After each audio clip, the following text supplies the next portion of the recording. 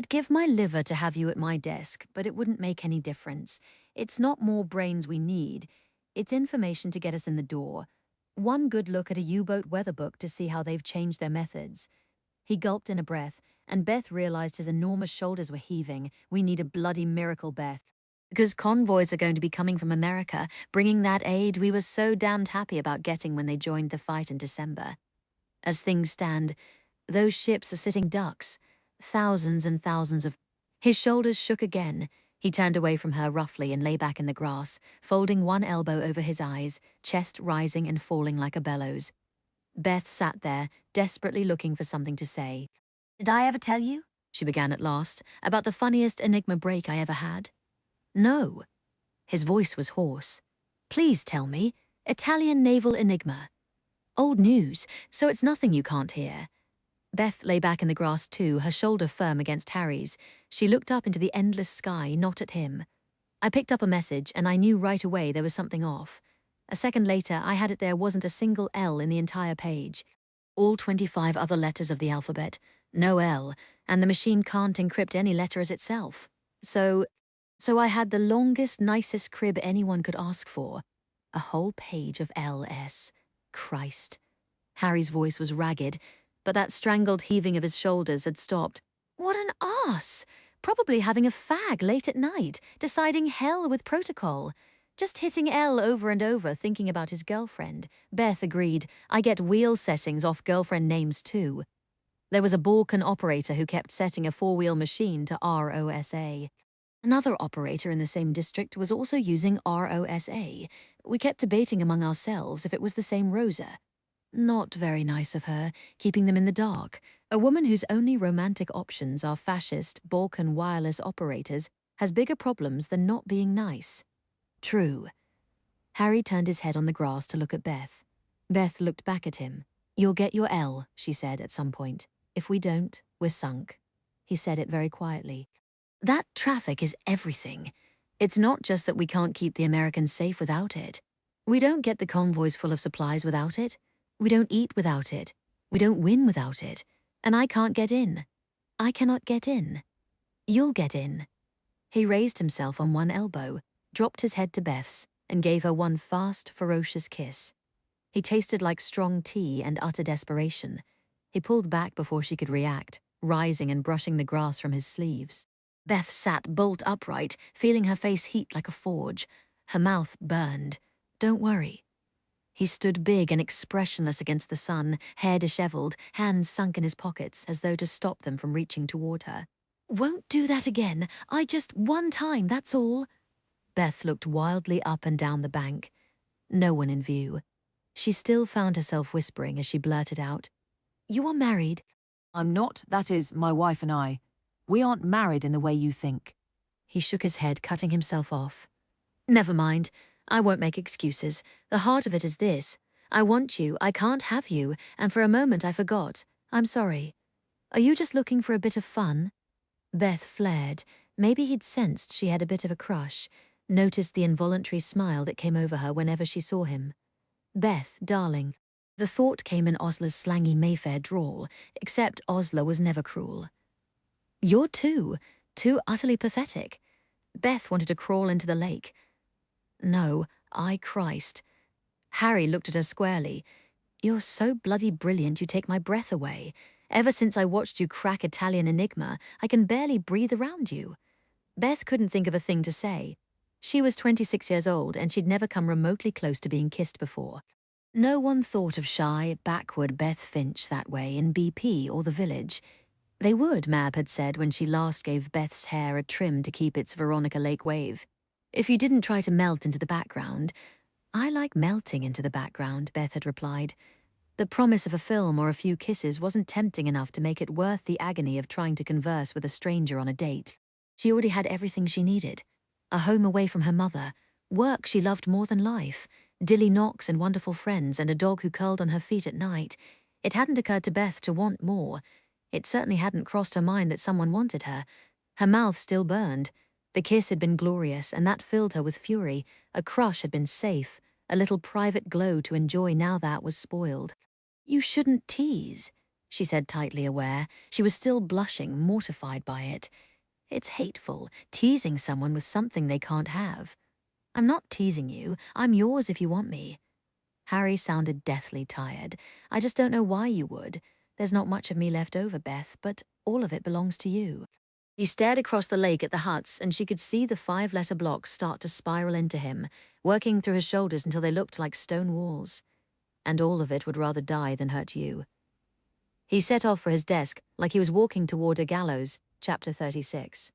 Darling girl, Francis had scribbled hastily on Foreign Office stationery. I can't get away from the office until this evening. Pop in on your family, then come back to my rooms and make yourself at home. I shall see when I can get out, hopefully not so late. I cannot pin you to my exceedingly narrow bed and do a number of ungodly things to you, which I have been daydreaming about.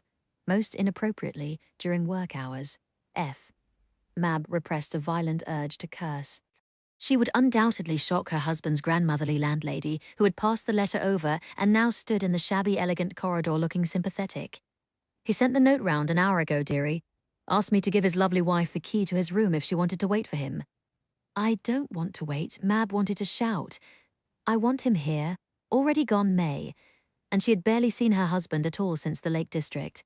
They simply hadn't had any luck when it came to timing. First, Francis had been sent to Scotland for nearly 5 weeks, completely out of reach. Then when he came back, and they had managed to line up another weekend, Mab hoarding her days off, working 12 days straight, so she'd have 48 hours leave that had been scuppered by Wren Stevens, who begged, crying for Mab to take her shift. Jimmy's shipping out to Ceylon. It's my last chance to see him. What was Mab supposed to say? Well, she could have said no, if she was as much of a hard-boiled egg as some seemed to think, but she didn't have the heart. Francis wasn't shipping out somewhere dangerous. They'd have all the time in the world once the war was done. Who knew if poor Weepy Stevens's fiancé would come back alive? So the only time together Mab and Francis had managed in the last few months had been tea in a railway cafe between London and Bletchley, surrounded by irritable waitresses and squalling children. They could barely hear each other over the din. Conversation died utterly after a few feeble fits and starts. All they could do was hold hands over the rickety tables, smiling in silent, rueful acknowledgement of their situation, Mab unable to ask in the middle of the noisy cafe. What did you think of my letter? Her husband had answered that spilling of her soul with a short letter of his own. I think you are brave and beautiful, Mab, and I shan't ever bring the matter or the man, though he doesn't deserve the word up again, unless you wish to discuss it. Mab had grown weak-kneed with relief reading those words, but she'd still wondered if something would change in the way Francis looked at her.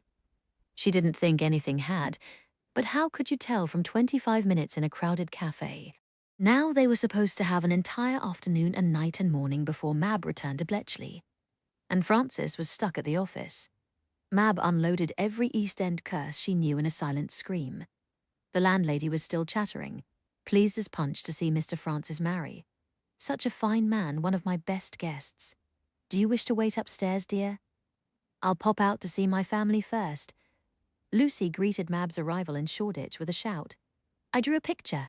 Any I show you Mum's making tea? She's too busy to look.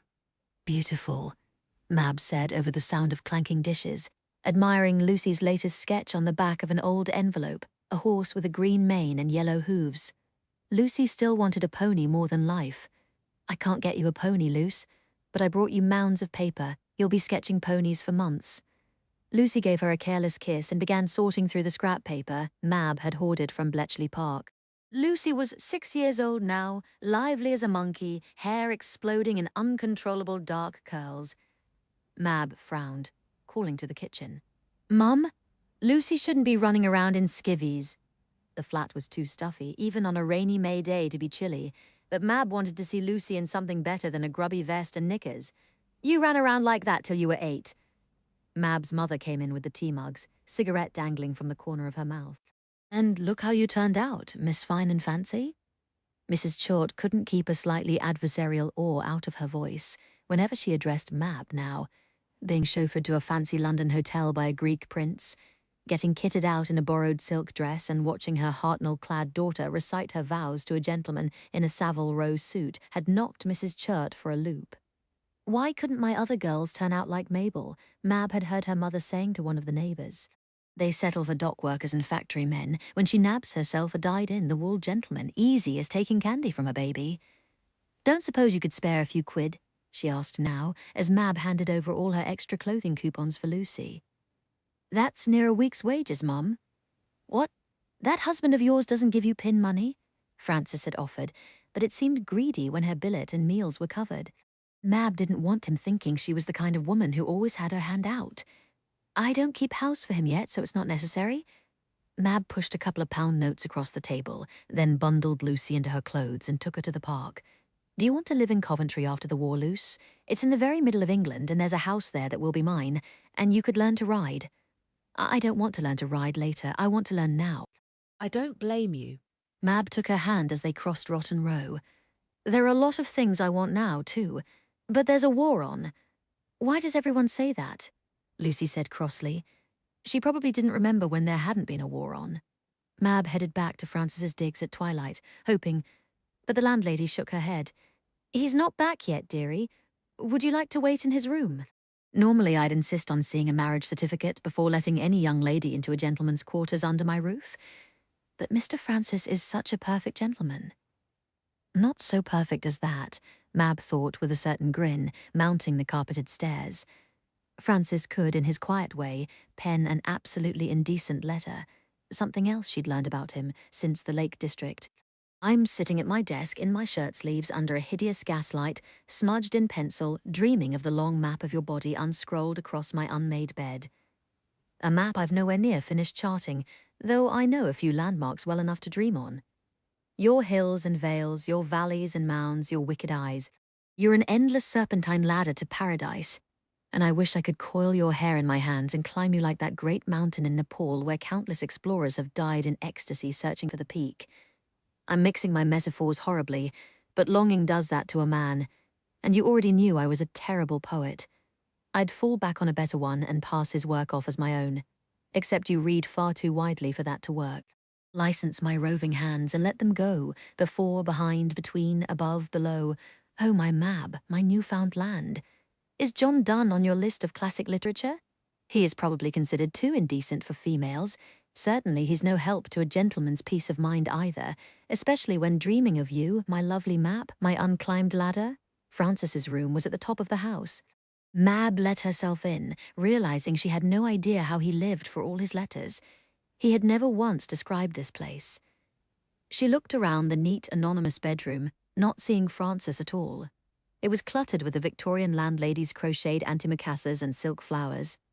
Nothing here smelled like him, his hair tonic or his shirts or his soap. Make yourself at home. His note had said, she didn't want to pry, but she was desperately curious. His bed covers were pulled taut enough to bounce a shilling clearly. He'd never lost the army habits from the last war. The desk was bare except for pen and blotter and stationery. One photograph in a much-handled frame, face down on the desk. Turning it over, Mab saw 4 young men in uniform. With a stab to her gut like a bayonet thrust, she realized the shortest was Francis, his uniform so big it puddled at his ankles. He stood clutching his weapon with a huge grin, as if he had joined the greatest adventure in the world. The 3 men around him looked grimmer, their smiles more cynical. Or was she reading too much into those blurred, unknown faces? The scribbled date in the corner read April 1918. You poor bugger, she said softly, touching her husband's young face. She'd never once seen Francis smile that wide. She wondered if he ever had since April 1918. There were no names written under any of the men around him. They didn't live, Mab thought, replacing the picture where she'd found it. I'd stake my life on it. No other photographs, not of his parents, not of Mab. She didn't have a single picture of herself to send him. She'd have to do something about that. And they hadn't snapped any wedding photographs. Osler hadn't been able to find a camera on short notice. Mab went to the bookshelf, no poets, mostly treatises on distant history, long ago Chinese dynasties and Roman emperors. He seemed to like his reading to take him as far from the 20th century as possible. At the very back of the shelf, wedged almost out of sight, she found a copy of Mired, Battlefield Verses by Francis Gray, with a copyright page from 1919. It must have been from the first printing run. The spine cracked as if it hadn't been opened in years. but there were angry scribbles all over the pages, almost every poem marked up. From Alta, his most well-known poem. Mab laid the book aside, feeling stripped to the core, all the letters he'd written and never a word about any of this. But why would he? No one talked about their war when it was over. If the day ever came that Hitler was defeated and Bletchley Park closed for good, Mab suddenly knew down to her bones that she and everyone else wouldn't need the Official Secrets Act to tell them to scorch it from their minds. They'd do it anyway. That was what Francis and his surviving friends had done after the last war. It was probably what the Roman and Chinese soldiers in his history books had done after their wars long ago. In the top drawer of his desk, she found a packet of her letters. She leafed through them, everyone clearly much handled, all the way back to the very first note she'd written him after they became engaged. Just a few lines, suggesting a date he could meet her family. Underneath her signature, he'd scribbled in pencil, "The girl with the hat," a knock sounded, and Mab jumped out of her skin. Still holding the bunch of letters, she rose to answer. "Mr. Gray telephoned, dearie. He won't be able to get away at all tonight, possibly by tomorrow morning. He's very sorry, some line of questioning he can't get free of." Mab's heart sank. "Would you like some supper? Just mock duck and turnip top salad. But no one goes away from my table hungry, even with a war on." Mab demurred politely, then shut the door and looked around the little room. It might not have looked like Francis, smelled like him, or carried the shape of him in its shadows, but at that moment she swore she could almost feel him breathing at her shoulder.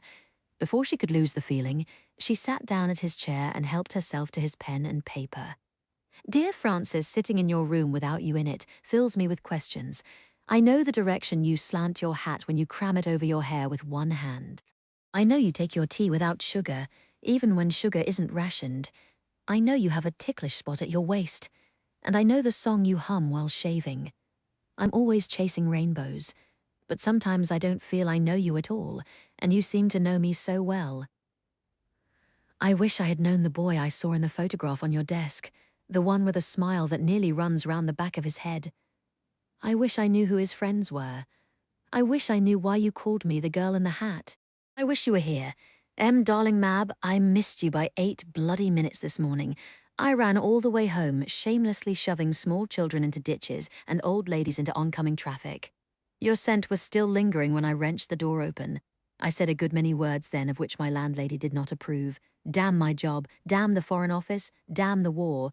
Don't regret never getting to know the boy in that photograph. He was an idiot. He'd have been utterly tongue-tied in your presence, and you'd have spent all night talking to his 3 friends who would have charmed you. They were all far better men than Private F.C. Gray. C stands for Charles. Did you know that? It's entirely possible I never told you. As for the girl in the hat, she's you. Or rather, she's become you. I was 16, and I'd been in the trenches 4 months, quite long enough to lose every ideal I'd had.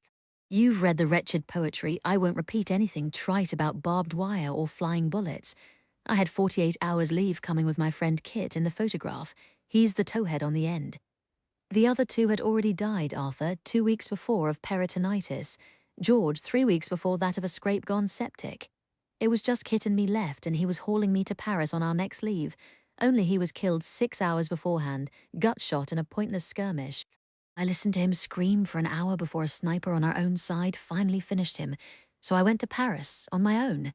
The Eiffel Tower, the Sacre-Cœur, I wandered round in an utter daze, looking at all the things we said we'd see, and I don't remember any of it. A sort of veil had dropped over the whole world, and I stumbled along behind it, peering through the fog. The world had simply gone grey. There was a hat shop on the Rue de la Paix, and for some reason I stopped in front of it. I wasn't looking at the hats in the window. I wasn't looking at anything. I wasn't thinking anything. But slowly I became aware there was a girl inside trying on hats. I don't remember what she looked like. I know she was tall and had a pale blue dress. For the Rue de la Paix, she looked rather shabby. She'd clearly saved up to buy a hat at this very expensive shop, and by God, she wasn't going to be sniffed at by any of those coiffed vendeuses. She was scrutinizing those hats like Napoleon inspecting his artillery. Clearly the perfect hat was going to seal her fate in some way, and she was determined to find it. I stood there dumbly, staring through the window as she tried on one after the other, until she found the one. I remember it was pale straw, with a cornflower blue ribbon round the crown, and some wafty sort of netting. She stood before the mirror, smiling, and I realized I was seeing her as if in a bright light, as if she'd stepped out from behind that veil that was bleaching all the color out of the world. A pretty girl, in a pretty hat, in the middle of an ugly war. I nearly wept. Instead, I stood transfixed. I could have watched her forever. She bought the blue-ribboned hat and came out, swinging her hat box happily. I didn't follow her. It wasn't about trying to find out her name or where she lived. It wasn't about falling in love with her, whoever she was. It was one bright, beautiful moment in the middle of a hideous world, and when I went back to the trenches, I pulled that moment up and slept on it every night until the war was over. The girl in the hat, in the moment of her joy. The veil mostly dropped back over me. Mab, it hasn't ever really gone away. I haven't seen the world in full color since I was 16 years old and buried in mud at the front. I came back from that terrible place with all my limbs and most of my sanity, but I can't say I entirely rejoined the human race. I've never been able to shake the feeling of standing in the wings of a play, separated from it by a curtain. Only sometimes, every now and then, the curtain sweeps back, and I see things in full color. I get yanked onto the stage, blinking and dazzled, and I feel there was a moment at Bletch Plaque during the Prime Minister's visit, where you put on your new hat and sang a little song about how a smart hat was a womanist cri de coeur. In that moment, you became the girl in the hat. I'd enjoyed your company before then, because you were lovely and entertaining. A pleasant companion on a night out, for a man who periodically tries to remind himself that the world has civilized things to offer, and not just horrors. But there on the lawn, you dazzled me. You want things so fiercely. You're so determined to wrest your fate out of the world. Horrors be damned, and the odds never seem to daunt you. You will simply put on a smart hat and conquer the world, and in that moment, I loved you. I can't say the veil over my eyes has disappeared, simply because you have come into my life. Mostly it's still there, making it hard for me to reach you. I have spent decades not really trying to reach anyone, but it's beginning to part more often than it did.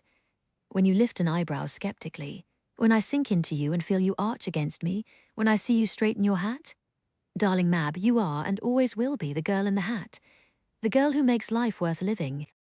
Mab brought the letter to her evening shift, reading it at the checking machine as she waited for Aggie to halt. She read it 3 times, then she put it away, hands trembling.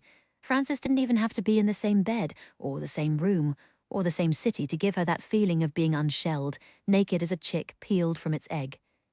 She wanted to cry and she wanted to smile. She wanted to dance and she wanted to blush. Her well-ordered plan for life had always included being married, but had nothing at all about being loved, because love was for novels, not real life. And yet, she smiled and read the letter again. Chapter 37, from Bletchley Bletherings, May 1942.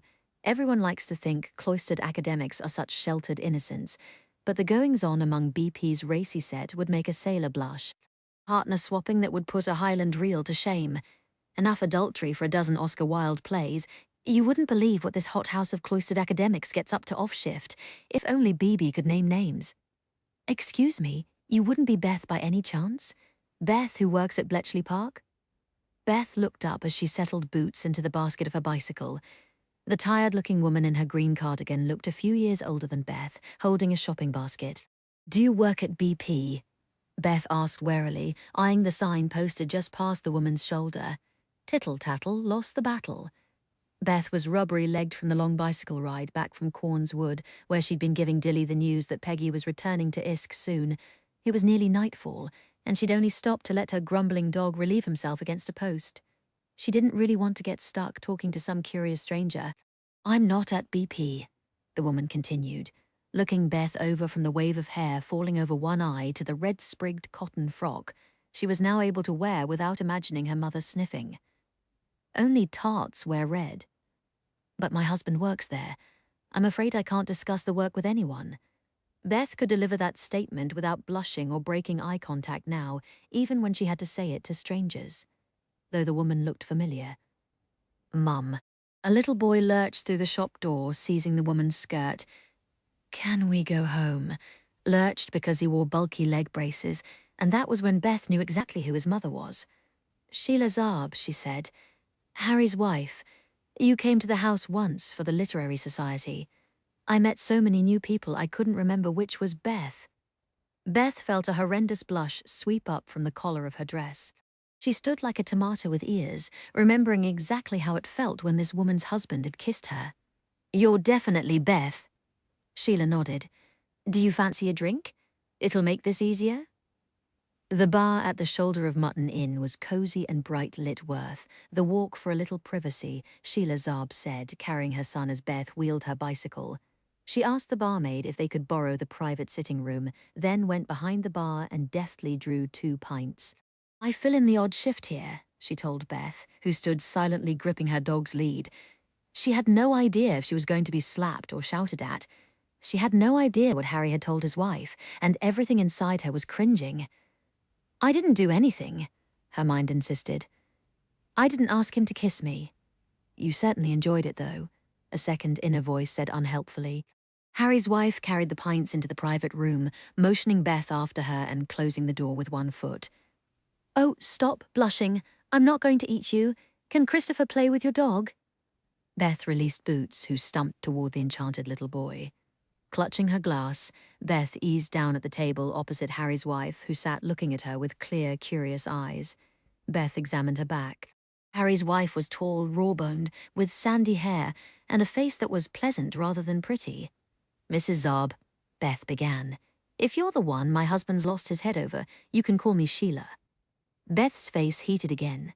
She glanced at Harry's son, but he was playing unconcernedly with Boots on the other side of the long room, and the sound of someone playing the piano in the bar outside gave their voices cover. "What? What did he tell you?" Beth found herself asking. "Almost nothing. Harry's a vault. But he got plastered a few nights ago, which isn't like him, and he mumbled something about kissing Beth at the last tea party, went on and on about how you'd think he was a rotter now." Beth hadn't told anyone what happened. Osler would have issued dismayed warnings, and Mab would have hooted. "Of course he'll tell you he doesn't have a real marriage. They all say that." So Beth pushed the afternoon kiss ruthlessly behind her and focused on the avalanche of work. And during shifts, that was fine. It was after work, staring in grainy-eyed exhaustion at the ceiling over her bed, gradually drifting out of the mental spirals of code, that she wondered what would have happened if she'd let Harry keep kissing her. What would have come next, how it would have felt. One kiss had wakened her curiosity with a vengeance she wanted to know. "Do you fancy him?" Sheila asked bluntly. Beth dropped her eyes, thinking despite herself of the sheer joy she'd taken in working with Harry, pushing rods and cups of coffee and Italian dictionaries back and forth, waiting in wordless impatience for the dispatch riders to bring in new traffic, the quick grin they'd exchange when the cars rolled in. "Ever since I watched you crack Italian Enigma, I can barely breathe around you.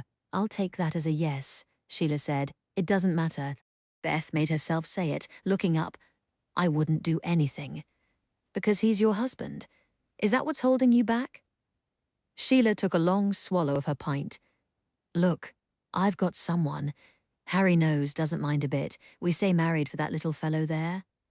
She nodded at her son, lying nose to nose with Boots at the other end of the room, and her face softened. "He's a ruddy miracle, and I'd die for him. We both would. Our son's the only thing we have in common. Henry Omar Darius Zarb with his university education and his fancy family full of diplomats and London bankers, and Sheila Jean McGee, the former barmaid at the Eagle in Cambridge, where he used to study over a pint. It wasn't ever any grand romance. He liked me because I didn't call him a wog or a dago. I liked him because I thought he looked like a sheikh in a film. He did the right thing by me when I found out Christopher was coming, and he's a grand dad, but he drives me around the bend sometimes, him and his equations and the fact he can't pick up his ruddy socks to save his life." Her voice was fondly irritated. She sounded like an older sister rather than a wife. "We bump along well enough, but if he wants a fling with someone like you, well, if you want it too, have at it." Beth stared at her. She picked up her glass and swallowed about half the beer. "That would be immoral," she couldn't help saying, hearing her mother's voice. "Why is it immoral if it isn't hurting anybody?" Sheila shrugged.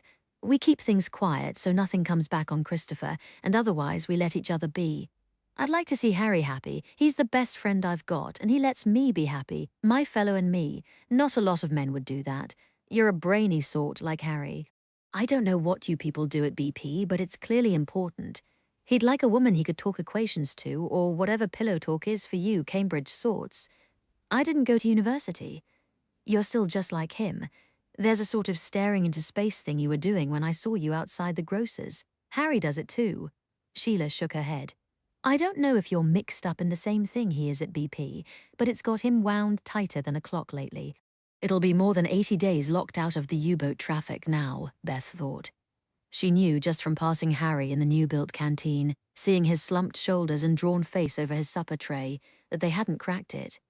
When I caught sight of you today and wondered if you were the one he liked, I thought it wouldn't hurt to tell you how things stood. I'm not a fling, Beth burst out. If he wants one of those, he can pick up some tart at the cinema. He probably does now and then. I wouldn't know. Beth wondered how Sheila could sound that unruffled. The thought of Harry with some other woman made Beth want to spit. Men like a bit of the old you-know, Sheila went on, and Harry and I don't anymore, not since I met my Jack. So maybe he's had a fling or two to let off tension, or maybe he hasn't, but I can tell you this, he hasn't fallen head over heels for anyone but you. It's your name he's mumbling when he's sozzled, not anyone else's. Beth sat tongue-tied all over again. Look. Sheila finished her pint, pushing the glass aside. I'm not matchmaking. If you'd rather keep your distance from married blokes, that's fine. Probably the smarter thing because Harry won't ever leave Christopher and me. He broke with his posh family over us when his dad wanted to pay me off to get it taken care of. Harry wouldn't hear of it, and his father cut him off without a bean. And that's why a chap named Henry Omar Darius Zarb, with a first from Cambridge, lives in rented digs and has holes in his jacket elbows. There was a time we were planning to separate and get a quiet divorce, once we realized it wasn't ever going to be love between us. But then our boy got sick, and that was that. Christopher needs us both, always will, and that means Harry and I are in it to stay. I'm not ever going to have my Jack past the occasional evening he's on leave from the RAF, and Harry won't put you or any woman above Christopher. A pause. But somewhere around the edges of that, if he can find happiness, he deserves it. And if you feel like being that woman and you're willing to keep things quiet, you've got my blessing. She rose then, holding her arms out to Christopher. Come here and give me a hug, lad. What do you say we take some fish and chips home for supper? Your dad'll like that. She helped him with his braces, collected her basket, and was gone before Beth could utter more than a dazed goodbye. Beth sat looking at her half-drunk beer. What do you want? A thought whispered. No answer. She sighed, collected boots, and left the pub, walking straight out without looking. She ran smack into a statuesque bulk of flowered house dress. Before she even heard the outraged exhalation, Beth knew who it was. Hello, Mother. Bethan. Mrs. Finch's eyes darted over Beth's red-sprigged dress, her shoulder-waved hair, the red T-strap pumps borrowed from Osler. What are you doing in a pub? Having a pint. And discussing the finer points of adultery, Beth added with a certain inner smile. Bethan. Mrs. Finch composed herself visibly, gripping her handbag. You really must give up this disgraceful gadding about. Why, just yesterday.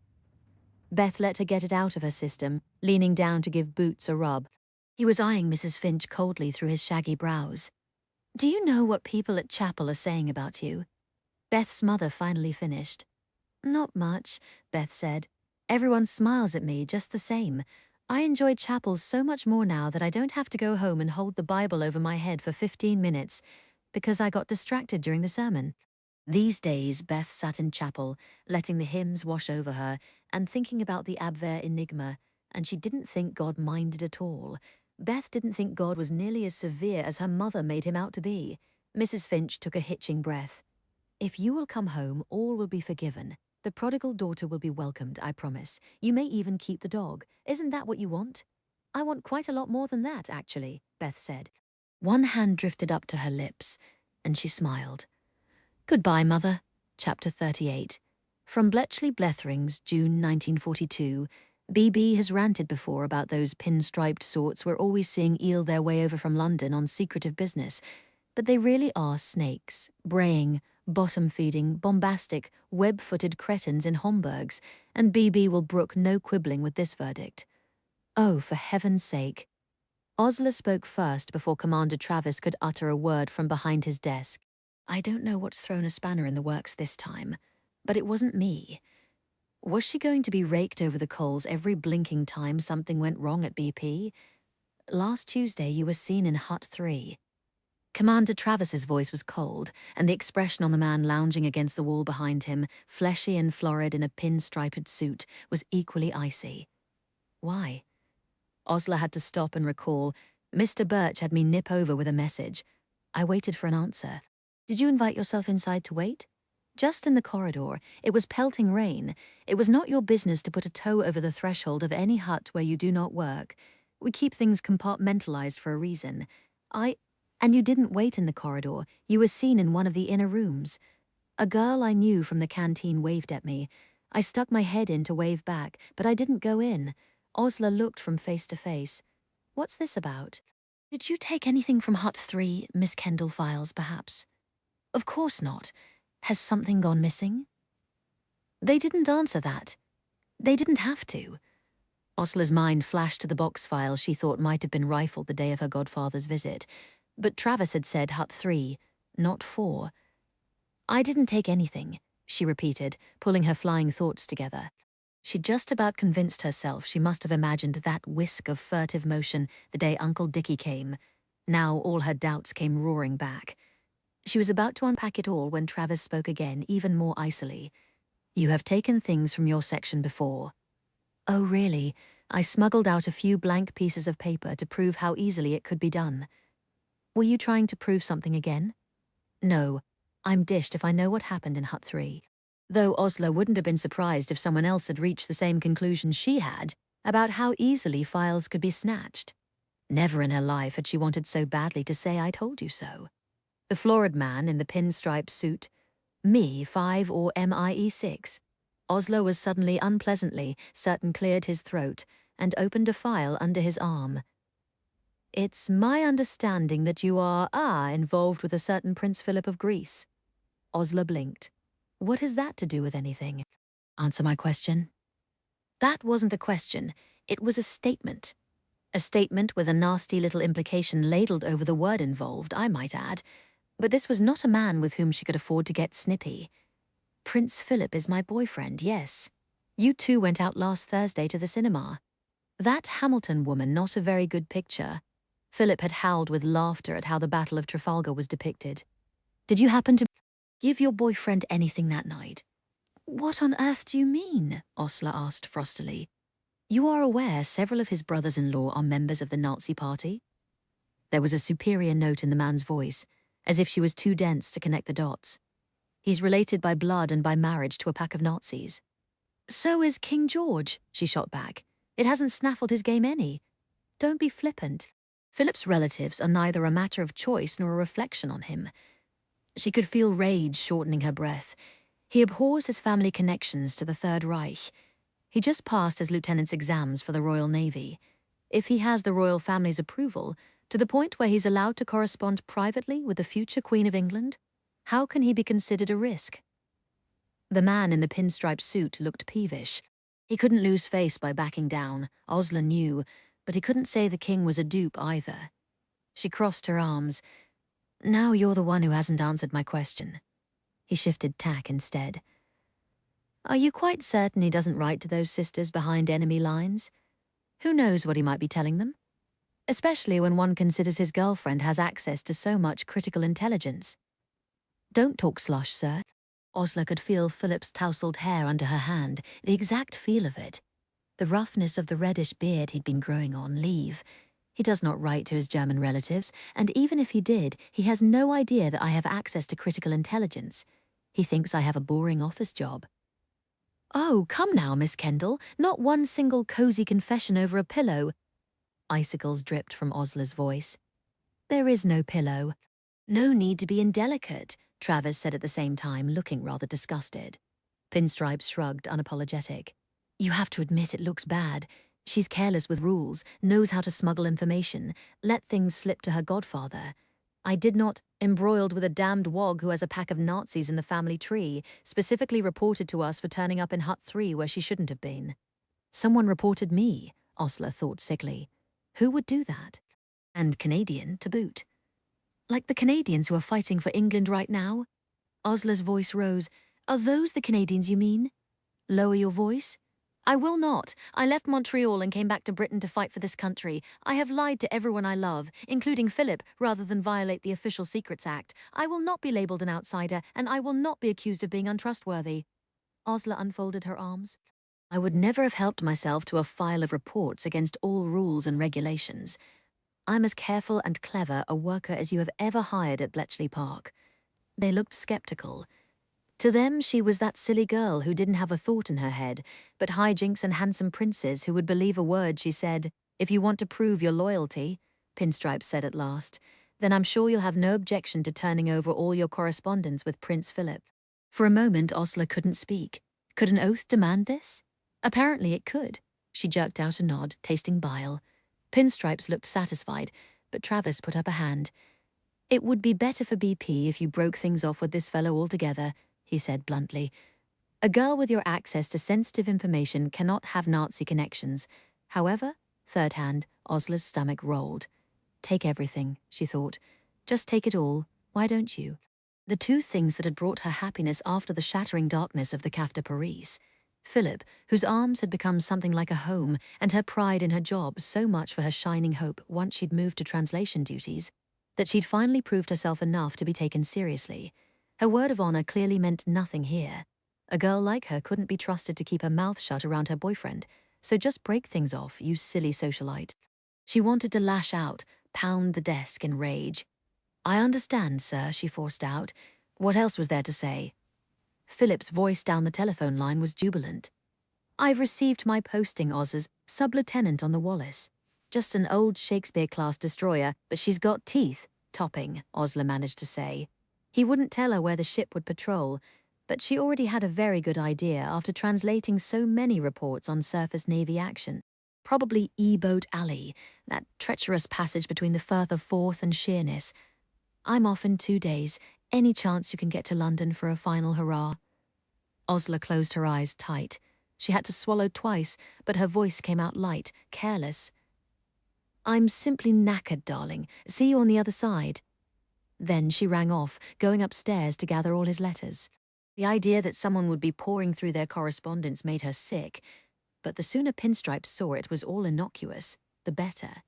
Turn the letters over, and then she'd better start discouraging Philip from writing anymore. Being close to a Bletchley Park translator was clearly agitating London intelligence about his loyalties. It was absurd, but Osler knew exactly how paranoid MI5 could be. She'd heard all about the fuss they'd kicked up last year over an Agatha Christie novel. For God's sake, just because the mystery writer had named a spy Colonel Bletchley. Osler's vision blurred as she finished bundling up Philip's letters, but she wouldn't let the tears fall. Any Agatha Christie heroine worth her salt would poke her up here and do what she had to, even if it meant breaking her own heart. An Agatha Christie heroine might do a little digging, too, if she were in Osler's situation. Might poke around after those missing files. Because this was the second set of files that had been either rummaged or nabbed, and Osler couldn't help but wonder, disquiet running through her bones. If someone here was stealing information. 10 days until the royal wedding, November 10, 1947. Chapter 39 Inside the Clock, back in the straitjacket again. One of the matrons, it seemed, had reported Beth's throwing up her morning pills.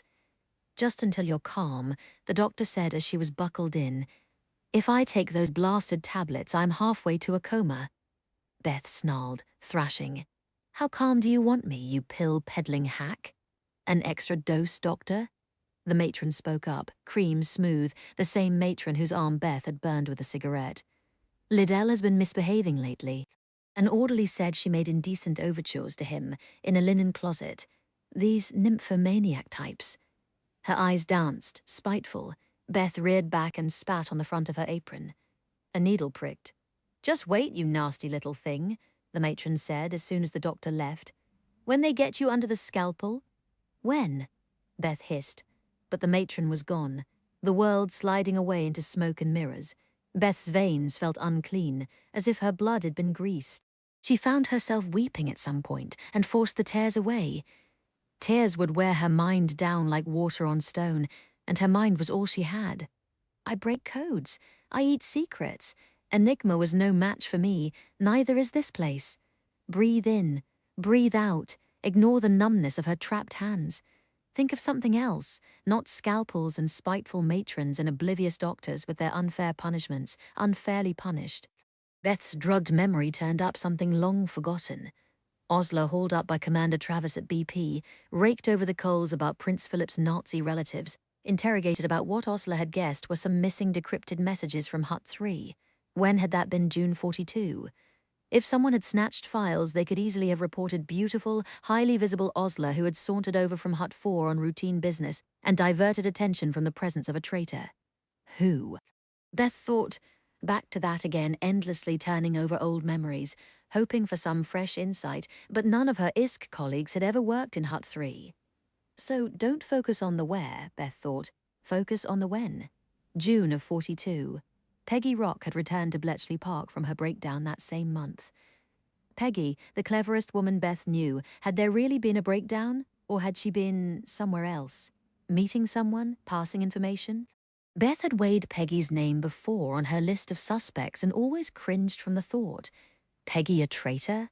Fair-haired, brilliant Peggy who had shown her how to rod? But Peggy worked in ISK. She had disappeared and been gone for months. She had returned to work, Dilly's best codebreaker aside from Beth.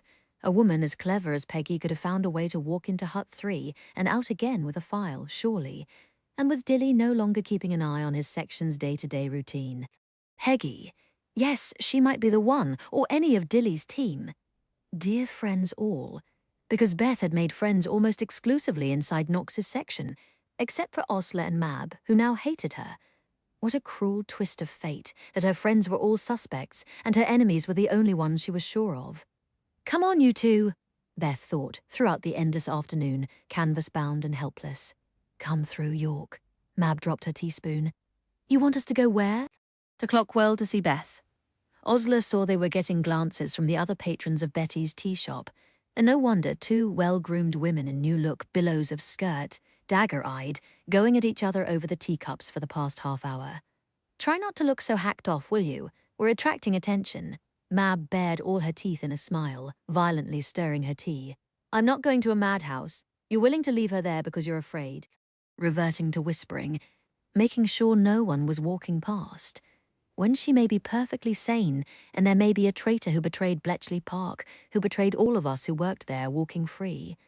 Now that really takes the biscuit, darling. Osler gave Mab a withering look. I knew you were a ruthless cow, but I didn't think you'd become a coward. I'm not afraid. You featherweight gossip page hack. Mab reverted to whispers, too. I'm pointing out that we could be breaking the law by contacting her at all. We would also be breaking the law if we allowed the secrecy of our work to be compromised. Osler leaned forward. I may be a featherweight gossip page hack now, but I take my oath seriously. But you can't possibly entertain the notion that someone at BP... Yes, I can. Remember the time I was hauled into Travis's office and accused of lifting files from Hut 3? I ranted to you and Beth about it. The rifled Hut 4 box files, too. Mab fiddled with a strand of black pearls. So we report this to someone higher up, someone unconnected with Beth's section. No one is going to take it seriously, because they think Beth's gone potty. But we lived with her for years, and we know her better than anyone. If we see her in the flesh, put the question to her ourselves. However, we can make that happen, Osler thought. We'll know if she's crazy. We'll know if she's lying. Mab spoke very low. And what if we don't think she's lying? A long silence. We'll think of something. Osler pushed her teacup away. Perhaps there's something my godfather could do. Pull strings. Or you could ring Philip, Mab suggested. It must be nice having the future royal consort in your address book. He's got to be worth a ring on the telephone, even if he came up short as far as rings on the finger. Mention Philip again?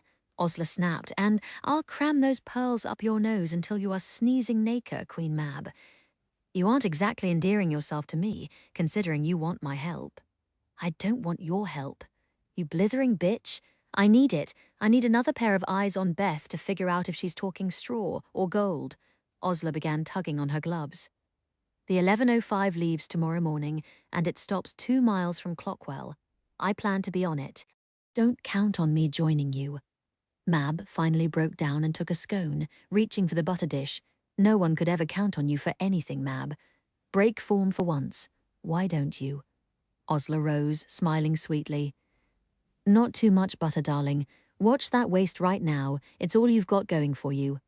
5 years ago, June 1942, boffins and gents stopped trying to peek into the hut with all the machine racket going on inside.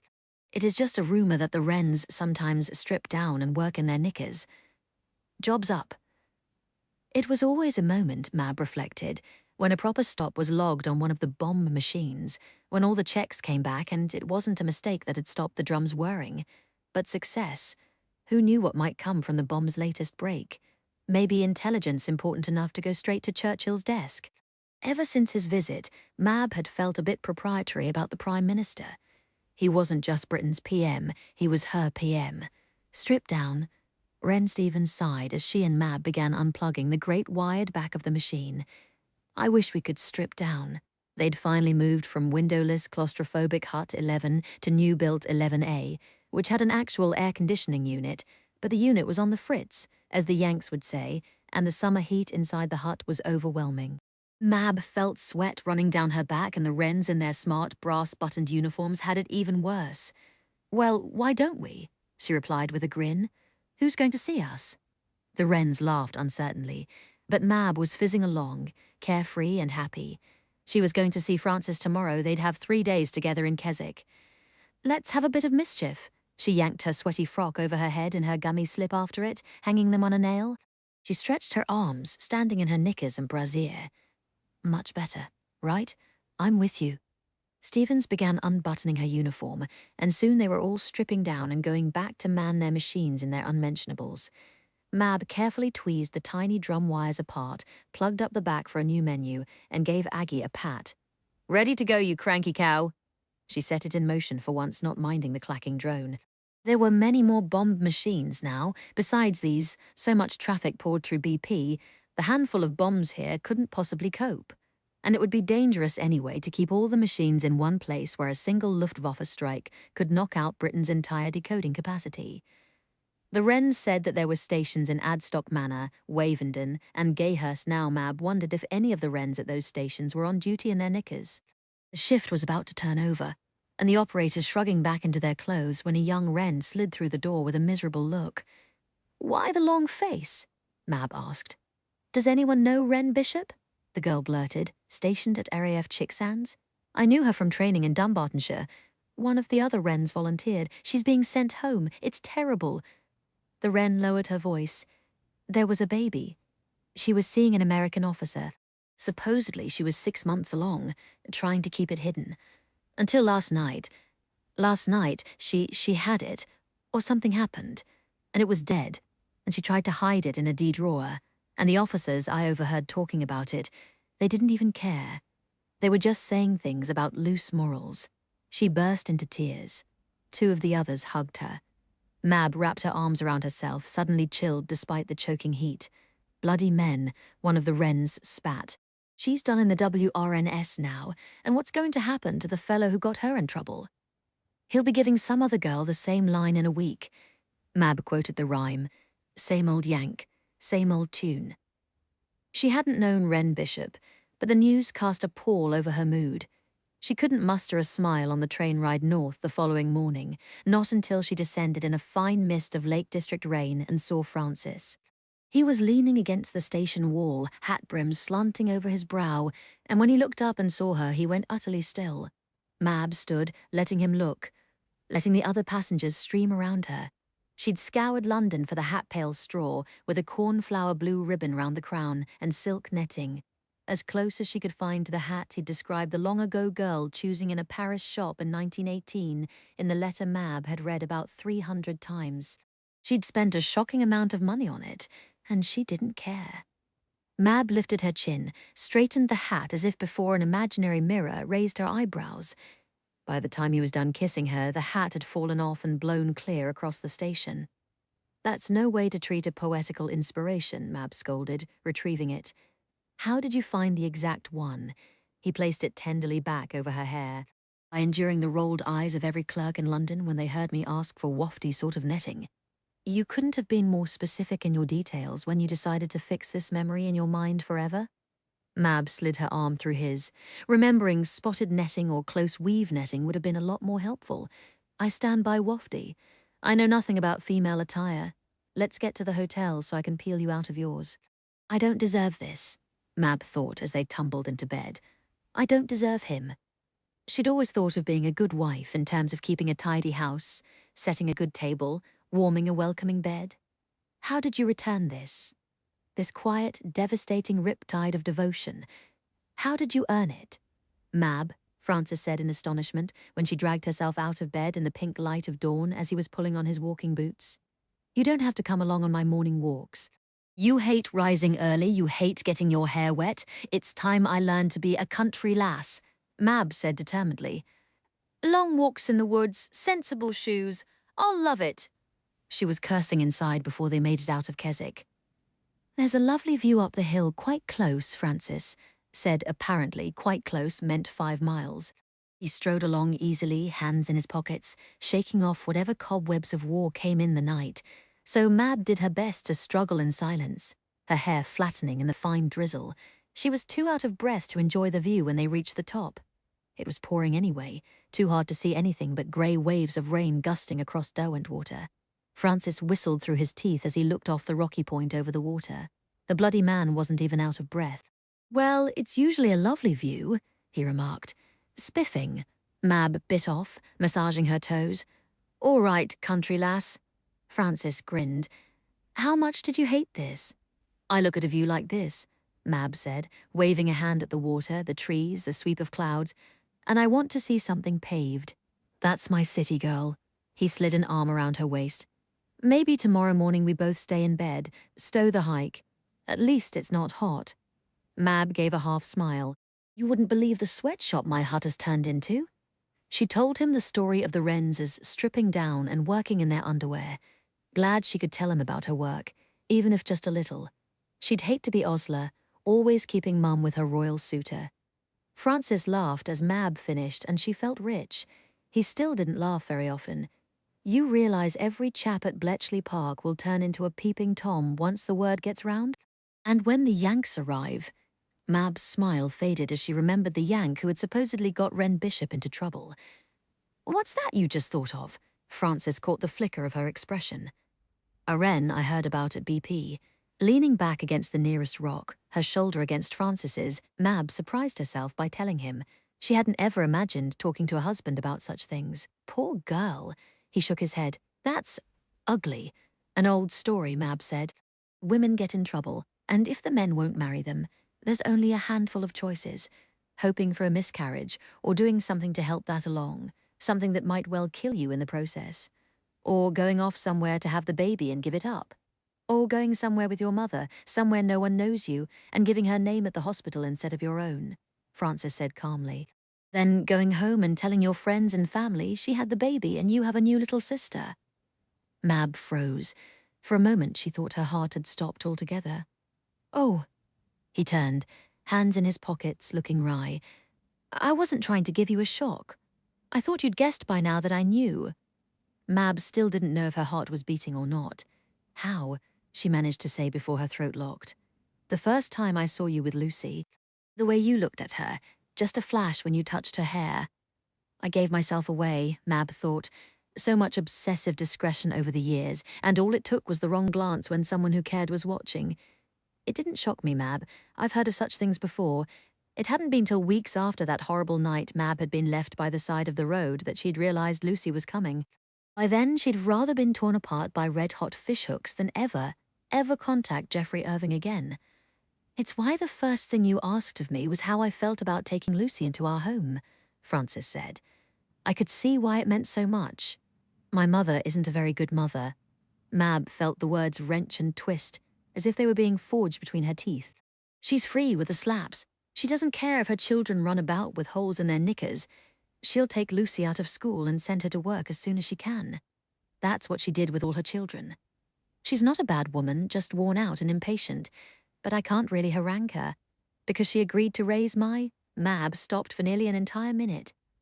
She had never said the 2 words out loud before, had hardly ever said them in her head. From the day she'd given birth in an anonymous charity hospital and seen the baby carried out in a blanket. She'd told herself over and over, that's my sister Lucy. She agreed to raise my daughter for me, Mab whispered, and felt the tears begin to slide. Mum didn't have to do that. She could have tossed me out on my ear. She could have given me a few quid and told me to get rid of it. She could have told the whole neighborhood I was a slut. She called me that plenty of times and she slapped me black and blue, but she said she wasn't going to see her youngest dying in some back alley with a coat hanger and a bottle of gin. And then she said she guessed I wasn't going to be her youngest after all. And by the end of the week, there was a story about how she and my dad had had a weekend when he was last in town, before she kicked him out for good, and there were plans to go visit him up north with me and see if things worked out. No one really looked surprised when she was back 6 months later with a baby. Some people knew, of course, but it had all been properly explained. Mab scrubbed at her cheeks. So I don't really have the right to say my mum's not doing such a good job raising Lucy. She didn't have to raise her at all. But you want more for Lucy? Francis was listening with every drop of concentration in him, leaning against the rock, his shoulder pressing Mab's. Everything I made myself into, I had to fight to do. The books, the clothes, the secretarial course, all of it. With Mum and everyone else saying I was an uppity bitch. I don't want that for Luce. I want her to go to school, a proper school where she gets to play hockey in a clean gym slip and learn maths. I want her to have the kind of vowels I had to teach myself by eavesdropping on university students. I want her to have little shiny riding boots and a pony. Francis put his arms around her. Mab sagged against him, raw to the core. Please, she heard herself beg tough-shelled Mabel from Shoreditch, who never begged anyone for anything, suddenly needing reassurance more than she needed air. Please, tell me what you're thinking. Please tell me I won't lose you over this. I'm thinking, he pulled back, tugged a strand of wet hair off her cheek, that my blasted office is sending me to Scotland for a few months. But that when I get back, you should bring Lucy to Coventry so we can show her her future home, including where the pony will live. Then he held Mab quietly as she clung to him. Blinking over his shoulder, she saw the rain clouds had rolled back from Derwentwater. The lake had turned a sudden, spectacular blue, and the fields around it exploded like green and gold velvet under a sudden drenching of sunshine. You're right, she choked. It's a lovely view. Chapter 41, from Bletchley Bletherings, June 1942. This fine summer weather means romance, judging from the number of BP engagements rumoured. What the huts and night shifts hath joined together, let no one put asunder. 2 weeks after the conversation with Sheila Zarb, Beth became a thief. Beth Finch. Giles's voice hovered somewhere between amused and offended. Are you actually rummaging in my wallet? No. Yes. Beth could feel the things she'd taken, nearly burning a hole in her pocket. She'd just managed to ease Giles's wallet back into his jacket, where it hung over his chair, a much easier job in the large, crowded, new-built canteen than it would have been in the old mansion dining room, but he'd ambled back with his tray faster than anticipated. I needed something. I didn't steal. I left you 2 shillings in place. I don't really fancy anyone taking a poke in my wallet who isn't me. He dumped his tray on the table. What did you need so badly? Beth couldn't say another word.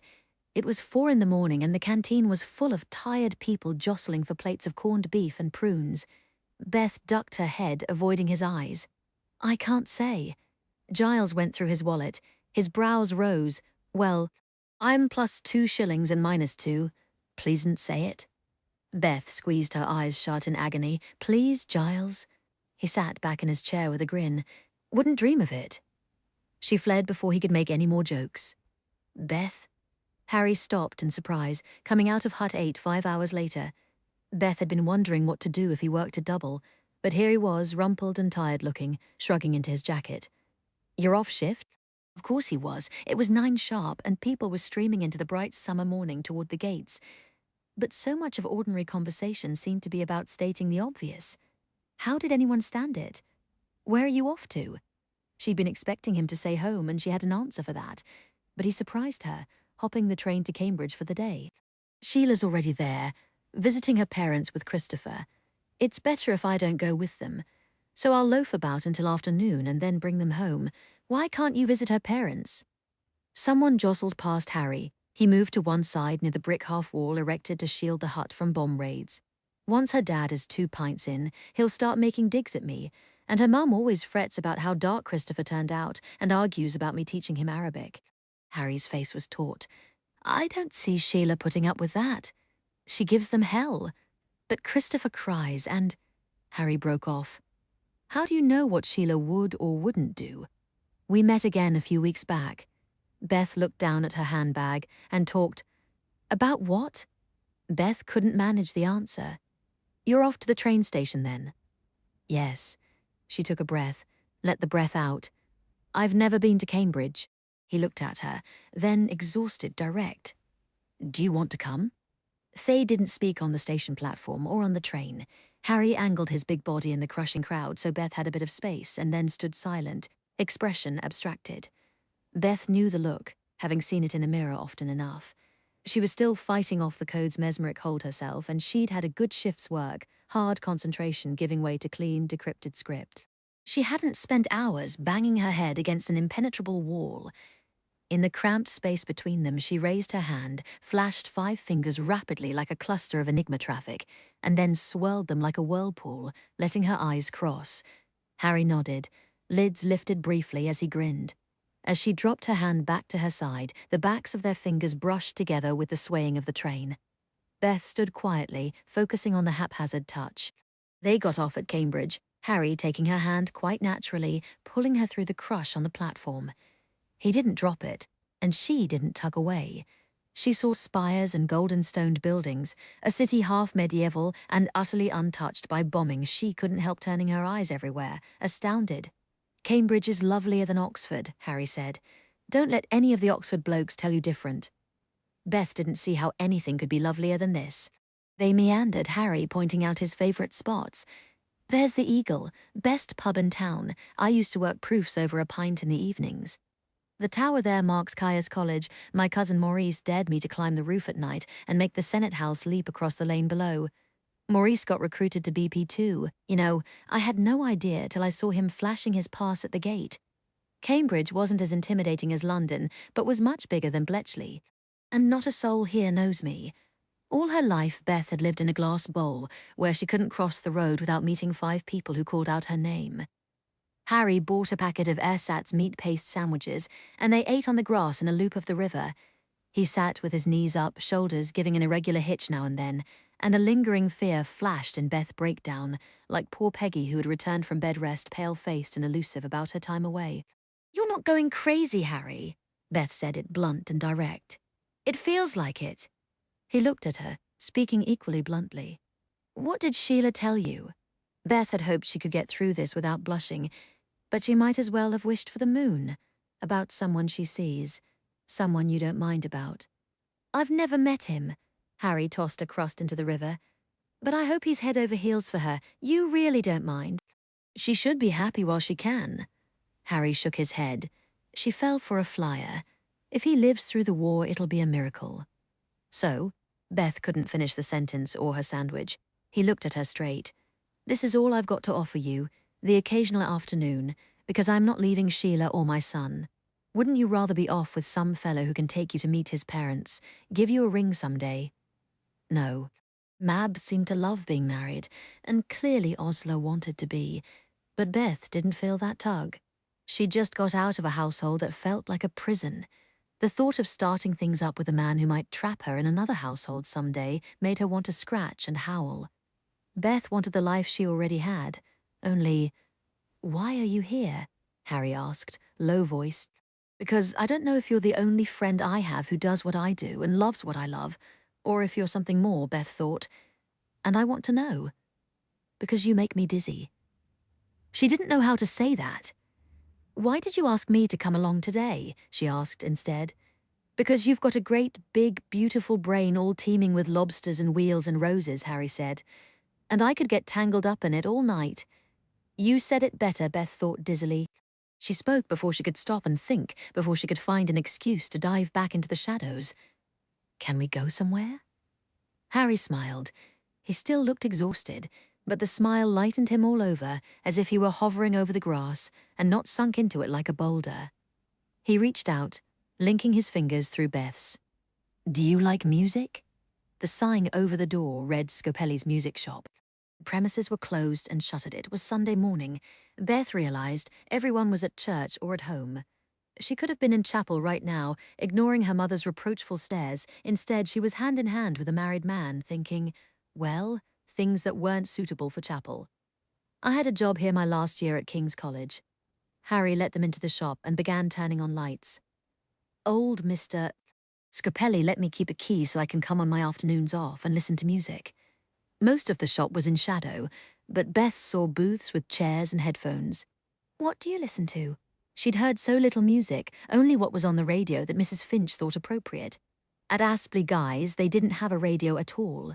Harry went to the wall of records, running his fingers along the top shelf. Since the U-boat blackout back. You said once it was splendidly foursquare?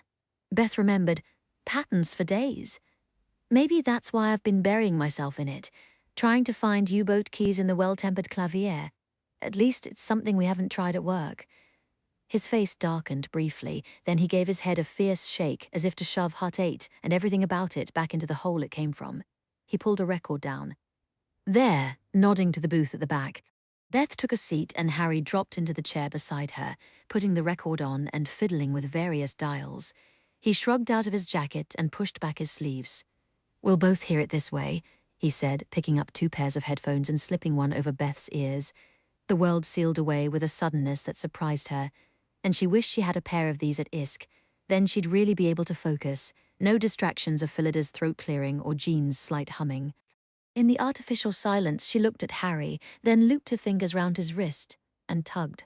His big hand rose to the nape of her neck. Then his other hand moved to her hair, tangling slowly through it, and the silence filled up as he kissed her. Not with sound, Beth thought, gripping his loosened collar and pulling him closer.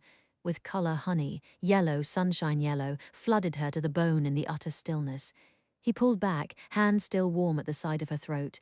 He looked a question at her. She smiled.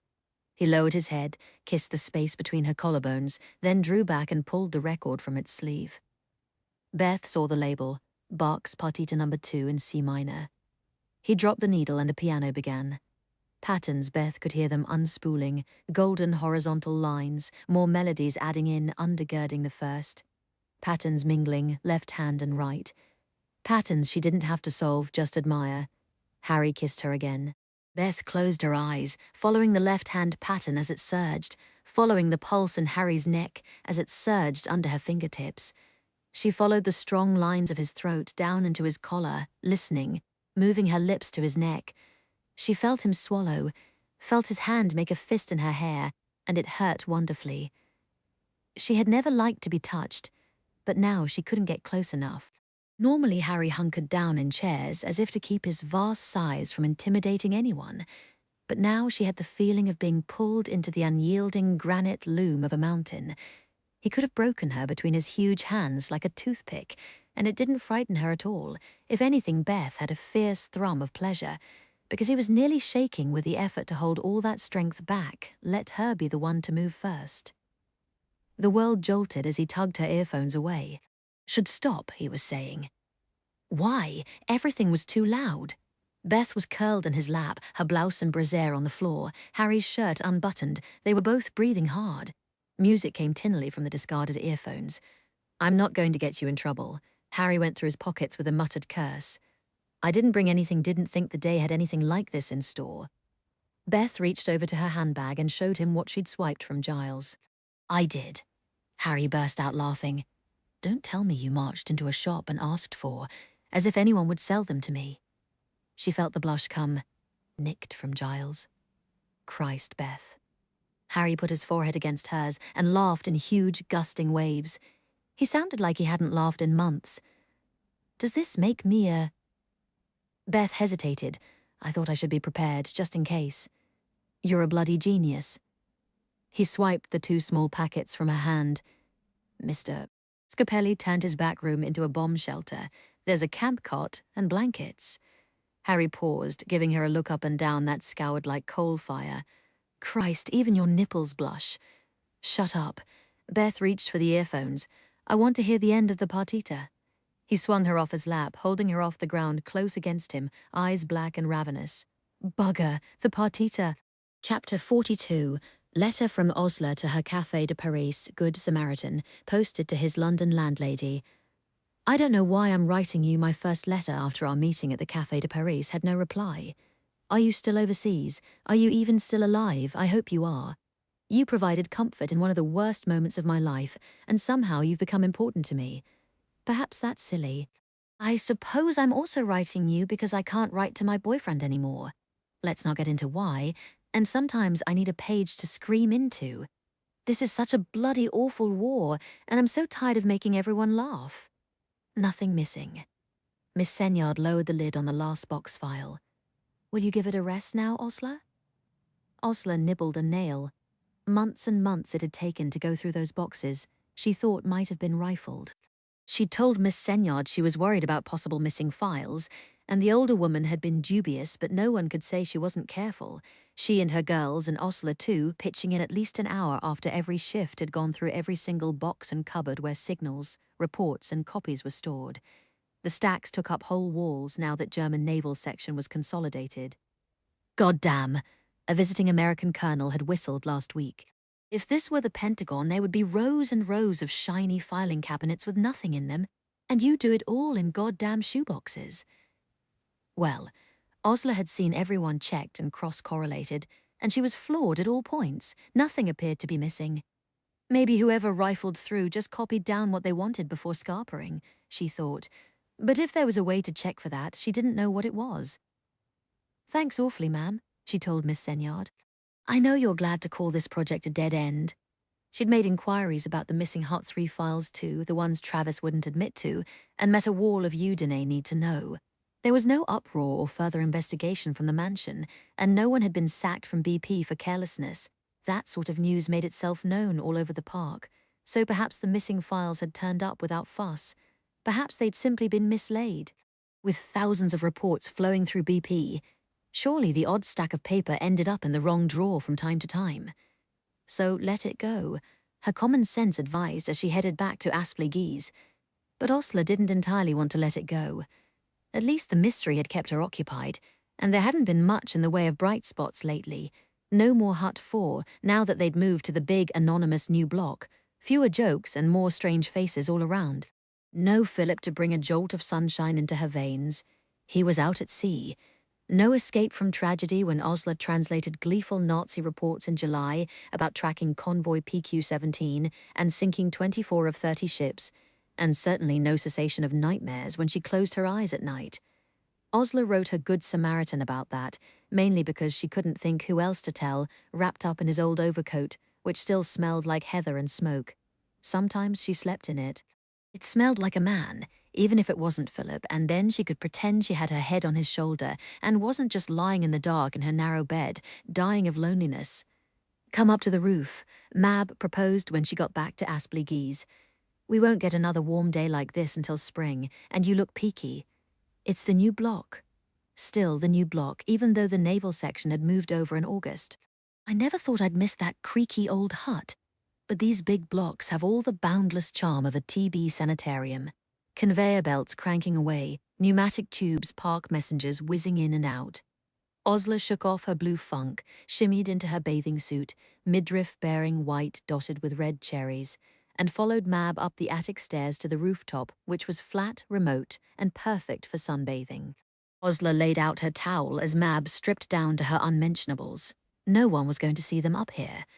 The day was summer warm, more like June than October. Osler watched a hurricane drone overhead from the nearest training base and began working through a comic weather report for Bletchley Bletherings. Warm and hazy, with a 30% chance of Messerschmitts. Writing BB was about the only thing that gave Osler's days any fizz now. I got your Vigenra message. Beth's voice floated behind them. Even without the dread Mrs. Finch snooping, the three of them had never dropped the habit of leaving notes for each other in code.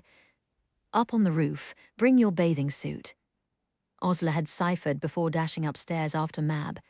Letter came for each of you, Beth continued, wind stirring her blonde hair as she came up onto the roof. Osler had marveled before at the change in her quietest billet mate. Something had shifted in Beth, beyond the hair and lipstick. She hardly seemed to be present now, unless she was on her way to BP, straining like an eager greyhound to get to work. If she wasn't working, Beth didn't even seem to be there. Not in the please don't look at me way of the silent, henpecked girl Osler had first met. More in the sense that she wasn't really interested in anything that took place outside Knox's section. That, or heading to Cambridge every day off to listen to records. Something else the old Beth would never have done, so Osler supposed it was progress. Still, there was something Osler found unsettling in her billet mate's preoccupied stare lately. For you, and you posted here not through the London P.O. box. Beth handed over the letters, sitting down on the slates and tilting her face upward. That plane's doing another loop. A hurricane. I used to make them. Did you? Beth asked vaguely. Yes. Osler heard her voice grow tart. And you've heard that story several times. Can't you at least pretend not to utterly ignore anything that isn't in Bally code? Beth looked puzzled. Osler sighed and tore open her letter, getting a familiar jolt of joy as she recognized Philip's writing. Darling Os, I haven't had a letter in ages. Did I do something to offend? Don't tell me you've met someone else, because if you have, I'll paste him, on the heels of joy, pain, because she couldn't tell Philip why she'd stopped writing. You might hurt for a while, Osler told Philip silently, but I'm keeping you safe. Her commander had been clear if she failed to keep Philip at arm's length, and there was another security breach. Osler wouldn't be the only one called to account. Philip could be too, and he had more to lose. His shining new lieutenancy, his pride in serving at sea, his acceptance from the royal family when he hardly had family of his own left. All that could go if there was talk of treason. He would never recover from a blow like that. Even a brave man like Philip had his Achilles heel. I'm protecting yours, Osler thought, folding up the letter, even if you never know it. Her ears rang suddenly as Mab let out a whoop. He's coming home! Francis is coming home! From Inverness? Osler asked as Beth said. From where? I thought they were going to keep him there till he sprouted heather. Mab shuffled a ream of pages, still reading her husband was always writing her thick packets, and all summer long she'd been scribbling thick packets back. Osler took her involuntary tendril of envy, squashed it flat, and stamped on it repeatedly. How long has it been now? 4 months, ages longer than he originally thought. Mab hugged her knees. He'll have 3 days, the 8th through the 10th of November. How am I going to wait another month? He wants me to take the train to Coventry and bring Lucy. A dizzy smile. He's going to show us his house. The house we'll all live in after the war. Osler's envy raised its head again, and she gave it another vicious stamp. Absolutely topping.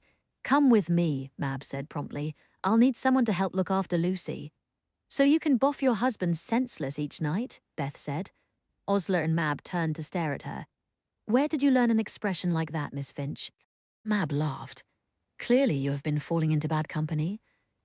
Beth, are you sloping off to meet some fellow? Osler exclaimed in mock horror. All these Cambridge Sundays. She meant it as a joke. But Beth looked upward, avoiding eye contact. That hurricane's back. Osler's senses pricked. Maybe if Beth seemed distant lately, there was a better explanation than overwork. Don't get in a flap. Tell me. Look, Coventry, can one of you come? Mab pleaded. The pink in her cheeks made Osler forget about Beth. Mab was positively shining. Not with the cool, hard confidence she'd radiated from the day they met, but with pure joy. She's in love, Osler thought. She may have married Francis for hard-headed reasons, but now she's head over heels. Well, I'd better come along so you get your idyll, Osler said lightly.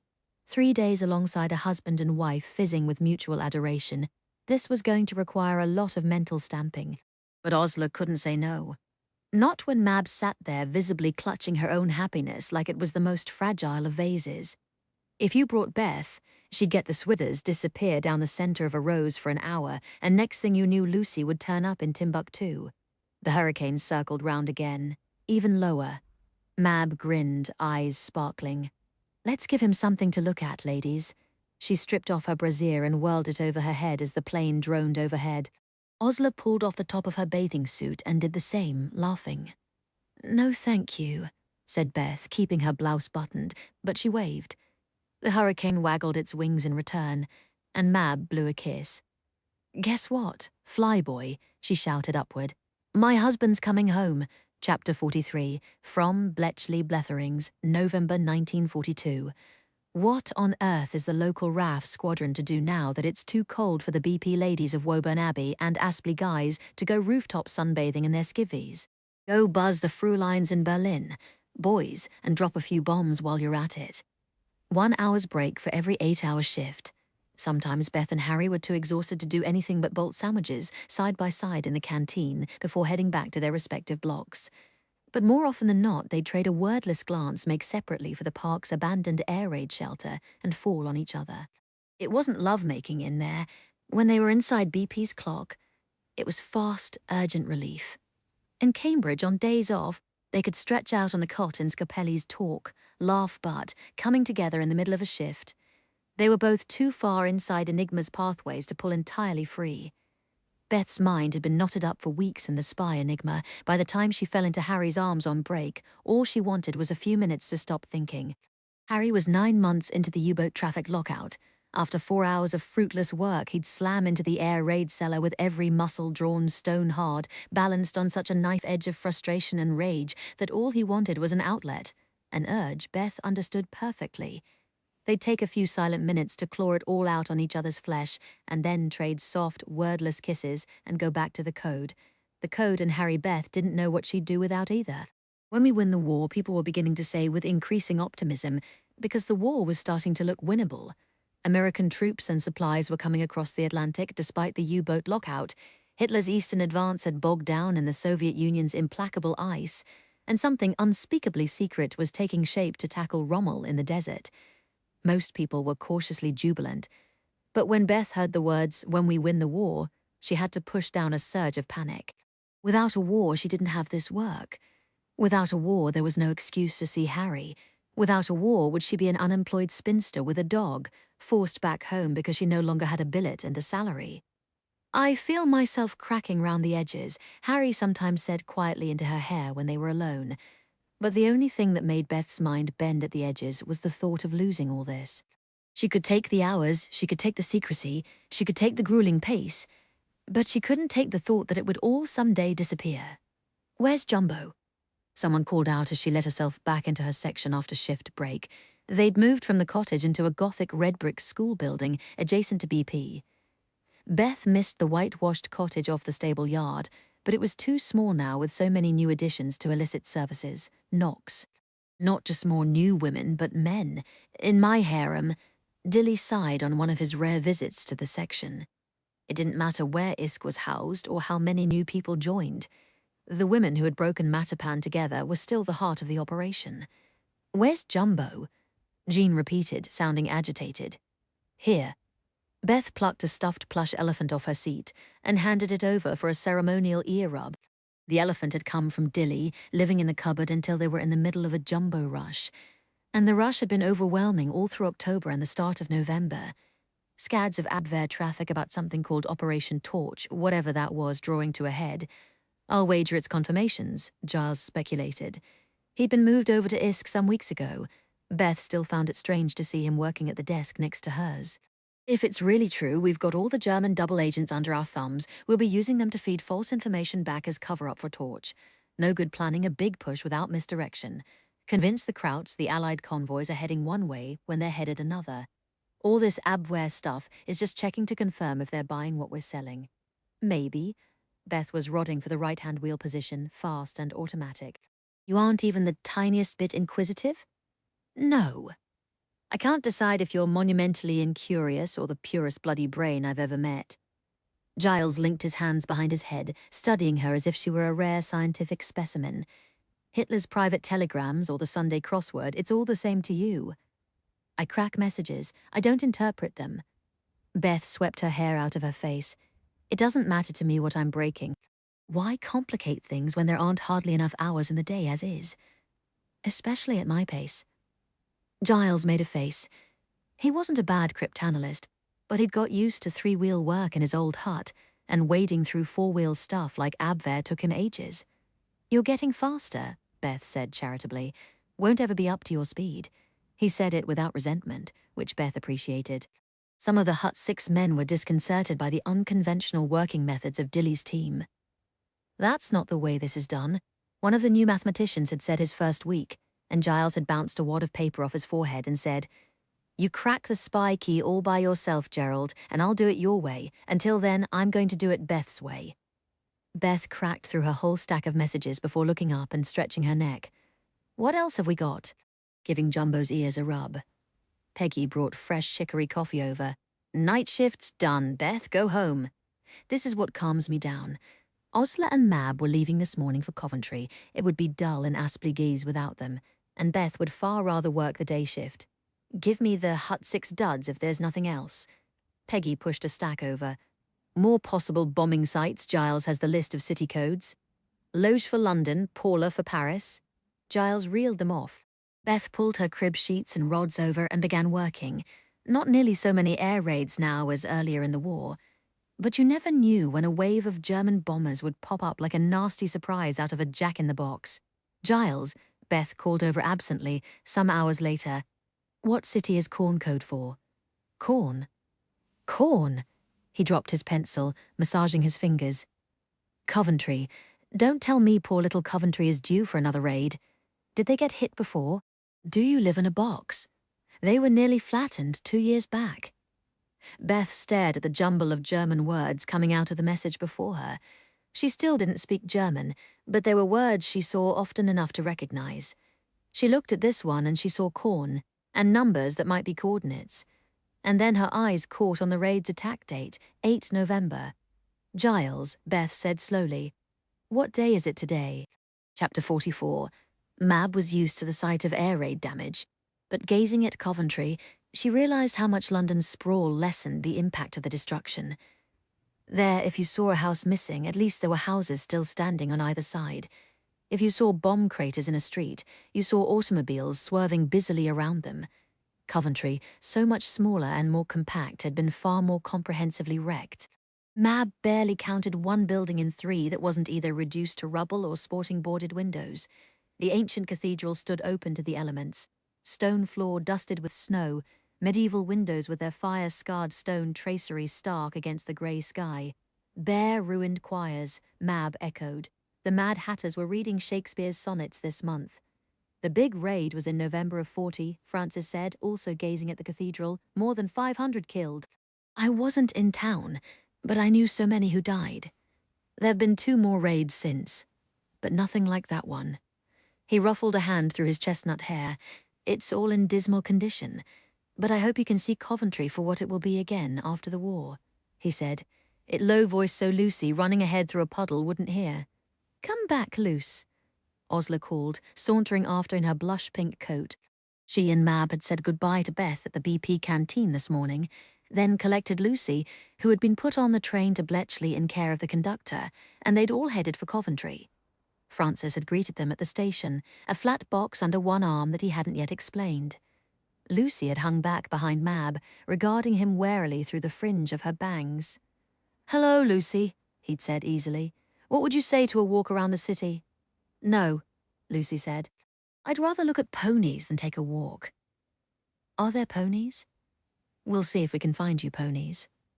Off they went, the 4 of them bundled in coats and scarves, and Mab was glad for Osler's easy chatter, which acted like bright paint over Francis's habitual silence and Lucy's careful glances. Wait till we see our home to be, Mab promised her family silently. When the 3 of them all lived here together, Lucy would relax and Francis would laugh more, and Coventry Cathedral would have a roof again. All it took was peacetime. I think it's a beautiful city, Mab said as they turned away from the cathedral. Francis gave a half smile. He was even quieter than usual, his face paler after months under Scotland's grey skies. Mab wondered what he'd been doing there. Maybe when they were married 40 years or so, and none of these secrets mattered anymore, they could tell each other. So, Francis offered his arm. Do you want to see the house? It was tall, tawny-stoned, surrounded by a tangled garden dusted with snow. Mab envisioned roses, no more Victory Garden vegetables, because when the war was over, she would just buy cabbages at the greengrocer's. The front door creaked invitingly when he unlocked it. Mab almost tiptoed inside. A flagstone entryway, a grandfather clock ticking at the end. Lucy, instantly fascinated, tried to climb in.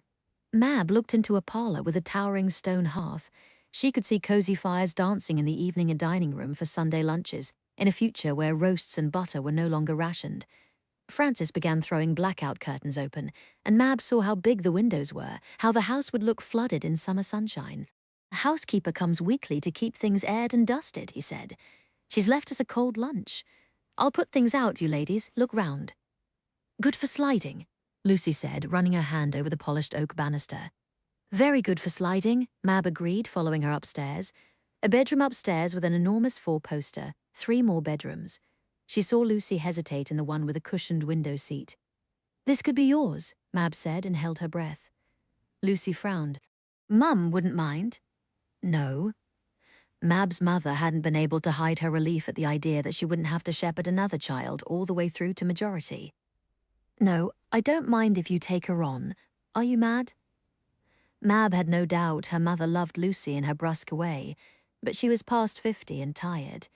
She didn't really want to keep trimming bangs and scrimping for shoes. Mum won't mind, Mab assured Lucy now. We'll go see her every week, but you'll be living here with me. Now, after the war, would he live here too? A glance through the door toward where Francis clattered in the kitchen downstairs. Yes, he would. Lucy frowned. She was wary of all strange men, and Mab wondered in a surge of bleakness if that was something she'd unconsciously passed to her daughter. He's a very nice man, Luce. You'll like living here with us. It's not London. In Lucy's short life, she'd been uprooted from London and sent to Sheffield, then shuttled between the two depending on the ebb and flow of German air raids. Mab could tell the idea of yet another upheaval was making her daughter balk. But Lucy kept looking at that window seat, exactly the right size for a little girl to curl up in while drawing. Let's call this your room, Mab said, and led Lucy downstairs. Francis and Osler had set the table in the kitchen for lunch, a pot of tea, cold sandwiches, an eggless sponge pudding with raspberry jam. Osler, bless her, was chattering pleasantries while Francis quietly poured tea. He gave Lucy a proper cup, not just nursery tea with hot water and milk, and on her chair Mab saw the flat box he'd been carrying earlier. That's for you, Lucy, Francis said, sipping. Lucy pushed back the lid, looked into the nest of tissue paper, and her face flushed pink. Mab had never in her entire life seen a child look so happy. Oh, Lucy breathed and lifted out a pair of tiny, glossy, knee-high riding boots. For when you start riding lessons, Francis said. What he must have spent in clothing coupons and favors for such a gift? There's a riding school not far away. Really? Really? Mab looked at her daughter hugging her new boots and glowing like a small sun as she whispered a shy, ecstatic thank you and felt her heart shatter. I love you, she thought, looking across the table at her husband. How I Love You, Francis Gray. Chapter 45. The air raid siren went off long after midnight. Osler jerked awake. It took her a moment to remember she was sharing one of the ground floor bedrooms of Francis's Coventry house with Lucy. They'd all played backgammon and charades, then turned on the radio and listened breathlessly to reports of joint Allied landings in North Africa. Once Lucy was drooping, and Mab and Francis on the point of going up in smoke if they didn't get some time alone. Osler suggested heading to bed. Now the air raid sirens wailed outside. Lucy, wake up! The little girl was still sound asleep on the other side of the bed. How many air raid sirens had a child of the East End heard by 1942? Lucy probably didn't bother waking up for anything less than 500 Junkers overhead. But Osler hadn't faced an air raid since the Café de Paris had been blown to pieces all around her, and fear rose thick and foul in her throat as she fumbled for her shoes and flung her coat over her nightdress. Don't panic, she told herself, scooping up the sleeping Lucy and stumbling out into the pitch-dark corridor. Mab? Osler called. A bone-humming drone sounded above where bombers hear already. Osler groped to the front door and flung it open. Outside the darkness was thick enough to choke on, pierced by finger beams of searchlights stabbing at a roiling, reddened sky. Osler saw something metallic flash through one of the searchlights, a plane, a German bomber piloted by some fresh-faced Luftwaffe pilot who was right now doing his best to blow Osler and Lucy and the rest of Coventry to cinders. She felt a stab of hatred so silver-bright, it nearly staggered her, and then she heard footsteps down the stairs. Francis, in trousers and shirt-sleeves, Mab wrapped in his coat.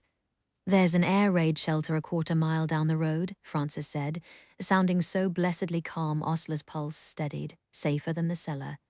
And they were all piling out through the tangled garden. Francis struggled into his spare coat as Mab tried to take Lucy, but the girl clung to Osler like a limpet, still mostly asleep. Leave her, Osler gasped. At least she's quiet. Mab put her arm around Osler, squeezing in fierce, wordless love, and they joined the flood of people thronging the icy street. A child dragging a panicked dog, a woman with a kerchief over rag curls, a man with pajama bottoms stuffed into wellies. It was not really loud yet, it was all laboured breaths and shuffling feet, muffled, cursing and droning engines. Osla's stockingless toes scraped inside her shoes, her arms ached supporting Lucy's warm, solid weight.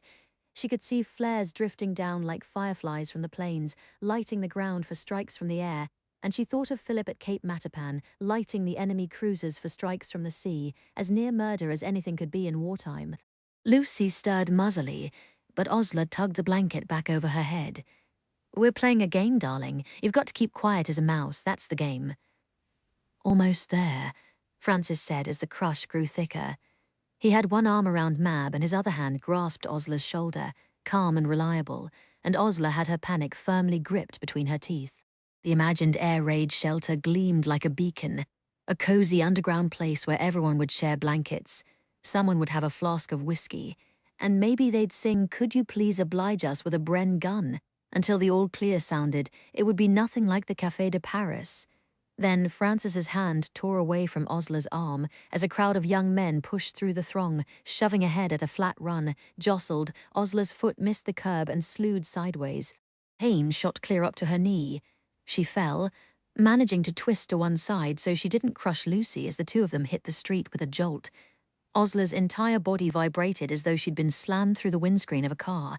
Lucy yelped, fighting free of the blanket. "Lucy!" Mab's voice high and panicked. Osla couldn't see her friend. The night was black and red, people streaming in all directions. Lucy here. The world tilted and spun, but Osla levered herself up, lunging to grab hold of the little girl. Her fingers locked round that tiny wrist. "Stay with me, sweetheart."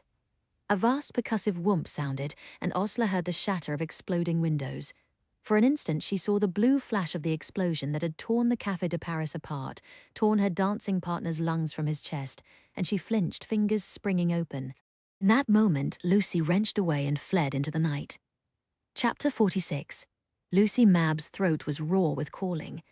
She nearly fell over a chunk of masonry in the street, staggered upright, and rebounded off a woman dragging a human chain of children toward the air raid shelter. The din was deafening. Bombs fell, smoke billowed, screams rose, but Mab could hear nothing, see nothing. That wasn't Lucy. How could a child surrounded by 3 adults disappear in an instant? Her daughter had slipped into this rushing torrent of panic and bombs and disappeared like a minnow into white water. Lucy. Mab. Francis's hand like a steel band over her arm. "Get to the shelter. Let me look for her." She didn't even answer, just tore away and shoved further up the street, panic rising red and clawing in her chest. Osla reached out with one shaking hand, the other clapped to her face, which had been scraped raw against the street. "Mab." Blood ran through her fingers. "We'll find her, I promise. We'll find her." "Why didn't you keep hold of her?" Mab snarled. She would have struck Osla if Francis hadn't seized her again. "You two look here. I'll see if she's making for the house." Mab dimly saw the sense of that and began to fumble down her side of the street as Osla staggered across to the other side and Francis took off the way they'd come. Mab saw the flash of his hair in a jagged spear of red light and he was gone. She flung herself against the nearest door, a house with blackout shutters blown to splinters. "Did you see a child?" No use. The din was deafening, explosions and toppling timber and the dry, growing rush of fire rising every second. Everyone was sprinting openly for the cover of a shelter or a cellar. The night choked black on terror, and Lucy was nowhere to be seen. Mab sobbed, stumbling from house to house, banging on doors, fumbling behind pots and lampposts anywhere a child could have curled up, small and cowering as a beetle. Dimly she saw Osla searching across the street. A deafening crash sounded as a house collapsed, and Mab felt a sickle-sharp splinter carve a path across her hand. "Lucy?" No answer. Overhead, the roar of engines as planes throbbed through the sky. Searchlights stabbed the air, hunting them out so the anti-aircraft defenses could line up a shot. "Shoot them down." Mab wanted to scream, "Shoot them all down so I can find my child." But the bombers droned on untouched, disappearing into billows of smoke. Another house collapsed and arms locked around Mab, dragging her down. "Get down!" Osla was shouting, "Get down!" No, Mab wanted to scream, but Osler half threw her to the ground in the shadow of a big brick depot, wrapping her arms around Mab's head. The explosions were all around them now, cobbles and bricks cracking and leaping like drops of fat in a hot pan. She tried to stand, and a wave of smoke forced her down again, choking. Mab didn't know where the sky was. This was her very first air raid, and the world had turned to black smoke and shrieking metal. She felt Osler trembling, taut with terror, and held on to her for dear life. As soon as the deafening wave overhead passed, Mab was back on her feet and stumbling down the street, calling her daughter's name, calling until her throat scraped. Mab! Osler was screaming right into her face. Mab's ears rang so badly she could barely hear. Mab, it's stopping! Mab swayed, gulping in a breath that tasted like ash.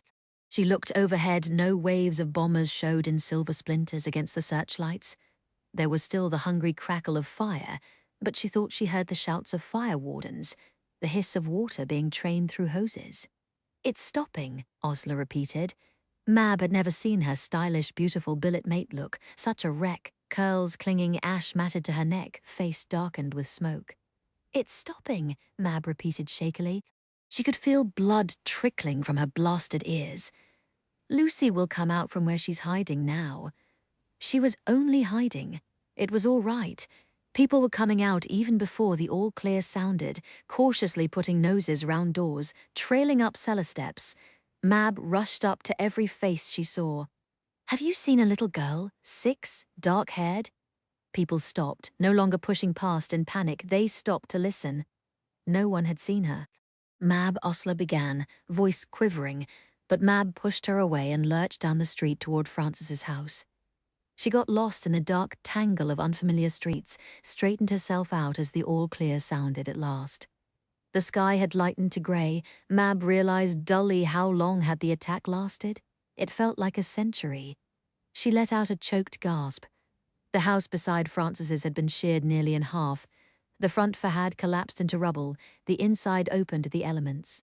A sink hung over the garden below, sagging in midair, and the outer wall snugged up nearly to Francis's chimney was listing outward as though about to topple. But the tawny stoned house where Mab had led Lucy yesterday afternoon, where they had eaten sponge with jam, and Mab had fantasized about peacetime Christmas dinners, where Lucy had picked out her bedroom and Francis had made slow, sleepy love to Mab at midnight in their own, was untouched. And the front door was opening with an ordinary, everyday creak. Mab clung to the garden gate as Francis came out of the house and down the steps, Lucy riding comfortably in his arms. He was in his shirt sleeves, russet hair glinting in the dawn. His coat was wrapped around Lucy, who had linked an elbow around his neck. With the other arm she hugged her new riding boots against her little chest. She went back for her boots, Francis called, perfectly calm, and Mab's throat closed in a half-sob, half-laugh. Lucy was giving Mab a sunny wave, as if the city had not been stirred to ash and terror all around her. Mab heard Osler crying with relief behind her. It's all right, Os, she managed to say, reaching back to give her friend's hand a squeeze. They're all right. Francis looked up at the house beside his with its sheared-off front face. The clawfoot bathtub had been blown from the first-floor loo and landed on his own front walk.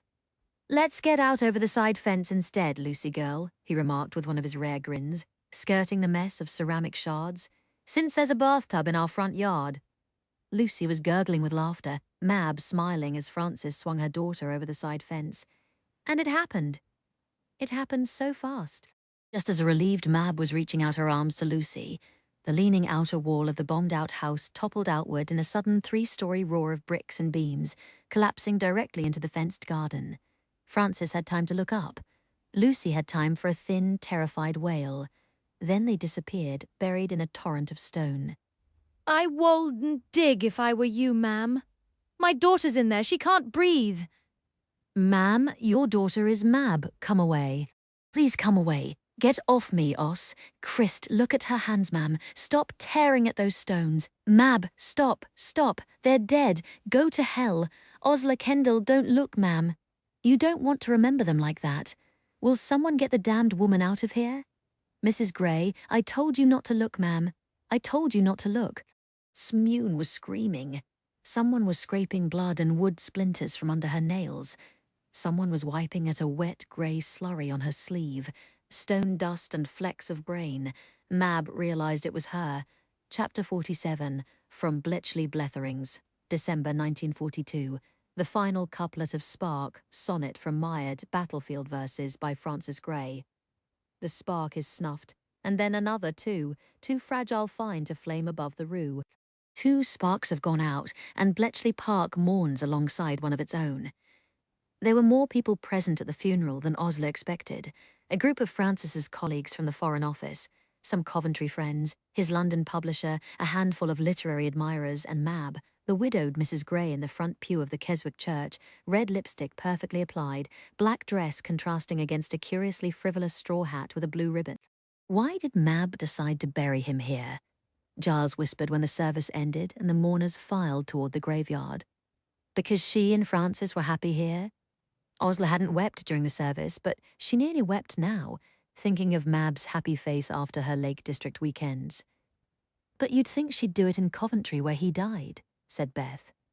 Why would she ever want to go back there, for God's sake? Beth flushed dully over her ugly black dress. It's not the town's fault. They didn't know the raid was coming. Even if they had, they couldn't have evacuated in time. Osler choked down the urge to scream. You've said that about 8 times, Beth. What did it matter if the town couldn't have evacuated if they'd known? No one had known that one of the bigger raids of the year was coming to hit poor little Coventry all over again. Even if they'd had word, the town couldn't have emptied in time. Beth insisted, as if she had to convince someone. It doesn't matter. Mab doesn't want to bury Francis in Coventry, and he has no family to say otherwise, so why shouldn't she please herself? Mab hadn't spoken to either of her billet mates since the Coventry raid. She'd gone straight to London and refused to come to the telephone when they rang. Mrs. Chert had been the one to tell Osler, hoarse-voiced, that Lucy had been buried already here, where our family could attend. Mabel's gone to Keswick now, to put her man in the ground. The mourners clustered around the grave as the coffin was lowered in, and Osler wished the Mad Hatters could have come, but Mab hadn't spoken to any of them either, and only Osler, Beth, and Giles were able to get last-minute leave. They watched Mab drop the first clod of earth into the grave. Her face was a pale mask, the same mask Osler had seen when she was wrenched away from the terrible heap in the Coventry garden. Her rending shrieks had stopped as if a switch had been flipped. "Oh, Mab, come back." Osler pleaded silently, looking at her friend's empty face. Would Mab come back? Not just to herself, but to Buckinghamshire. What would Bletchley Park be like without Mab? Somehow the graveside service was over. The mourners broke up, shepherded by a middle-aged woman in black crepe. "There's a bit of luncheon laid out in my parlour," she told Osler. "Do come get a bite, dear." "How did you know Mr. Gray? Such a fine man." Osler watched Mab walk out of the churchyard in her pale hat. Yes, he was. Beth was still looking at the grave. Coventry couldn't have been evacuated, she whispered, when the middle-aged woman hurried off. "Shut up!" Osler exploded. Beth started as if she'd been slapped. Giles put a consoling arm around her, and Osler looked away, strangling her black-bordered handkerchief. She knew she should apologize, but she couldn't. All she could see was her own fingers letting go of Lucy's tiny wrist, the silent, terrible heap of stones and beams Mab on her knees in the rubble, cradling a tiny riding boot and giving those terrible choked screams. In the hotel parlour, Mab managed to accept a tight hug from Giles before being walled off by suits and condolences. Osler and Beth stood with untouched plates of prune pudding, waiting for a chance to speak with her. But there wasn't one. At some point the crowd cleared, and she was simply gone. She went walking, the hotel landlady said, clearing plates around Derwentwater up to the lookout. A lovely view up there. Osler and Beth exchanged glances with Giles, and Osler knew they were all sharing the same thought. Mab wouldn't throw herself off, would she? No, Osler thought. Not Mab, but her stomach rolled in sudden terror, and her mind flashed with a horrifically clear image of Lucy's tiny body, pulled from the rubble. It was your fault, the thought whispered. You let go of Lucy, and if something happens to Mab, that will be your fault too. Go? Giles said, moving to head off some incoming gossipers. She needs you both right now. Chapter 48. Last time Mab had taken this walk, it had been with Francis. We'll bring Lucy, she'd thought at the time, head against his shoulder as they looked out at the lake. She let herself sink into that dream now. Frances pointing out the flowers she couldn't identify, Lucy running after butterflies, Mab following in a summer straw hat. Frances would have carried Lucy over the steep bits of the climb. Lucy would have allowed that. At the very end in Coventry, she'd let him pick her up. She'd been learning to trust him. She would have let him carry her all the way to the top of the lookout here. Only now she never would. Why? The word had been echoing through Mab's brain for 3 weeks now, about everything. Why? Why? Why? Why didn't you marry him at once instead of waiting until you were sure he was a good prospect? Why didn't you quit working at Bletchley Park and make a home right away for him and Lucy? Why were you so careful not to conceive a child? Why and if? The two most painful words in existence. If she'd married Francis Gray the week he proposed, they'd have had 3 more months of married life. If she'd resigned from BP, she would have had a family together every night when Lucy came home from school and Francis came home from work, not spread out and waiting, because war work had somehow seemed more important. If she hadn't been so careful to avoid conception, she might have had something of Francis besides a packet of love letters. You have more than that, she reminded herself bitterly. You have everything you ever dreamed of, Mab Gray.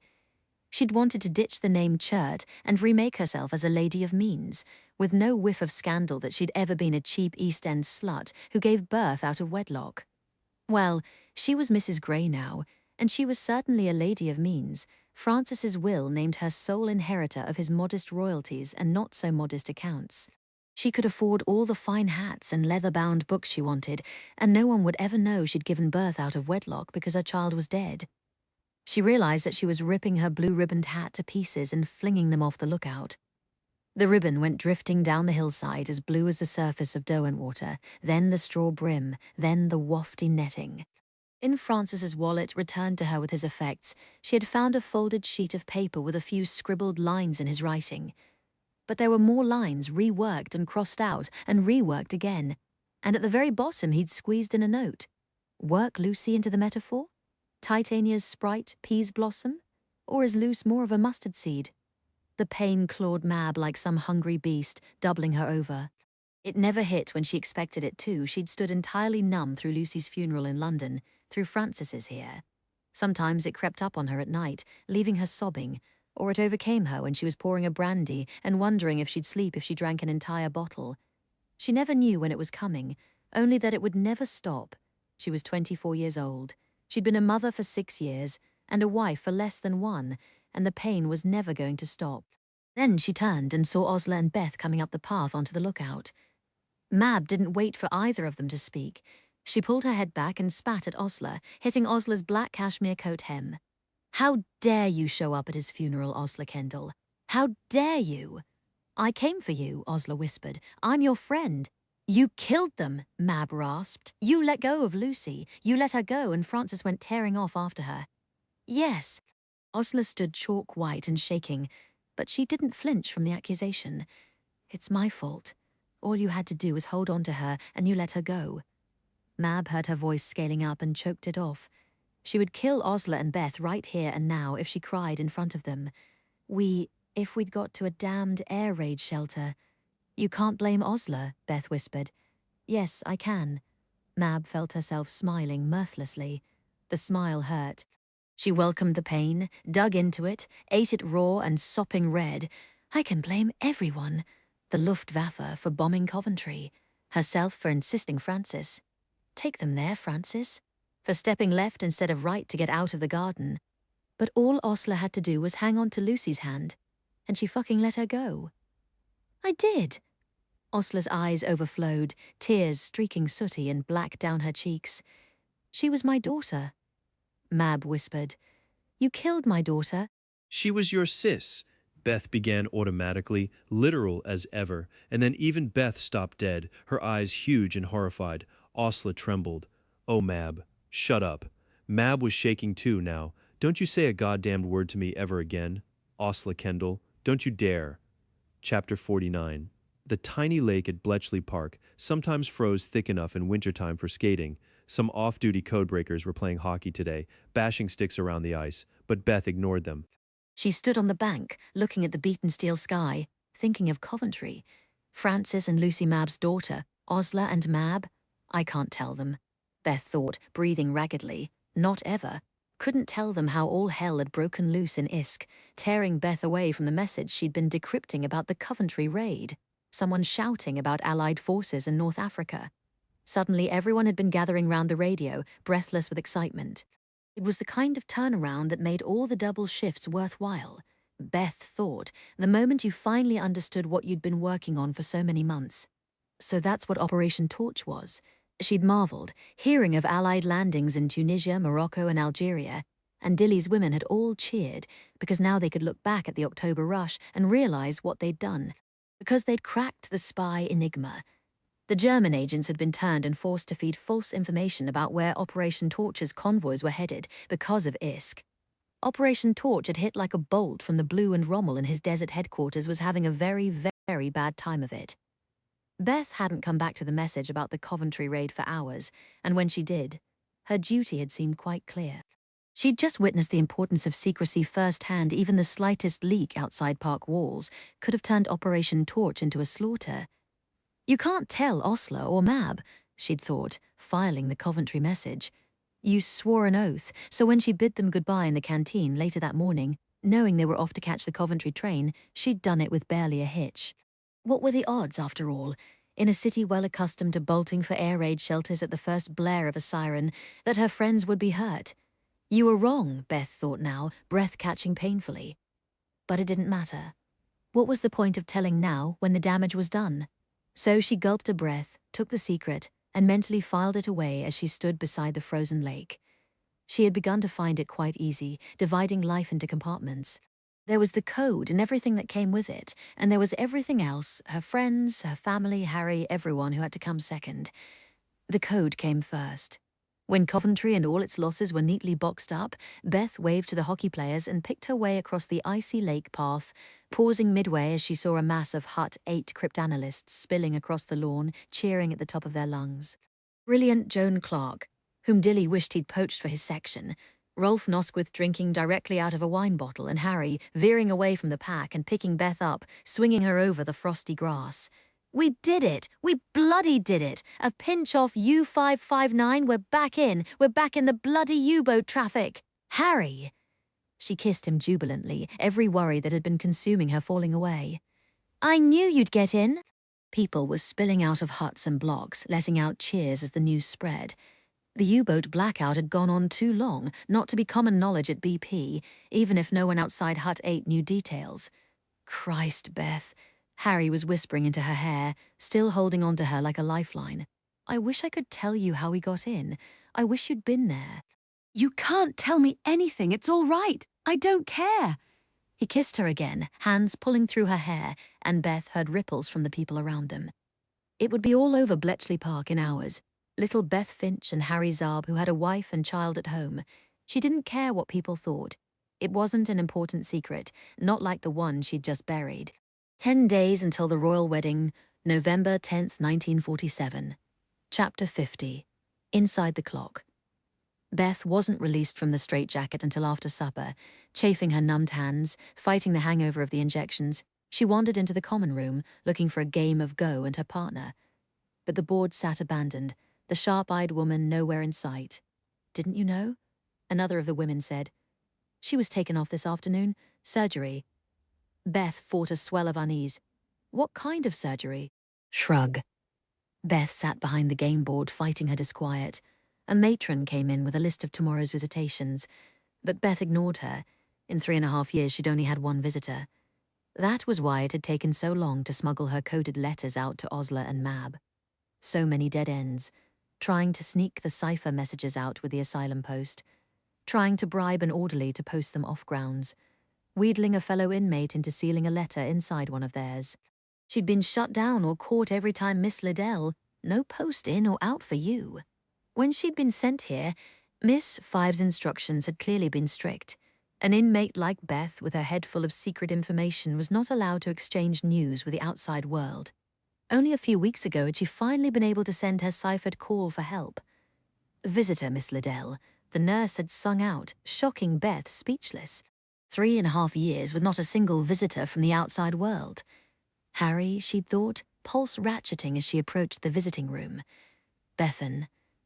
Her father stood in the middle of the room, which could have been her mother's parlor, except that all the knickknacks were bolted down to stop hysterical inmates from hurling them at their visiting loved ones. Seeing her father's horror as he registered her chopped hair and gaunt face, Beth wouldn't have minded slinging a vase or two. "Are you all right?" he ventured as the orderlies left them alone. "Do I look all right?" Beth had answered coldly. "You look," he trailed away. "Are you improving? I'd love to have you home again." "Why, Mother wouldn't. Of course she would. Well, not that she said, that is.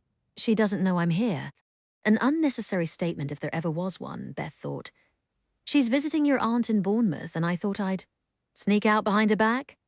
Beth's throat burned constantly from throwing up her pills twice a day. Looking at her father, it felt like she was choking out hot coals along with words. "More than 3 years, Dad. Not one visit. Your mother didn't think, that is. We decided to give you time to heal." His eyes darted across her smock, her chapped lips. "They said it was a good place." Mother was only too happy to believe that, I'm sure. A place where I'm no longer underfoot, embarrassing her. Beth choked herself off. She could rage at her father forever, but all that would do was drive him away. Don't waste this chance. "Thank you for coming," she said, making her voice gentler. He relaxed then, telling family news, answering questions she kept innocuous. No, he didn't know what had happened to Boots. Beth choked down bitter disappointment but kept nodding. "I'd get you out if I could," her father had said at last, hesitant. "The Bletchley fellows said parental rights didn't have sway here. You're committed as an employee of the government, by order of the government for your own good and for the sake of security." "I know." Perhaps the right person could make enough fuss to get her case reviewed, but her father didn't have it in him to kick down doors in London. He had barely summoned the nerve to visit her today behind his wife's back. Her contempt nearly choked her, but at the same time she wanted to cry, remembering how he'd let her help with his crossword when she was small. Oh, Dad. Then she remembered how he'd stood by her entire life while her mother bullied her. "Dad, I need you to do something for me." "Bethan, I can't." Her voice cracked across the room like a whip.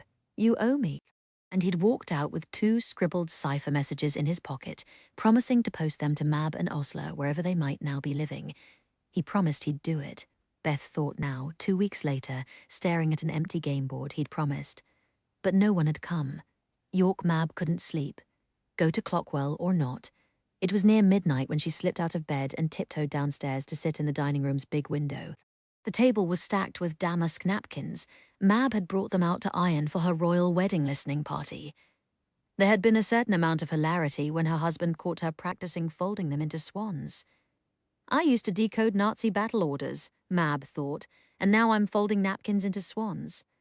The switch her life had made sometimes astounded her. She'd be going through the market squeezing pears for ripeness or sharing a gossip with her neighbors, and it would hit her all over again. Just a few short years ago, she would have been surrounded by racketing machines, exhausted and oil-stained and pushed to her limit, but doing something that mattered. Now she had peace, prosperity, all the things she'd dreamed of during the war years, and sometimes it felt...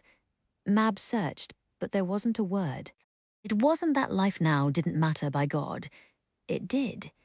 Being able to bring up your children in peace, praying the peace would last, was a gift she would never cease treasuring. Looking at the stack of napkins, she wondered if it was purpose she missed. Hands that folded damask swans yet yearned for war machines. She looked upward to where her husband slept, wondering if he ever felt a similar restlessness in turning his skills from war to peace. If he did, he never said so. These were things no one seemed to say. They all just put the war behind them and got on with it. And is that such a bad thing? Mab scolded herself. Perhaps life wasn't exactly exciting anymore. There were no great sweeps of passion or purpose to her days, but there was no grief or stress either. Adventure, excitement, passion, those things were unreliable. The Bletchley Park years had offered all that love and change and friendships to outlast the world, or so it seemed, but all that had come crashing down. And Mab had built this new life over the ruins stone by painful stone. Why on earth would she risk it all for a woman she hated? But "You may hate me," Beth had written, "but you took the same oath I did." And whether Beth was mad or conniving, she had risked a great deal to reach out past asylum walls for help. Mab scowled and made a decision.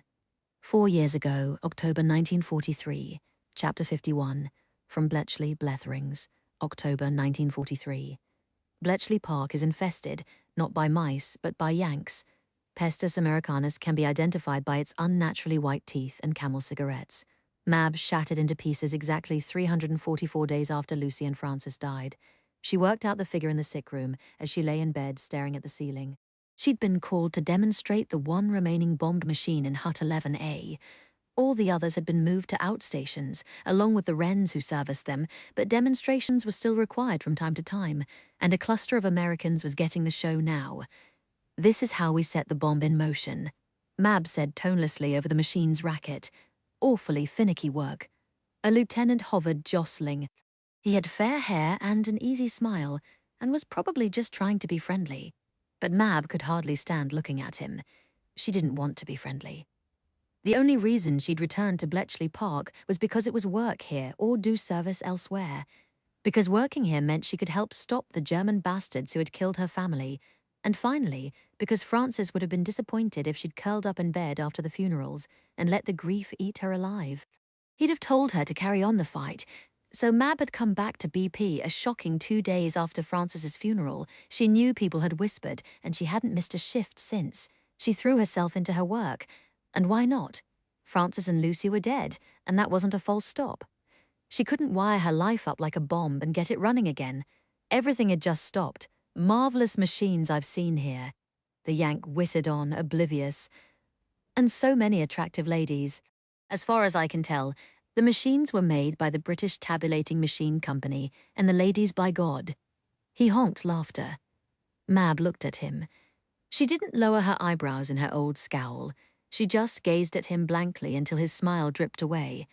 Mab didn't know what was in her gaze these days, but very few people seemed to want to meet it for long. She finished with the drums, changed up the wheel orders, checked the wires on the new wheels. Her lips were cracked and dry from the hut's airlessness. Mab reached for her pocket mirror and set it above the bomb's cables. Pulling out her lipstick, she had a scraping of Elizabeth Arden Victory Red left in the tube. A sudden memory flashed of the time Lucy had rummaged in her cosmetics and used half a tube daubing her face in war paint. I shouted at her. Why did I do that? Mab's hand shook as she lifted the lipstick, steadying the mirror with her other hand, and an electric shock from the cables jolted thorough the metal mirror to her fingertips. She turned numbly, and the American let out a surprised shout pointing at her throat. Mab raised her stinging fingers and touched something sticky, saw red on her fingertips. "I'm dead," she thought calmly, looking in the mirror and seeing the red line across her windpipe. But it wasn't blood. She smelled on her fingertips, just lipstick. The recoil of her electric-shocked hand had jerked the lipstick across her own neck. It must have looked like she'd cut her own throat. "I'm not dead," she tried to say, looking at the ash-pale Yanks. Instead, she found herself laughing at a high pitch, laughing and shaking beside the bomb machine, which kept on with its horrible, monotonous whirring. Mab tried to steady herself, but somehow slipped to her knees instead on the oily floor, still laughing, smearing and tearing at the red line on her throat. Then there were hands pulling her away from the bomb. "Get her to the infirmary." When Mab pulled herself together, she was standing wan and swaying before a starchy-looking matron in a ward she'd never set foot in before. "What's the matter with you, then?" "I don't know," Mab said, dazed. "What month is it?" The woman looked at her a moment. October, love, 43. 10 months since she'd buried Frances and Lucy. 10 months. Soon it would be a year. Where had the days gone? Mab couldn't remember getting out of bed this morning or taking the transport bus here. She didn't know if she was on day shift, evening shift, or night shift. She clutched for the blanketing cotton wool that had battened her senses for months, but it thinned and shredded, electrified away. Mab began to cry in huge, wrenching sobs. She hadn't cried since Coventry. "That's all right, love." The matron steered her to a narrow white bed behind a screen. "You've got a touch of nervous exhaustion, I'll wager. 4 days bed rest." "My husband is dead," Mab managed to say. She wanted to add "my daughter is dead," but she couldn't have anyone thinking that Lucy had been a bastard, and she couldn't say "my sister" after a lifetime of saying nothing else. So just, "My husband is dead." "I haven't got a cure for that, love. I wish I did," giving Mab's shoulder a squeeze. "But plenty of sleep and water will still do you some good. Strip down and climb in." "Job's up," Mab whispered. "Job's up. Strip down." She peeled out of her black crepe, crawled between the sheets, and slept like the dead for nearly 3 days. When she woke, she saw 2 male blurs at her bedside, one huge and dark, one skinny and ginger. The sight of any man who wasn't Francis sometimes hurt her, but Harry and Giles were so absolutely comfortingly different in every way that she could look at them without flinching. Sleeping beauty awakes, Giles said. The Mad Hatters have been dropping in between shifts to see if we can catch you when you aren't snoring. You snore, Francis's voice, but a very ladylike snore. We brought the Mad Hatter's topper. Giles was burbling, oblivious. Thought it might be just the thing. He plunked the outrageous object into her hands, and Mab stroked the spray of silk flowers, trying to remember when she'd last gone to a tea party. She couldn't even remember when she'd last read a book. I've gone a little mad, she thought unsteadily, mad as the Mad Hatter. She didn't think it was over yet either. There were broken pieces jabbing everywhere inside, now that the cotton wool was gone. You just missed Beth, Harry was saying, linking his big hands between his knees. She had to go on shift, and she's not really sure what to do around sickbeds. You aren't a line of code, so she's stumped. You and Beth, Mab wondered, looking at him. There was a thing a man's eyes did when he was in love, a softening at the very centers. She'd learned that from Francis. Abruptly, she wished Harry would go. She didn't want to look at a man in love when she'd lost her own. Mab remembered reading something rubbishy about the ennoblement of grief. What rot! Grief didn't make you noble. It made you selfish and hateful. She made herself smile at Harry, but she was glad when he left. Giles lingered, looking like a bony heron perched on his too low stool. You want to scream, he said, don't you? Yes. Her hand left the Mad Hatter's topper and crept up to her throat where the line of lipstick had looked like a knife slash. I wish it had been. What you need, Giles said, is a transfer. Where? When the bombs were moved out and the Wrens with them, Mab had been stuck back in Hut 6, first on a Type X, more recently in the machine room, where she mechanically sorted and tested bomb bay menus. I'm not a brain like Beth or Harry. I don't speak German. No use pushing me in with women like Osler, the name stuck in her throat like a spike of ice. Perhaps she didn't loathe Osler with the visceral hatred that had gripped her after the funeral. But a tiny whisper inside remained uncompromising. If you hadn't let go of Lucy's hand... It wasn't fair. Mab knew it wasn't fair. She knew if she picked her anger apart, the feelings beneath would be far more complicated than simple hatred. But she didn't have the energy, and every day the gulf grew wider.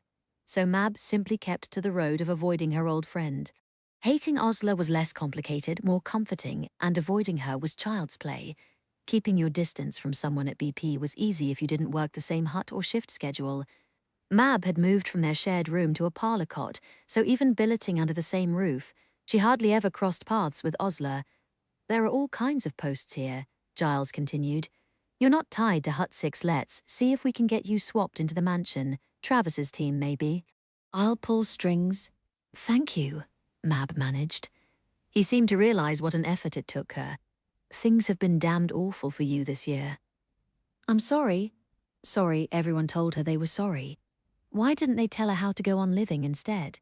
How to keep going, day after day, when soon it was going to be a year since she'd buried Lucy and Francis, then 2 years, then 3. Why did no one tell her how to keep living? Chapter 52, from Bletchley, Bletherings, November 1943. To the American officers who condescended to tell the ladies in Knox's section how to do their work, all BB can say is, really, gentlemen, did you fail to notice these women have a CMG on their wall? You don't win the companionship of the Order of St. Michael and St. George for best radishes in the Victory Garden, loveliest of trees. The cherry now is hung with bloom about the bough. Dilly's voice echoed, happy and careless. But it's covered in snow, Beth answered aloud, looking at the tree arching overhead. Earlier this year, a warm winter had meant it blossomed unseasonably fast. She'd come to Corn's Wood with Abwehr traffic, alternating days with Peggy, and she and Dilly would spread a blanket in his garden and sit boxing and rodding as white petals drifted down. Now it was nearly winter, the cherry tree was bare, and Dilly Knox was dead. Beth stood alone under the tree, but not really alone. Turning her head, she could imagine Dilly beside her so vividly, smoking his pipe, no longer gaunt and greying because in her imagination he was restored to health. When she came here, she could replay entire conversations they'd had before he died, tell him what had happened since, imagine his answers. Sometimes she pictured him sitting in the desk beside her at work so she could ask his advice on a tricky crib. "Gives me the creeps when you do that," Phillida said, shivering. "It sounds proper mad, you having conversations with a dead man. It helps me work." Cope, too, the cherry covered in snow. That's the poem's third verse. Dilly went on in Beth's imagination. "You should read more poetry, my dear." "When?" Beth asked the dead man. She tossed a stick for Boots, who ignored it as he trundled over the frozen ground. Her dog looked like a grumpy tin of Scottish shortbread in a little tartan coat Mab had made out of an old blanket. Mab. But Beth pushed that familiar guilt away. "I'd been trying to break back into the KK traffic, Dilly." A pinch during Operation Torch had produced a multi-turnover Abwehr machine, rewired and used for a link that hadn't been broken cryptographically before. 6 weeks of back traffic broken, but we haven't been able to get back in. Where's the time for poetry? Verse can be handy in our line of work. I've broken more than one key that was picked out of a line of Goethe. Operators are supposed to choose random letters, but they don't. It's not in human nature to be random. He sounded affectionate at this universal failing. So sometimes they pick fragments of poetry as keys instead. Or dirty words, Beth replied. I've decrypted a lot more traffic keyed to dirty words than lines of Schiller. Dear me, my well-bred gels are being subjected to Germanic cursing. Scheisse, said Beth, and Dilly laughed until he choked. How's that new cipher you're working on? She asked. Dilly had told her about it on her very last visit. Tricky, tricky stuff. Reminds me of a rose, petals overlapping downward toward the core. His hands had made vague blooming motions over the bed, a bed he was too weak to leave by then. Travis didn't mind if I took it home to pick at, not that I've made much headway. Beth wished he were here to tell her more about it. I miss you, she whispered aloud. Nothing felt the same. Her billet mates were still avoiding each other, leaving Beth stranded in the middle, very determinedly not thinking about what had caused the breach and if part of that might be her fault. Bletchley Park, with all the new blocks and new recruits, wasn't quite the haven it had once been. Beth felt waves of her old crippling shyness every time she stepped into the streaming mass of strangers at shift change. Yet things were going better now than they had during the old cottage days. Beth had to admit, with U-boat operations suspended in the Atlantic, American soldiers and supplies were flowing steadily, German and Italian troops were surrendering in North Africa. The massive invasion of Sicily had kicked down the door for the move to mainland Italy, and now the Allies were celebrating in Naples. An Allied return to French shores was being discussed in pubs and over tea tables as something that would happen, not something everyone hoped might happen. Things were better. But I miss my ladies, the imagined Dilly said wistfully. Wherever he was now, Beth was sure he missed them. I wish I'd been there when you took those Yanks down a peg. Catching sight of your CMG set them straight. It had been January when word came down that Dilly Knox, in recognition of his wartime achievements, was to be awarded the CMG. Dilly had been far too ill to travel to London for the ceremony, but he'd received the palace emissary at Corn's Wood, accepted the award which he'd kept for all of 10 minutes before dispatching it by car to Isk, with a note: awards of this sort depend entirely on the support of colleagues and associates. May I, before proceeding, refer them back? It is, I fear, incumbent upon me at the same time to bid farewell. Everyone Dilly's whole section had wept. He died not long after. Beth realized she was crying, tears dripping off her chin. She collected Boots's lead and without another word trailed back toward the house. She didn't need to look back to see him sitting there in his university scarf, thinking of inward-folding ciphers and A.E. Houseman verse. Mrs. Knox came out of the kitchen, drying her hands on her apron. Beth, could you take a stack of papers back to Bletchley for me? Commander Travis gave permission for Dilly to keep them in his library when he was working, but now, her voice trailed off. Her eyes were reddened and Beth couldn't meet them straight on. Too much grief. Mrs. Knox rallied to complete the thought. They should be back under proper security. I should have thought of it months ago, but no one came asking, and I've been in such a state. I can't think it was anything terribly important if they didn't send for it before now, but one still shouldn't leave these things lying about. Of course I'll take them. Beth followed her into the library, waiting as Dilly's small safe behind the wall panel was unlocked and a folder of messages extracted. Beth was tempted to peek, see if this was the cipher Dilly had compared to a rose, but tucked it unopened inside her coat. She'd ask if she could work on it in her spare time, if she had any. There was going to be another jumbo rush as soon as plans firmed up for the invasion, which would surely be this coming year. More work for Knox's section, feeding false information through double agents, then cracking the Abwehr traffic to make sure Berlin swallowed it. Beth telephoned the transport pool. She'd be early for her shift, but carrying a folder of Enigma meant getting a BP transport back to the park. And immediately, drawing up to the park gates the better part of an hour later, Beth was surprised to see a familiar figure arguing with one of the guards. "Drop me here," Beth told the driver and swung out. "Dad." He turned round, red-faced, frustrated. "These fellows wouldn't let me in. They won't let anyone in without a pass." She pulled him aside from the gate. "What is it? Your mother is in a state. The things she's been hearing about you?" The last time Beth had paid a dutiful call home, Mother had called her a tart and a serpent's tooth, and Beth had turned and walked right back out. She hadn't been privy to much family news after that. What's she raging about now? "There is talk, Bethan, that you're mixed up with some dark fellow. The pastor's wife saw you in Cambridge walking with some chap. She insisted was at least half black." "He's not black," Beth said.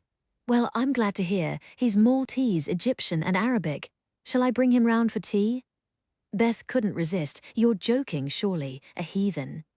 He was raised Church of England like his entire family, though Beth thought Harry's faith lay more in mathematics than God. They'd had some spirited theological discussions along those lines. "His name's Harry Zarb. He speaks Arabic as well as English. It's a lovely language."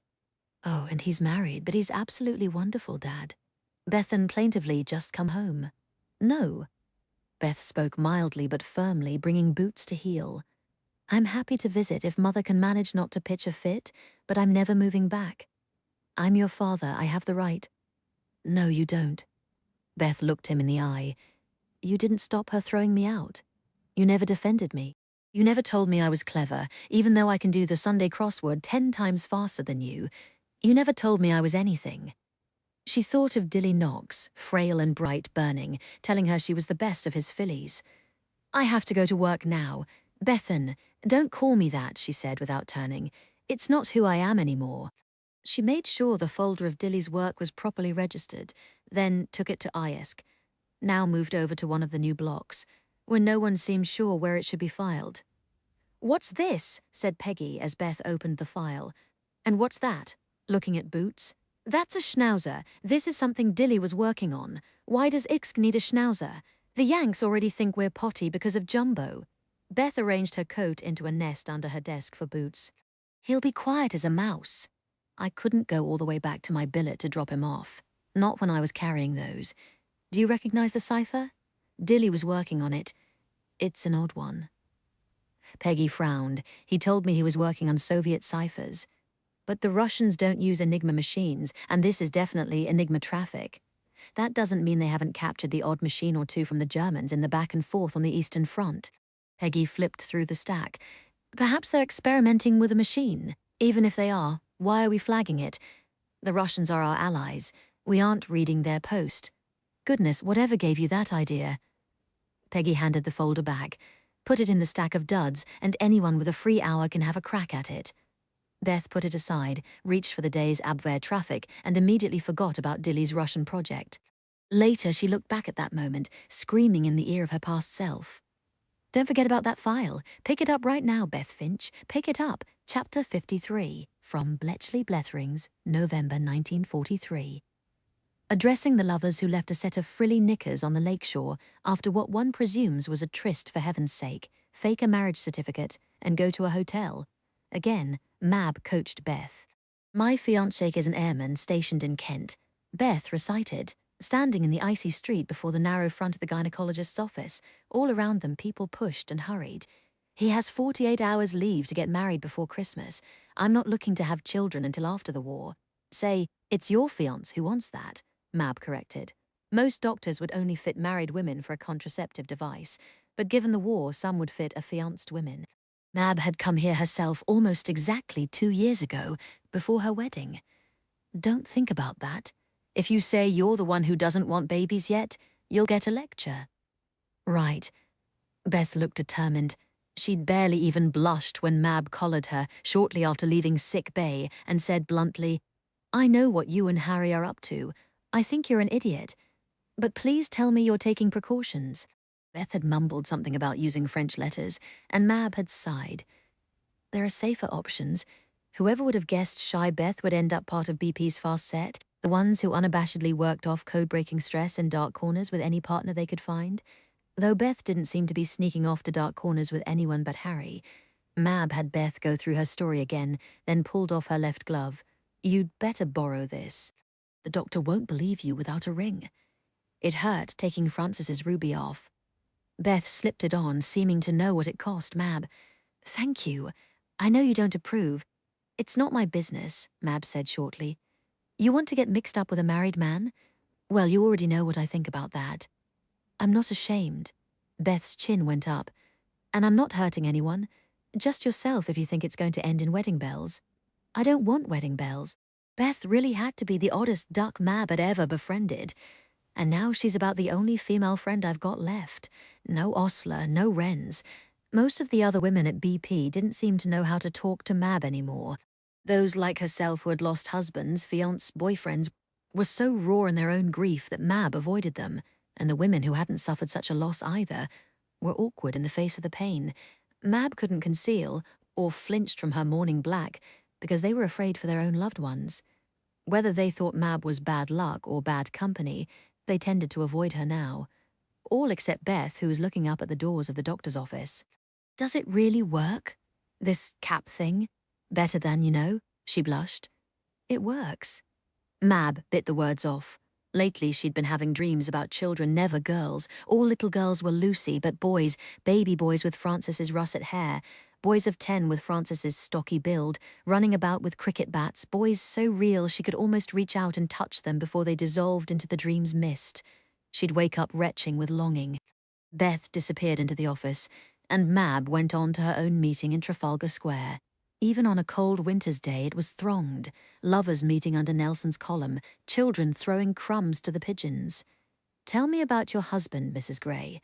The journalist met her beside the great bronze lion on the south side of Nelson's column, as arranged an exchange of names and pleasantries, and he was already pulling out his notepad. "He's rather a well-known correspondent," Francis's publisher had said when he telephoned Mab, doing a piece on Francis. "Perhaps you might answer a few questions when you're next in London." Mab would rather have chewed glass than rake over her memories for a stranger. But since she hadn't given Francis a russet-haired son for a legacy, she'd force herself to talk about his poetry. "What do you want to know, mister?" His name had already slipped her memory. She couldn't seem to keep anything fixed in her mind nowadays. Graham, Ian Graham. He had a beautiful baritone and public school vowels, a tall man, wire-lean in rumpled overcoat and battered fedora. "I'm writing a series on the role of art in wartime. First a piece on Dame Myra Hess and the National Gallery lunchtime concerts." "What?" "My husband took me to one of those concerts." Mab huddled deeper into her black coat. "Our second date." She'd spent the performance scrutinizing the clothes of the women in the audience, while Francis sat transfixed by the music. "Such a marvelous thing," he'd said afterward. "You know how these concerts came about? The art was taken out of the gallery for safekeeping. Then Dame Myra organized the most famous musicians in Britain to come play for the public among all the empty picture frames, just so blacked-out London has something beautiful to listen to." "Marvelous," Mab had said, eyeing an ivy print silk frock in the next row. "It won't be a puff piece, Mrs. Gray." Ian Graham evidently took her silence for mistrust. Francis Gray's poetry helped define trench warfare to an oblivious generation. In war, art is a balm. "Then ask what you'd like," Mab said brusquely. "More about you first." "I understand you're billeted up in Buckinghamshire doing war work." "Yes, office work too boring for words." It really was, no fibbing required. Giles had got her a post filing and typing in the mansion. It was quiet and monotonous, and Mab thought she could do it forever. Where in Buckinghamshire exactly? The pencil jotted, "A little town hardly more than a railway depot." "Really? You're not the first person I've met who does something terribly boring and vague up in Bucks, in a little town with nothing but a railway depot. Is that so?" "Yes." Most of the others were, how shall I put it, Whitehall sorts, Foreign Office sorts. They'll talk about their own work readily enough, especially with a Scotch or two down the hatch, but they all clammed when it came to anything about Buckinghamshire. Mab gave him a blank look. I don't know what you're talking about. Ian Graham grinned, a quick sunlight shaft of a smile. Right, he said, and changed the subject. Routine questions. How long she and Francis had been married, where they had met. Mab's nails bit into her palms as she made herself recount their dates. The hasty wedding. Your husband enjoyed music. What about art? Paintings, sculpture? I don't know. Did he ever say anything about his war, Mrs. Gray? No. He took a rather well-known tour in 1919, collecting earth from battlefields for the families who hadn't been able to bury their boys. His letter about it was published in the Times. Did he? He didn't tell me about that. Mab jerked. Mr. Graham changed tack. I don't mean to pry, Mrs. Gray. It's merely that you were Francis Gray's wife. His publishers and readers can tell me about the poetry. But you can tell me about the man. A personal anecdote, perhaps? Personal. Suddenly Mab couldn't breathe. This wasn't like the hysteria that had gripped her during her Bombay demonstration. This was rage and despair, two emotions flaming up in red and black. Turning, she seized the surprised journalist by the sleeve. I need a drink.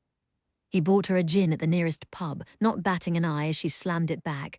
The perfect place, dark and grimy, full of drinkers who didn't want to be bothered. No one glanced over as the choked words began pouring out of Mab. You want a personal anecdote, Mr. Graham? She took her second drink, turning to the journalist. The truth is, I don't have any. Francis Gray was the best man I have ever known, and I was his wife less than 1 year. You know how many times we saw each other? 14. He was always traveling, and I had a job we agreed was important, so we did our best. We had a 48-hour wedding and honeymoon, we had 2 weekends in the Lake District, we had the odd meal in a railway cafe. We made love a total of 15 times. She didn't care if she was being indecent. She didn't care she was saying it to a journalist. She had to say it to someone, after thinking it for so many nights, or she would burst. Ian Graham listened without interrupting, and that was all that mattered. We loved each other by proxy, Mr. Graham. He loved me through a girl he saw once in Paris in 1918, and I loved him through his letters, but we hardly spent any time together. I don't have any personal anecdotes about my husband. We didn't have time to create any. Her voice cracked. She bolted half the gin. I know he liked curry and dawn walks. I know he hated his own poetry and never slept the night through because of the things he saw in the trenches. But I didn't know him. You have to live with someone to know them. I've lived with my billet mates for 3.5 years. I know them inside and out. I loved Francis Gray, and to me he was perfect, and that's proof I didn't know him very well at all. I never got to realize all the ways he wasn't perfect. I didn't get to reach the point where the song he whistled while shaving drove me mad, or learn how rainy days made him short-tempered. He never got to realize that I'm not some great wartime love, just a shallow cow who lives for pretty shoes and library novels. We never got to quarrel over the milk bill or whether to buy strawberry jam or marmalade. It was the thing that killed Mab every night. When she grieved Lucy, she grieved for the woman her daughter would never become, the young girl taking her exams, the cultish student heading off to university. But at least she had known the 6-year-old Lucy of November 1942 to her very bones. So much of Francis had still been an unmapped continent, a man she was only beginning to truly know. And he didn't know me, she thought, or he wouldn't have loved me the way he did.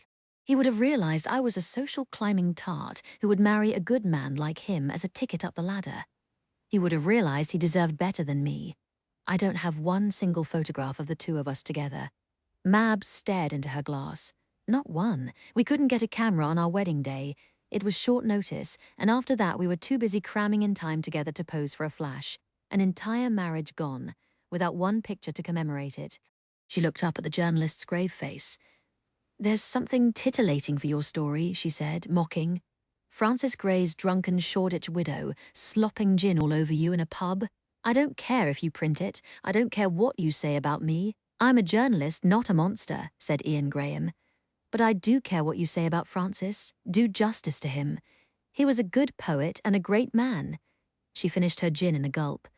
Is there anything I can do to help? The journalist asked, his voice quiet.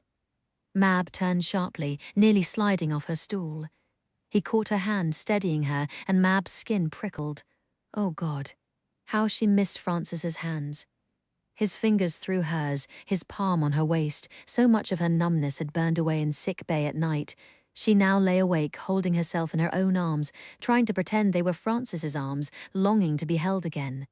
"Stay with me," she started to say. The impulse went through her in a bolt of desperation.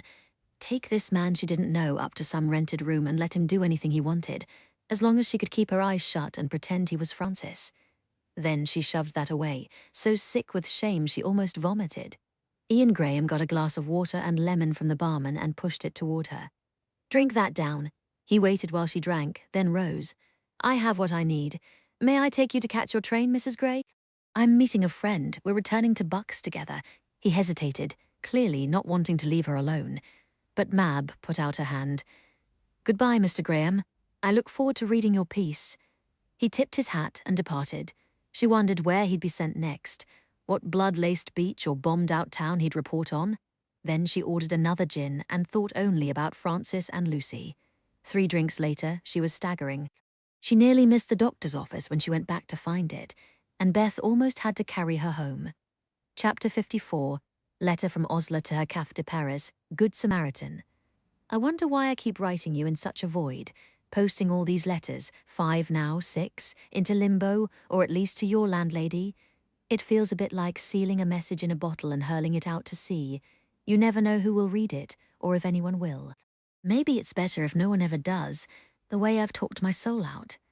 Happy Christmas, Mr. Cornwell, wherever you are. Ozma of Oz. Osler was in a good mood for once when she sauntered through the ivy-hung doors of Claridge's. The last decrypt she'd translated on shift before running to catch her train was a radio message to a German destroyer off Norway. "Please inform Oberleutnant W. Breisbach that his wife has been delivered of a son." "Congratulations, Oberleutnant," Osler thought, smiling. "I hope you survived to see your son grow up." Surely at Christmas time it was allowable to wish an enemy well as a fellow human being. Osler wanted Lieutenant Breisbach to raise his son in a world where that son wouldn't have to join the Hitler Youth, and assuredly that wasn't too much to hope for. It was the cusp of 1944, surely now they could hope for the beginning of the end. "I understand felicitations are in order. Miss Kendall," the porter, Mr. Gibbs, greeted her. "I heard your mother's happy news." Stepfather number 4. What a rum thought. "Is she home tonight?" "I'm afraid not. The Windsor pantomime." Osler sighed. "I don't suppose you could rustle me up a suitable escort for her wedding next month. Could you, Mr. Gibbs?" Once upon a time, Osler would have brought Mab. Mab would have been a capital friend for a cheechy London wedding, analysing every dress, making fun of every horrendous hat. But for an entire year now she'd barely caught sight of Mab except across the canteen. Osler's smile slipped as the memory rose of another wedding. Mab and Francis in this very hotel, looking so happy they stopped people in their tracks. "I miss my friend. Prince Philip will not be escorting you, Miss Kendall? I don't think so." Philip had given up writing some time ago after all. Trying to recover her holiday cheer, Osler bid Mr. Gibbs good night and swanned upstairs. If Mama wasn't here, at least Osler could stay the night in her suite and work up the next BB. Ever since Coventry, she'd been having trouble keeping BB's tone light. The jokes still came, but they came with more bite. Still, maybe that was all right. Humor could cut at the same time as it made people laugh. Maybe Osler Kendall would take a puck at becoming the next great satirist once the war was over. Oh, who was she fooling? If you were a man and you wrote funny pieces about daily life, they called it satire. If you were a woman and you wrote funny pieces about daily life, they called it fluff. Scowling now, Osler came out of the elevator, rounded the corner, and crashed straight into Philip. "Oh! Sorry, Oz, is that?" They stopped. "My God, it's been so long," Osler thought, trying not to stare and also trying not to laugh. Philip loomed impossibly tall and tanned, more like a Viking than ever. But he was also in a bathrobe and slippers, and no Viking ever looked at ease caught out in a bathrobe and slippers. He stuck his hands in his pockets, clearly mortified. "You look well, Princess." "I didn't know the Wallace was back." "Yes, well, I'd be at the Mountbattens, but they've a house full of Christmas guests." They stared at each other some more. Philip didn't look entirely welcoming. His expression was closed off in a way Osler remembered from the few times she'd seen him angry. "You're right to be angry," she thought. I ditched you for very good reasons, but you don't know that. She couldn't say it, so she started chattering. I've only popped in tonight to surprise my mother. Of course, she's not home, and to think I passed up an outing to the cinema with the Glassborough twins, too. I always wanted a twin sister, but given all the tandem giggling from those girls, I probably wouldn't have heard a word of the film. Osler ran out of breath. How are you? Getting over a touch of flu? Now that she looked closer, she saw his face was flushed under his tan, and his forehead had a sheen of sweat. I was poking my head out for some handkerchiefs the bellboy left me. Philip scooped the packet off the threshold, and Osler saw him sway. Steady on, sailor. She put her hands to his shoulders, righting him, and his arms came reflexively around her waist. They both paused in the act of moving toward each other, and she could all but see him thinking, I don't want to get you sick. Osler didn't care. She pulled his head down to hers and they were kissing, pressed against the door. His mouth was hard and angry, but his hands at her back were soft, as if he couldn't stop from melting against her. He was warm with fever. You are ill, she said, breaking the kiss. Not too ill to notice how good you smell. It seemed to come out involuntarily, and he scowled, pulling back. Osler did too, realizing where they were. No hotel in London would allow a young woman upstairs with a young man unless they'd presented a marriage certificate. But here they were, with a room at his back and no eyes to see. I'm supposed to be attending the Royal Pantomime at Windsor tonight, he muttered. Aladdin, the princesses are acting. You're not going anywhere. Osler put a hand to his forehead. Get inside. She pushed the door open, following on his heels. A modest room by Claridge's standards, nothing like her mother's suite. Philip's kit bag lay in a corner. The bed was mussed as if he'd been tossing and turning. In bed, Osler ordered, kicking off her shoes. I'm going to look after you. You're a lousy nurse, princess. You're a terrible patient, sailor. Put that thermometer under your tongue. You're enjoying this, he accused, looking ready to bite it in half. Too bally right. Osler hopped onto the foot of the bed, pulling his feet into her lap. He had long, bony toes, and she thought she could get quite inordinately foolish about them. It's just a chill. You're one of those fellows who say it's just a sprain when the bone is poking through the skin, aren't you? He looked offended. You don't know that? Yes, I do. Philip stared at the ceiling, thermometer pointing skyward. I never had anyone look after me when I was sick before. Not really. Other than servants, you mean, or boarding school nurses with cold fish hands? Osler paused. I never have either. She bounded off to get him a glass of water. I'm enjoying this. Maybe it was the domesticity of it all. So ordinary, and yet so strange. In her experience, getting involved with any man meant going places, driving, dancing, the cinema. The plain, everyday ordinariness of walking around barefoot in Philip's room, making herself at home. Down, she ordered, pushing him flat again as he tried to sit up. Bully, he said, spitting out the thermometer. Too right, darling, and it's working. Your temperature's down. You haven't been very good, but I suppose we can crack the fizz. She'd had him order a bottle of champagne along with chicken broth. Fizz was good for invalids. Everyone knew that. You've been in town a few days, she asked, popping the cork. He regarded her steadily. Are you going to ask why I didn't ring you? She topped up 2 tea mugs. I know why you didn't ring me. An awkward silence. He struggled up on one elbow. Did you meet someone, Os? Is that why you stopped writing? No, I did not meet someone. Don't talk such slush. Then why'd you go off me? I was protecting you. I thought maybe you were backing off. He said eventually, letting things cool down. Can't say I liked it, but that would probably be the best thing. Why?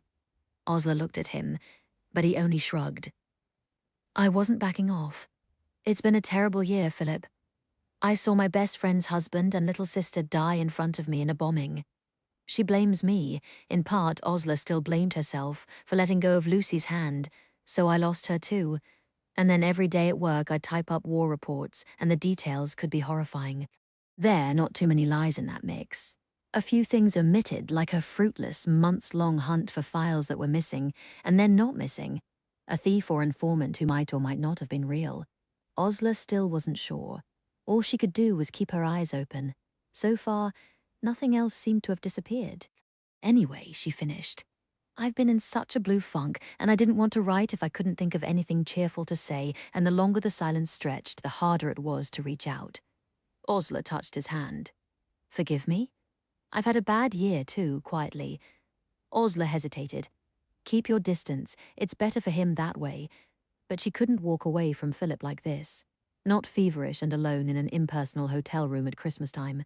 Besides, since she'd made the decision to back away from Philip, she'd seen Mab lose Francis, seen her rage and grieve that they hadn't had more time, more love, more everything. Osler stretched across the bed opposite Philip, twining her stockinged feet with his bony ones. Tell me. It came slowly in terse fits and starts as they sipped their fizz. Across the Atlantic and back with a convoy, dive-bombed by Stukas all through the Mediterranean when the Wallace was posted to assist in the invasion of Sicily. There was one night in July, Philip said. The moon lit everything up bright as day. We were leaving a wake that glowed like the yellow brick road. The ship had already been hit. Everyone knew they were coming back to put us down for good. We had to come up with something quick. I don't know why the captain listened to my idea, but he did.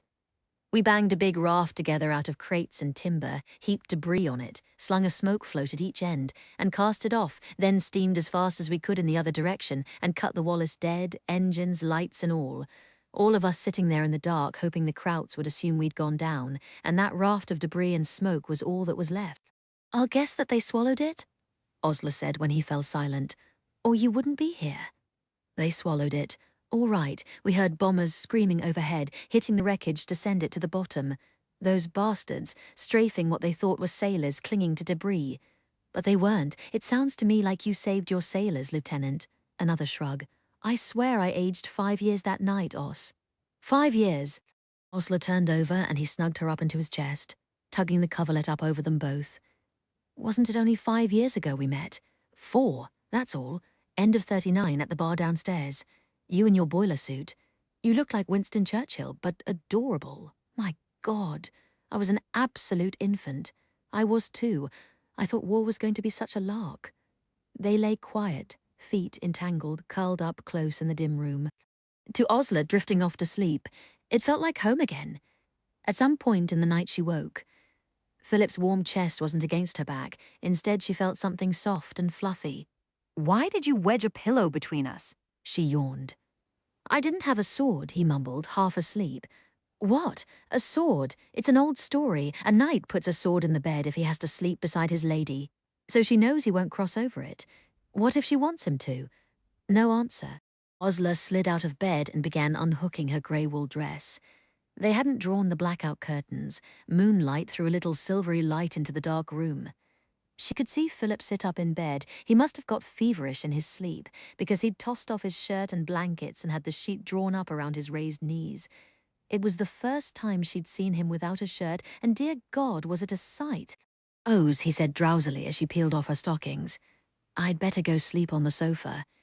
You'll do no such thing, sailor. You've still got a touch of fever. I'm not made of marble, you know. He waved a hand at her satin slip. There's only so much a pillow can do. Well, I'm not sleeping in a wool dress, and I'm not sleeping on that blithering sofa either. She climbed back into bed on his side, hearing her own heart hammer. You're a devil, he said through the dark, reaching for her.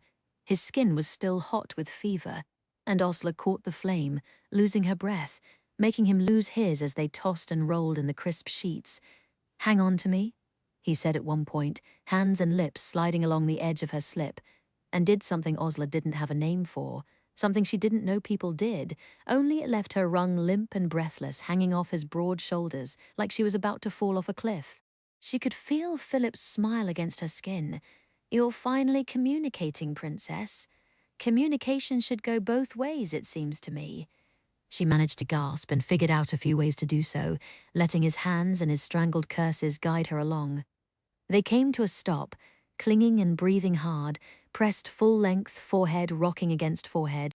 A gentleman never pushed things past a certain point with a girl, unless there was some kind of understanding that things would soon be made permanent. Before, whenever they'd reached that point, Philip had never pushed further. But they'd never had an opportunity to be alone like this, either, to do whatever they wanted.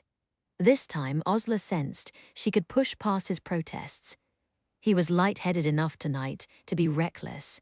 if she was ruthless enough to push till he forgot himself. But he wouldn't have pushed if she were the one laid low with fever and forgetting herself. Oz, Philip said, sounding strangled. Better put that pillow back? Osler let her head drop, banging her forehead gently against his shoulder. I hate doing the honourable thing. Oh, so do I, he growled.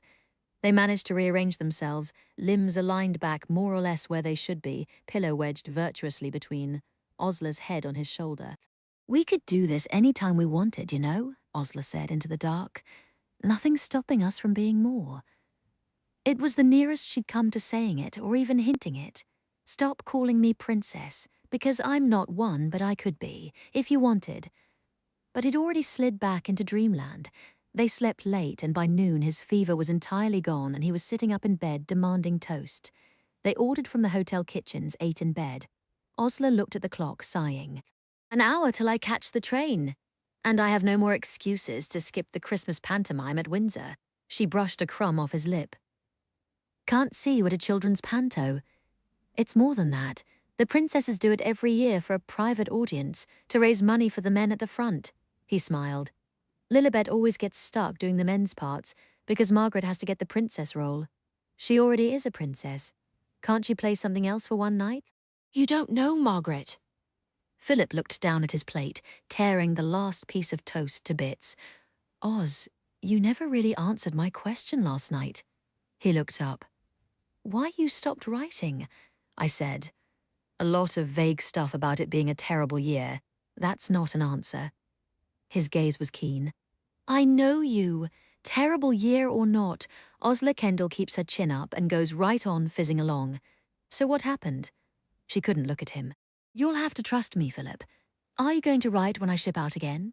Or go out with me while I'm in town? I'm not sure it's wise, Osler thought. This meeting had been accidental. If they started being seen around town again, she might be called on the carpet to face more questions, turn over his letters, tell us if he contacts his family, tell us what he says over a pillow, and her oath meant she'd have to do it. Philip's face shuttered as she remained silent. Thanks for playing nurse. Princess thought you ought to hear it from a friend. The voice on the telephone said, David, what on earth are you blathering on about? It was the day before New Year's. Osler had been working up this week's BB with a razor-sharp lampoon of the Bletchley Park Dramatic Society's Christmas review when her landlady had called her to the telephone. Osler had been puzzled to find Philip's chum David Milford Haven on the other end. I know Philip went to Windsor for Christmas after the pantomime. It was in the papers. What's not in the papers is that he and Princess Elizabeth sparked like a bonfire. Charades with the family after Boxing Day dinner, dancing to the gramophone. So, Philip and Lilibet have been pen pals forever. Charades. That's something you play with your little sister. Not so little. She'll be 18 this April. Solemn wants to join the ATS, blue eyes, lovely legs. Philip got an eyeful of those when she was prancing around the panto stage in tights. Do you have to slave her quite so audibly? Osler wrinkled her nose. I'm serious, Oz. All through Christmas, our princess was looking at Philip like he was God, and he wasn't exactly looking away. There'll be gossip soon. I thought you might want to hear it from me first. Out of the goodness of your heart? That's just topping of you. Fancy drinks at the 400? Just you and me. Osler rang off. She stood in the passage a moment looking at her own legs, which were rather sturdy and wouldn't be much of a sight in tights. Princess Elizabeth, the future Queen of England. And Philip? He calls her cousin Lilibet. He thinks she's a child. Osler. Beth's voice floated in from the front gate. The bus. Coming. Osler flashed out the door for work, where she tried all day not to think about princesses with big blue eyes. Chapter 55. From Bletchley Bletherings, January 1944. What is the worst toll taken by BP's necessary secret keeping? The worry of disclosing information while under anesthesia at the dentist. The pressure of lying to one's friends? No. According to an informal BB poll, it's having to bite one's tongue when Cousin Betty purrs yet again over the Christmas roast. At least my husband, brother, father is in uniform, unlike yours. Beth sat in one of the listening booths at Scopelli's, earphones clamped over her ears, chin on her folded arms. Harry wasn't coming today. He had a pack of 6-year-olds coming over for Christopher's birthday, so he'd given Beth the music shop key for herself. Bach's parallel lines of melody were pouring into her ears now, precise and rippling, and behind closed eyelids Beth saw the new cipher. The cipher Dilly had been working on before he died. Who knew what the Soviets were sending over their captured Enigma machine, or why Beth knew it was probably dummy messages, but the cipher itself fascinated her. It seemed to have been sent over a 3-wheel German army Enigma machine, but it was somehow different from the others she'd seen. Dilly was right about its spiraling inward. It seemed downright hostile to being wedged open. Why waste time on that? Peggy asked one slow night shortly after the year turned. We've got stacks of more recent unsolvables if you're bored. As long as Beth had worked in Knox's section, there had been a basket heaped with the messages that couldn't be broken. You worked on the duds when you were at loose ends, but no one had much free time now, with the Allied invasion of France looming. Why waste time on Dilly's old stuff? Because it was his last work, on and off since bringing it from Corn's Wood. She turned back to it whenever she had a spare moment, working her way patiently through all the exercises she knew. Nothing to show for it, but being stalled didn't give her the colossal mind-shattering frustration Harry had experienced with the U-boat blackout. Maybe because Dilly's discarded traffic hadn't been deemed critical. No one was dying in the cold waters of the Atlantic because Beth couldn't crack this cipher. It was merely a puzzle. She was starting to have dreams where a rose bloomed into lines of enigma that then folded up on themselves like a bud flowering in reverse. She was turning the record to the second side when the shop door banged open. Harry came in like a thunderstorm, hands balled into fists. She pulled her earphones all the way off. "Is it Christopher? His party?" Harry slammed the door so hard the frame rattled. "I've been uninvited." "What?" "Christopher asked me not to be there. He says his friends will tease him, because he's the only one whose father isn't in uniform." That little brat. Beth barely managed not to say. She hoped Shayla had smacked him. "Sheila gave him what for," Harry said, as if reading her mind. "Good," said Beth. "You should have stayed anyway. It's his birthday." Harry began to pace. He wasn't throwing a tantrum or trying to be cruel. Boys that age, the boys he goes to school with, they play war. They brag about whose father is off killing the most Nazis. Christopher's already a wog and a cripple. He spat the words out with savage precision, which puts him at the mercy of any bully who wants some fun. And on top of everything else, he doesn't even have a father he can be proud of. "Yes, he does," Beth said. "He has no idea what I do." Sheila doesn't know either, but she knows it's important. Christopher's 6. All he knows is that the other boys torment him because his dad's a coward, and I can't protect him. And when he asks me why I'm not fighting, I don't have an answer. Harry dropped into the chair opposite Beth, face bleak. "The women working at BP, no one gives you dirty looks because you're not in uniform. Strangers don't stop you in the street and ask how you can hold up your head every day when other able-bodied young men are dying. Blokes don't give you a shove and say, 'You don't belong in this country and you won't even fight for it.' I'm only allowed this work because there's a war on," Beth said, "and I still don't get paid what you're paid, Harry. Don't tell me I've got it easy." "I'm not," he snapped, eyes flaring. She held his gaze, not backing down, and he reached across the table, enveloping her hand in his bigger one. "I'm sorry, I shouldn't whine like this." She studied him.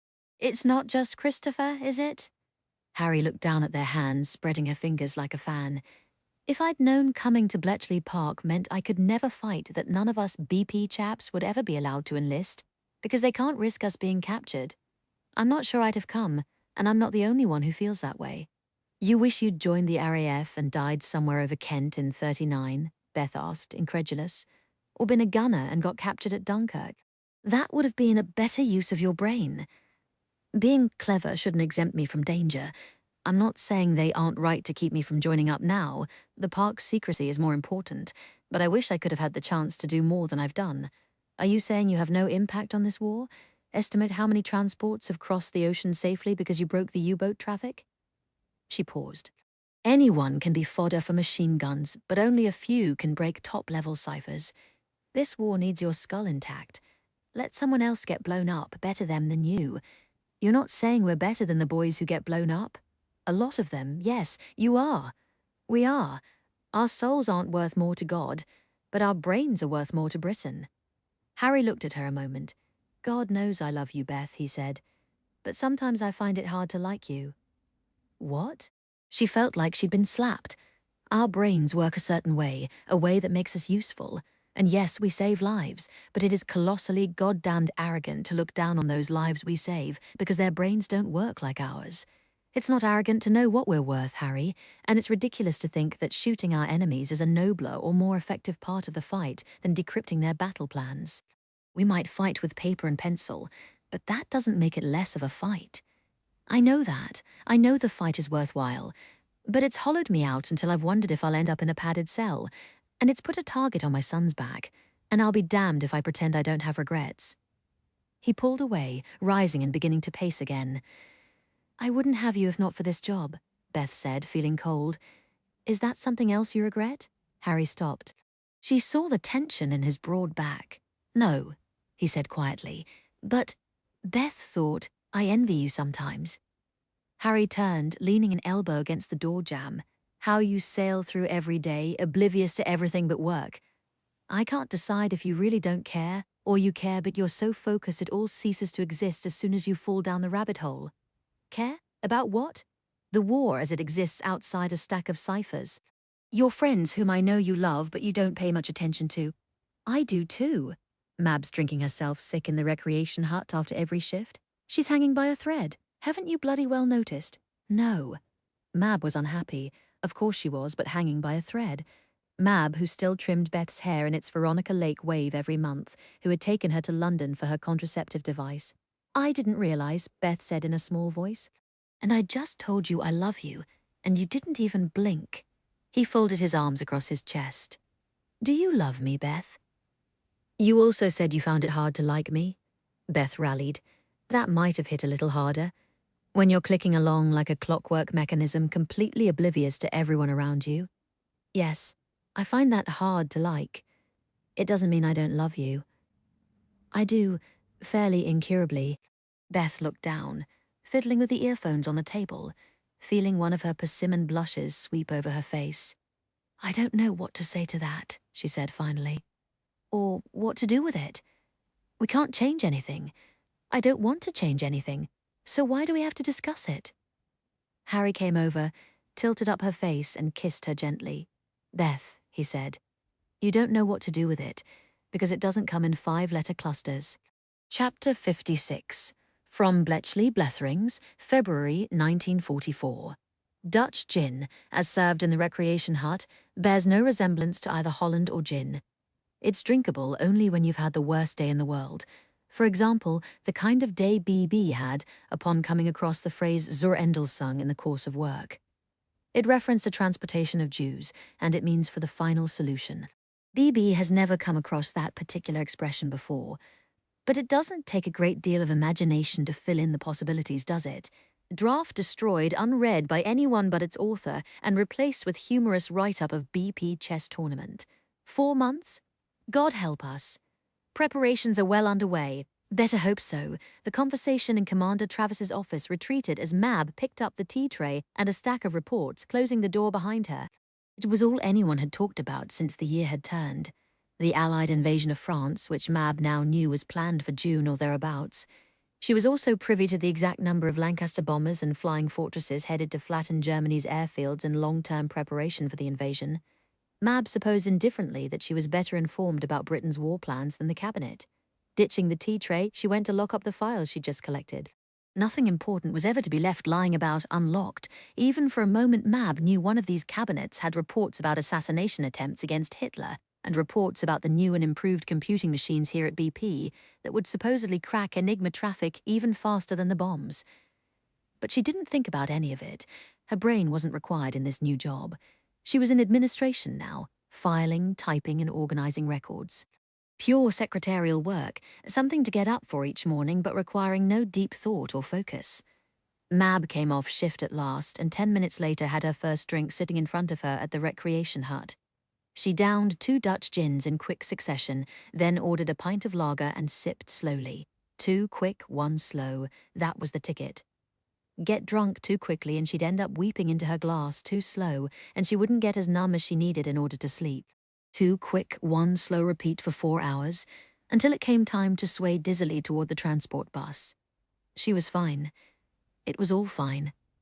She rummaged in her handbag for a cigarette, Squinting when she found the ring of keys for the cabinets where she'd finished today's filing in the mansion, she'd forgot to turn them in to the watchman in the main hall. He already had another set. Thank goodness, so she'd just pop back in and hand hers over when she left here. All was well as long as the keys stayed on park ground and were never left unattended. Queen Mab, you gorgeous thing. May I get you a drink? Giles asked, his face agreeably out of focus. Any good gossip? Dropping his voice to a near whisper under the cheerful noise of off-duty codebreakers drinking, playing table tennis and dealing bridge in the background. Has Travis hit the bottle yet from the stress of the coming invasion? I'm not saying a thing about work, Giles. Even 3 drinks in, half drowning in grief, and ensconced here at the heart of BP. The knee-jerk was reflexive. Darling girl, I want gossip, not work secrets. Bletchley Bletherings isn't very funny these days, letting down the side, so tell me whose nerves are in a lather picking the invasion date. Tell me if the PM really is screaming down the line every other day about Montgomery. We can't talk secrets, but we can talk people. Nothing? Well, I've got plenty for you. The Glassboro twins have joined the Mad Hatters, you know, the brunettes in Hut 16. My God, but they're irritating. They never stop giggling. If that's what youth is coming to, we should throw in the towel and let Hitler have the empire. We're reading Bleak House, by the way, for the monthly pick. I'll save you 500 pages. It's bleak. Mab remembered ploughing through most of Dickens on 100 classic literary works for the well-read lady. Had she ever finished the list? Not that it mattered now. You're missed at the tea parties, Mab? The Mad Hatters aren't the same without you? Osler's too gloomy lately to provide much sparkle. Have you heard the whispers about that prince of hers? And Sweet Beth may be brilliant, but she's never been one for banter. Though I confess there's a certain amusement value in watching her and Harry sit across from each other, pretending they haven't just been at it like rabbits in the air raid cellar. Who those two think they're fooling? I have no idea. Mab swallowed the rest of her drink, ordered another. The sides of her head felt soft. She looked past Giles and sat bolt upright. Francis was sitting in the far corner of the recreation hut. His back was to her, but those were unmistakably his stocky shoulders, his hair with its tracing of grey. She slid off the stool so quickly she almost fell, pushing past a quartet of bridge players. Excuse me? It was Francis. He was alive and he was going to turn round, smiling, and tell her Lucy was asleep in the nursery. Her hand fell on his shoulder. The man turned his head, and it wasn't Francis. Of course it wasn't. Just a stocky fellow with a red face, nothing like Francis. Mab nearly wept. She turned and blundered back toward her stool, missing it as she tried to slide back on. Careful. Giles put a hand on her shoulder. You don't look too steady on your pins. Mab had been cursed like this since Christmas, seeing Francis and Lucy everywhere, but not really seeing them at all. Every skinny-legged girl playing with a ball turned into Lucy. Every man with a chestnut gleam in his hair was Francis. Mab knew her mind was playing tricks, but she couldn't stop running up to strangers, hoping against all reason. Cruel, mad mind, crueler, madder world, turn it off. She swallowed the dregs of her beer and looked at Giles, stretching her lips into a smile. You were saying... She didn't listen to his answer, just kept nodding and sipping until the world transformed into fizzing and sparks. Mab woke with sunlight in her eyes. She sat up, looked around a strange room with a sheet sliding down her naked body, pain splitting her skull, and realized Giles lay stretched out in the bed beside her. No need to blitz out of here like you're making for the last lifeboat off the Titanic. Mab straightened, a wave of nausea rolling through her stomach, snatching up her clothes, which had apparently been dropped on the floor wherever they fell. This had to be Giles's bedroom. He'd been one of the lucky ones billeted in the shoulder of mutton. He was sitting up in bed, red hair standing on end, coverlet drawn to his waist. Mab's stomach rolled again. Am I late for shift? Perhaps it was a pathetic point of pride, but all the time she'd stumbled home to bed half drunk, she had never once allowed it to make her late the following day. She'd failed all her promises to Lucy. She'd failed all her promises to Francis, but she hadn't failed the oath to her country. Giles. It's not even 6. He reached for the pack of Gitanes on his night table. She would have sagged in relief, but that was only the first of the worries making her stomach clench. She began, still clutching the clothes against her own nakedness. Giles appeared to be wearing his drawers still, but she could hardly bear to look. Did we? She didn't remember a single thing past being helped through BP's main gates. We did not. He struck a match. Try not to look quite so surprised, will you? You were keen enough last night, and I admit I was fairly keen too, but you were out cold the moment your back hit the mattress. I don't require protestations of eternal love from the women I take to bed, but I do require consciousness. So I put the covers over you and climbed in myself with some shut-eye. I'd have taken the couch like a gentleman, but as you see, he gestured around the tiny room. There isn't one. Thank you. I'm sorry to impose. Mab managed to pull her slip over herself. Her stomach churned again. What else did I do? What spectacle did I make of myself? This had never happened before, in all her hours drinking at the recreation hut. How had she got drunk and thrown herself at Giles, of all people? An entirely different panic seized her as she remembered her ring of keys from the mansion. She grabbed her handbag. Giles, my keys? Relax, darling. You insisted on dropping them with the main hall watchman before we came here. You might have been plastered, but irresponsible. Never. Mab exhaled relief. Can I use your washstand? Giles exhaled a cloud of smoke. Be my guest. The water was freezing cold, just enough to gulp down a half glass, then splash the rest over her face and neck. Straightening, she looked at herself in the mirror and recoiled. The soot with which she meticulously blackened her lashes in place of mascara now ran down her cheeks like black tears, and her hair was a rat's nest. She didn't look like Francis Gray's elegant wife in her chic hats and perfectly shined shoes. She didn't even look like Mab Churt, the pugnacious Shoreditch girl in rayon frocks who was going to tow Lucy out of the hole they'd both been born in. You cry in your sleep. Giles's voice came quietly behind her. Mab began crying, now hunched over the basin. You've had a rotten time, haven't you? Giles stretched out a pale, freckled arm. Don't be ashamed. You were drowning your sorrows last night, and frankly, so was I. Somehow Mab found herself crawling onto the bed and under his arm. She shook, racked by sobbing, as Giles passed her a handkerchief and talked lightly in a way that required no reply. I used to have a dreadful pash for you, you know. I got over it when you married the war poet, though I can't say my luck got any better, because I promptly lost my head for another woman I can't have. Which is why I thought last night it might be a good idea to forget about her in your arms. But you're the one who needs arms right now. Poor Mab, squeezing her shoulders. Mab's sobs were subsiding, even as her head continued to throb. Part of me envies you, Giles continued. At least your Francis loved you back. I can't even get Beth to look my bloody direction. He wasn't really equating his unrequited crush with Francis's death, she knew. He was trying to distract her, and she was grateful.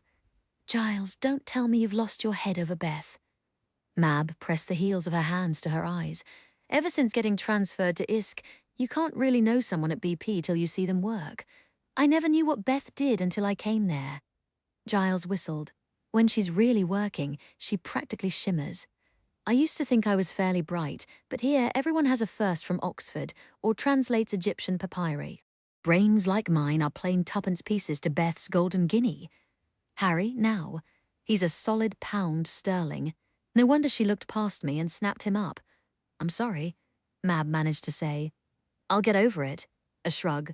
Besides, if I wait a bit, Harry might bugger off home to his wife, and Beth might look my way. A chap can dream, eh?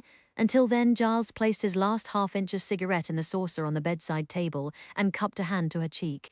You've got someone you'd like to forget. And I do too, now that we're both sober. What do you say we give it a try?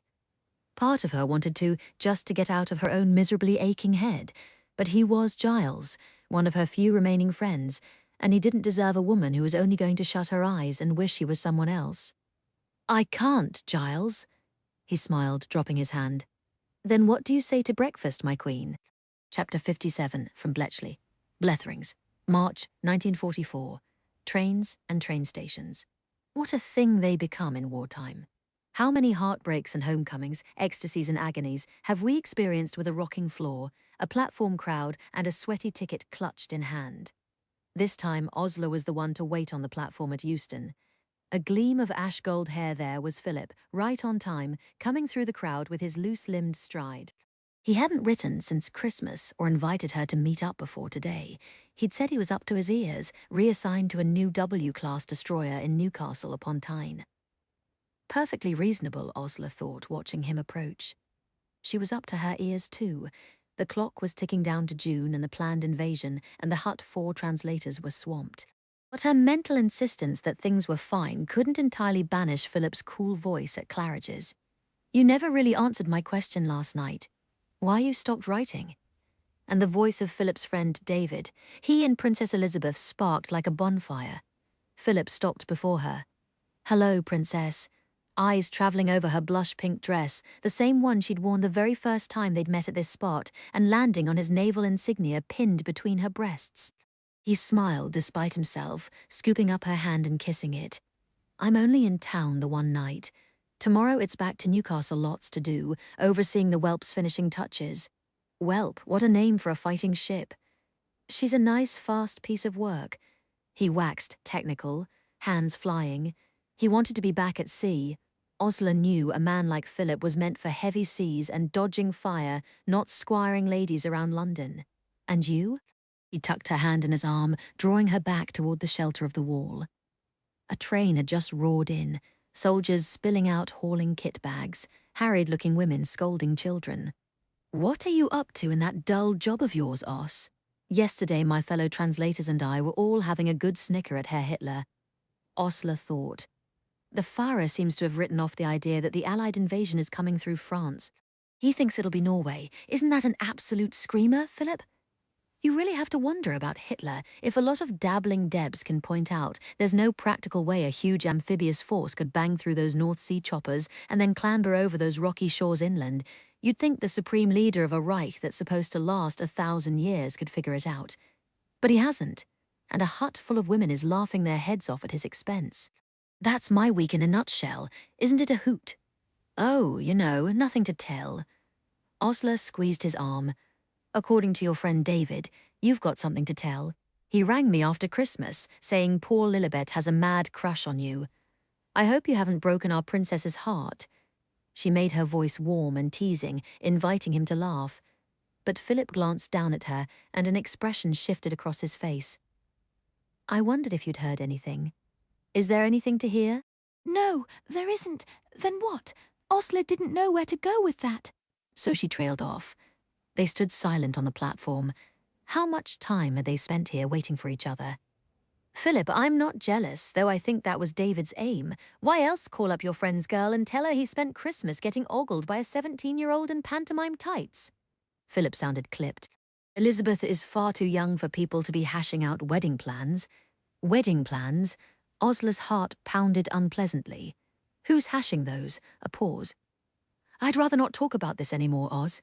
I'm not trying to pry into royal matters, she managed to say, but you gave me this to wear touching the naval insignia, and you've told me you loved me more than once over the last 4 years. Even if things have been strained lately, I think I have a right to know if your name is being seriously bandied about in wedding plans to someone else. It isn't, he rounded. Far too early for that. Well, isn't that topping? There really was something then. Something besides idle whispers. Osler let out a slow breath. Shall I wait a year or two and bring it up then? Will that still be too early or too late? Osler, let's drop this. Go get Dover sole and champagne at the Savoy. I've lost my appetite. They stood looking at each other. The platform was almost empty. The crowd from the last train had cleared out, and passengers for the next had yet to gather. I'm not discussing this here, Philip said at last. Osler heard the bite of royal disdain that so rarely cropped up in his voice. Disdain for saying anything remotely personal in public. This is about as close as we'll get to private, Your Highness, given that we don't have a room at Claridge's this time. So, I'd like to hear what is happening with you and dear cousin Lilibet. He thrust his hands into his pockets. She's fond of me, he said finally. She has been since she was 13. That's a silly girl's crush. She's not silly. She's very serious, actually. Solemn, she knows what she wants. And she wants you. And now that she's nearly 18, the age I was when I met you, people are starting to think about whom she might marry one day. I suppose. He looked restless. I've never given it a thought, Os. I'm still not. I've got a ship to think about. I'm heading out to fight, that's what I'm thinking about. There's a war on. I know there's a war on. Osler wanted to shriek. I know, but something else went on at the same time war did, and that was life. It kept right on going up until the moment it stopped. And this was hers, limping along like a horse suddenly gone lame, All because someone had chucked an obstacle in her path called Lilibet. So she's thinking about you, but you aren't thinking about her. Osler kept her voice level. Why are you so edgy then? And why have you been avoiding me since Christmas? I wasn't. Yes, you were. A long pause. My family's got the bit in their teeth, he finally said. Some guests at Christmas noticed the lay of the land with Lilibet. And that's how my cousin George got wind of it. George, as in the King of Greece, currently in exile from the throne. Suddenly, the whole family's buzzing. Uncle Dickie loves the idea. Cousin Marina won't let it go. She's written my mother. Everyone's harping on the possibility. So, Osler folded her arms. They can't force you down the aisle because they want an alliance, Philip. This isn't the Middle Ages. I have obligations. He couldn't look her in the eye. They're my family. Which family members would that be? The ones in exile from their own homeland, or the ones allied with Hitler? You have told me for years that you feel you hardly have a family at all, and now that you might potentially make a match of it with the future Queen of England, their wishes are suddenly paramount. I have obligations, he repeated flatly. You have other obligations first, as you pointed out. There's a war on, Lieutenant, and fascists to fight. But what if we get to the other side of this war and your solemn, serious princess is still taking a dead set at you? A long pause. Then my family will expect me to step forward. Osler unfolded her arms, clasping her hands together to keep them from trembling. And what will you do? Another long pause. Osler turned and took a seat by the wall, remembering the blackout when she and Philip had sat here all night kissing. She took some deep breaths, waiting for the tightness in her throat to subside. Were you ever doing more than marking time with me? You know it's more than that, is it? You love me, I know you do, but did you ever mean it to last? A brittle laugh. You didn't, did you? What you said to me the night we met. I'll lay odds you're hard to get over. I never promised you it was going to last. Philip dropped down beside her, linking his hands between his knees. You're too good for me by half. That is a bunch of noble bloody rubbish. Another way of saying you're not good enough. But I am, Philip. I'm of age. I'll have money of my own. I run in the same circles as you, and I've always been good enough. Yet I'm still just the one you telephone for a night out. She lifted her chin, refusing to look away. It has been 4 years. Why did you never— Be fair, I never took things far enough in the first place to raise your expectations. You mean because you never took me to bed, you think you're in the clear? Well, keep your voice down. There are other ways of raising expectations, Philip. They were both shaking. Philip looked, Osler thought, like he wanted to give her a good slap. She wanted to claw his face bloody, but it wouldn't have taken much for them to fall into each other's arms either. It never had. She tore her eyes away, staring at the tracks as another train rushed in. They both sat waiting as another flood of passengers jostled off, pushing for the stairs, waited until the train pulled away and the platform was empty again. Maybe you should go home. Philip's voice was back under control. We'll talk when I get more than a night off from the whelp. And go back to how things were. Is that what you're suggesting? How they are, Oz. You know how I feel about you. Nothing has changed. Sorry, Philip. Having already given you 4 years, I don't really feel like pouring more of my heart into you. The words scraped out of her throat like broken glass. Not when I know you're ready to put on royal racing colours the minute Cousin Lilibet trots to the starting post. Don't talk about her like she's a horse, he flared. She's got feelings, you know. So do I. Osler tried to swallow around the spike in her throat. Do you love her? I was curled up around you at Christmas time. You think I'd bounce from that to falling for a girl barely out of the schoolroom? I don't know. What would your family expect? Pause. Could you love her? The longest silence yet. Osler's heart contracted as if it was shrinking away from him. I think that might be a yes, she managed to say. He looked at the ground between his feet as if seeing something else. The world she lives in. At Christmas, I got to see them all behind the scenes a bit more. Her family's not like mine, scattered and quarrelling. Us 4, the king is always saying, so proud. Just a man and his wife and his 2 daughters. That's what they are, by themselves. Not grand. Not grand, a family with what? 10 palaces? You know what they do in those palaces? They drink tea and listen to the gramophone and laugh while dogs flop about on everyone's shoes. Margaret reads a magazine while her mother talks horses and Lilibet and her father go walking. I could be part of that, Philip finished, low-voiced. That's the honey in the pot. Osler thought sickly. Not just a princess who was a suitable match for a prince. Not even the fact that his relatives approved Princess Elizabeth brought the one thing those without homes couldn't resist, the thing Osler herself wanted desperately. Lilibet came with a family ready-made, close-knit and loving. A family all tied up in a bow with the future Queen of England, who was a serious girl rather than a silly Deb. An oasis in the desert, surely, for a boy raised without a home. A boy who'd grown into an ambitious man. Osler knew Philip so well. Of course he was ambitious. What man in his lonely bare-bones position would turn down such a chance, status, wealth, power, allied to a loving family and a girl he thought he might very well be able to love? No one, Osler thought. I can't think about any of this yet, Philip went on. Not until the war is done. There's not room for it. But Lilibet said she'd keep writing. She's never stopped. He looked at Osler. You stopped. The breath left Osler as if she'd been punched. I've told you things I never told anyone, Oz. About Cape Matapan, lining up targets in the dark and watching them go down. Then I go off to sea again, and you stop writing. So I think you're cooling off. You're backing away. And I should let you, because you're right. I didn't get into things with you thinking it was something for the long run. So if you want to back off, it's only fair to let you. But I get home and you're in my arms at Christmas like nothing's happened, and you've got my head spinning all over again. But you won't tell me why you went off me, or even that you're right again. I may have misled you, but we're pots and kettles here. You've misled me too. That's not my fault, Osler wanted to snarl. I've protected you. I stayed away to keep London intelligence off your back, but she couldn't say any of that. He waited for explanations, but the Official Secrets Act sat around her neck like a lead collar. At least with Lilibet, he said at last. I know where I am. Do you know who you are with her? Osler lashed back.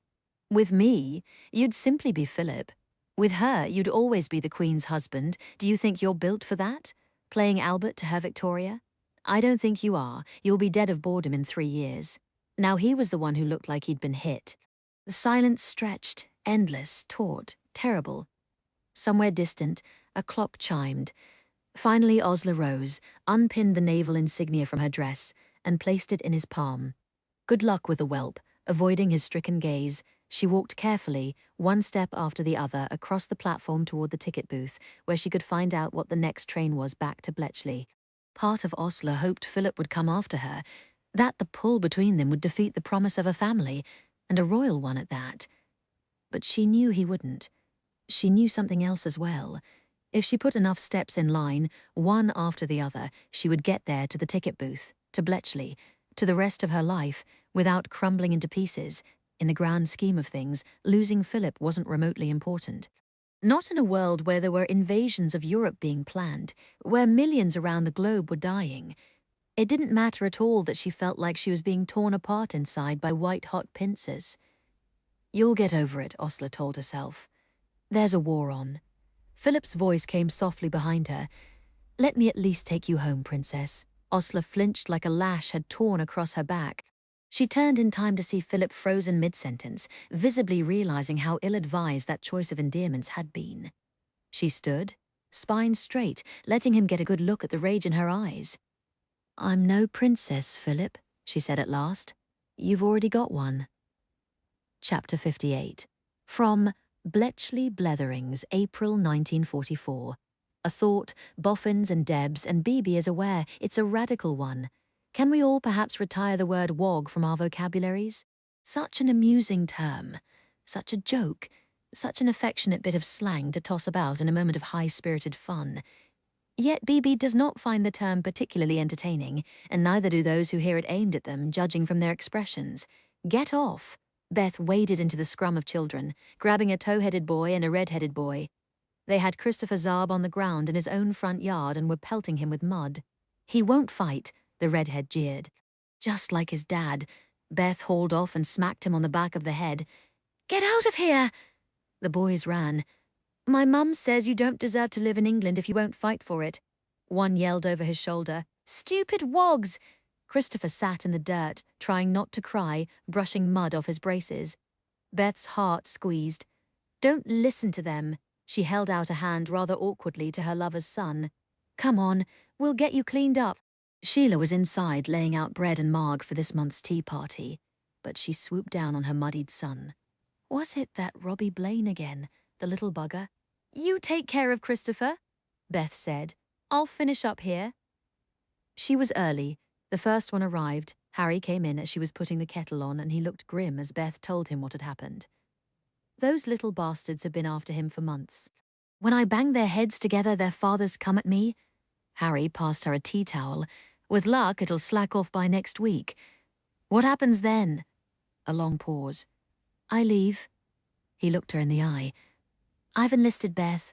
A frozen, crystallized moment as they stood there in the cramped kitchen. Then Beth let out a short, incredulous laugh.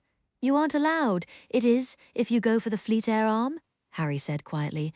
"The Naval Air Service. Anyone shot down in the Fleet Air Arm goes down at sea. No risk of capture, no risk to BP. Commander Travis wouldn't." Travis gave permission to Keith Beatty in Hut 6, back in June 42. Now me. "I was going to tell you after the tea party, but—" Harry took a breath. "It's done, Beth." "No." It came out reflexively, rushing through her throat in something very close to a whimper. She stood clutching the tea towel, suddenly terrified. "I see you told her." Sheila stalked into the kitchen, pushing a strand of hair back into its string snood. "You talk to him, Beth. I've already worn my voice out. Maybe if he won't listen to his bloody wife, he'll listen to his bloody mistress." Glaring at Harry. "Be fair," he said, attempting levity. "Mistress implies a kept woman, and nobody's keeping Beth anywhere she doesn't want to be." The joke fell flat. Sheila turned around and began slamming cups about, leaving Beth to the attack. She crossed her arms, swallowing her fear. "How long have you been planning this?" January, when she and Harry had quarrelled over which was the worthier fight, the fight with a gun or the fight with a pencil. Neither of them had mentioned that quarrel since. Harry had been tender, pulling her into the cradle of his big body every time they came together, and she'd fallen into him gratefully, glad not to rehash the argument. She'd been grateful, and he'd been planning this all along. Beth gulped in a long breath, and with the air came rage. "You idiot," she told Harry. "Your section needs you." "Quite honestly, they don't. This isn't 41, not enough people, and everyone's scrambling. It's not even 42 with the terrible shutout. You know how big my section is now. BP's turned into a well-oiled machine. Thousands of cogs all doing their jobs. One cog won't matter. You aren't a cog. They can find more chess players and maths students, but they can't find another Harry Zarb." Her words scrambled, tumbled, pleaded. "They can't replace you." "Yes, they can." His voice was gentle, and she hated it. "I'm not special, Beth. You could do my job better than me. So can women like Joan Clark, who's one of the best brains in my section." That was the argument that clinched Travis. "The ladies here have proved they are perfectly capable of handling the work. So let them do it, and let the men who want to join up go to the front while they can." Pause. "There's a big push soon, you know, there is. The Allied invasion. Everyone knew it was coming. You can't say one more body in that fight won't make a difference." Harry continued in that gentle voice. "Everyone will count. Any number of qualified women can do my job. But those women can't join the Fleet Air Arm, which I can, and the Fleet Air Arm needs men. They don't need you." But that argument wasn't working, so Beth switched tack. "What about your son? He needs both of you. Sheila's parents have agreed to take up the slack." "That will be a joy," Sheila muttered at the sink, banging cups. "You get to slag Krauts over the Atlantic, and I get to listen to my mother tell me I'm doing Christopher's braces up wrong. If you go down in the middle of the ocean, he will be fatherless. She will be widowed." Beth waved at Sheila. "Are you that selfish, Harry?" "No." A glint entered his voice like a gleam off metal. "What's selfish is keeping myself bunked up in a safe, cushy job here in Bucks, while every other able-bodied man in this country is expected to put his life on the line. They have children and wives, too. It doesn't exempt them from the danger. I have no right to keep myself safe for my family when they can't do the same, simply because they don't have my university degree and my easy out." "Oh, don't be so everlastingly noble," Beth snarled as Sheila snapped. "Christ, you're an ass." Harry just looked at them both steadily, immovable as a granite pillar in the cramped kitchen. "I'm going," he said when they were finished. "I love that boy upstairs more than the world, and I love both of you, but I'm going." To her own horror, Beth flew at him and began hitting him wherever she could reach. She couldn't stop. The panic was clawing its way out of her like a trapped bird. "Bastard," she jerked, realizing she was on the edge of tears, slamming at him with her fists. You bastard! Harry stood quietly, taking the blows. Sheila was the one who yanked her back. Stop that. People are looking.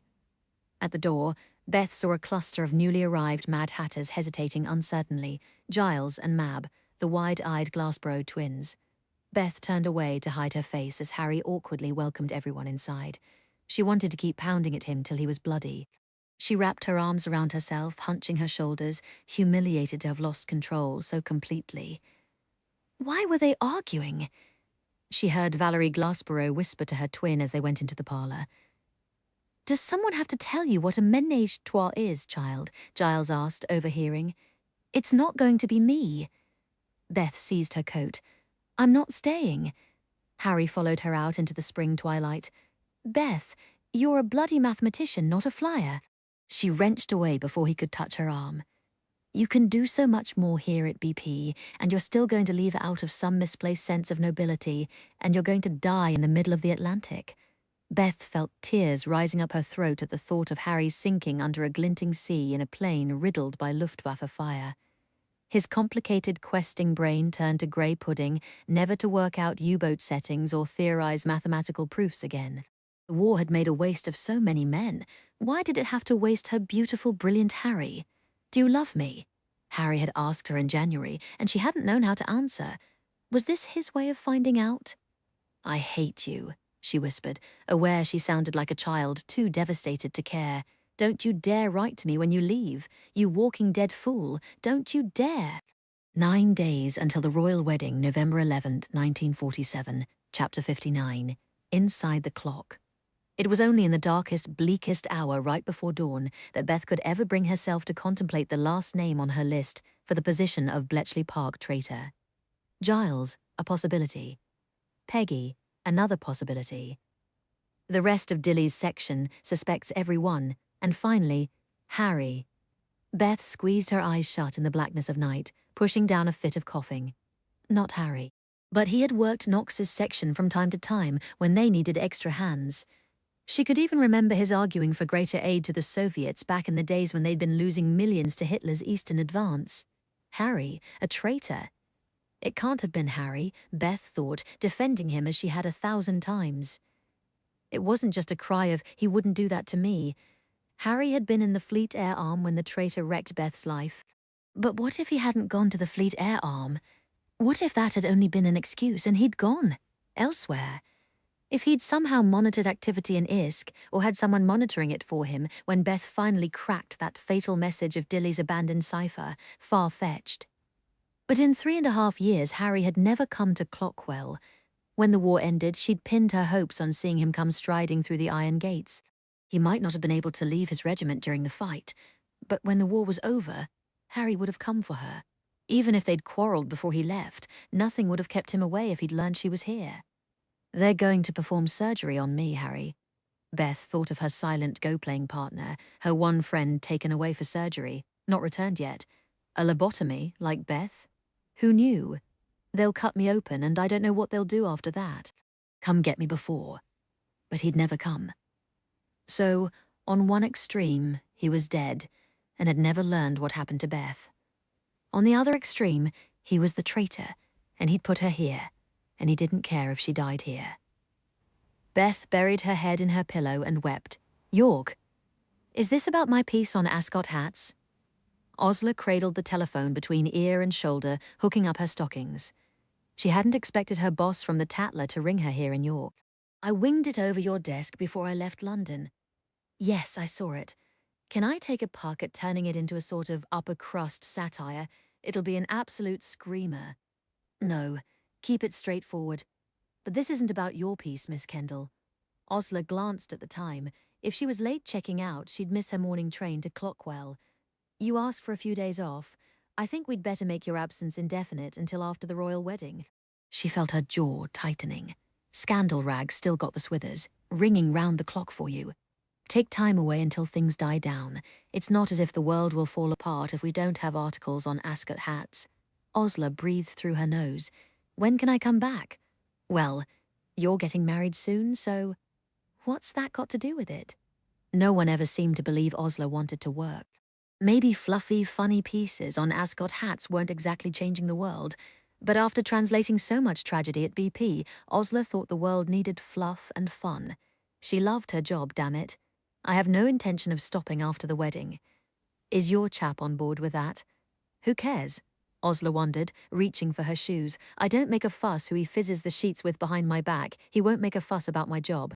She issued her boss a few reassurances, rang off, then telephoned her fiancé. No answer, and she put down the handset with a guilty twinge of relief that she wouldn't have to talk to him, conjure up a story. You could do better, darling. Her mother had told her upon meeting Osler's future husband. Really? You could? No, I can't, Osler thought now, thumb running over her emerald ring. If Philip had taught her anything, it was not to trust passion. Far better to settle for reality, a job she loved and a friend she liked, even if he called her kitten and was probably gadding the weekend away with some tart from Whitstable. Hauling her travelling case downstairs, Osler hailed the doorman. If you'd be a lamb and call me a taxi, she stopped. Leaning against a well-maintained old Bentley parked opposite, looking smart in black trousers, enormous sunglasses, and a slouch-brimmed hat, was Mab.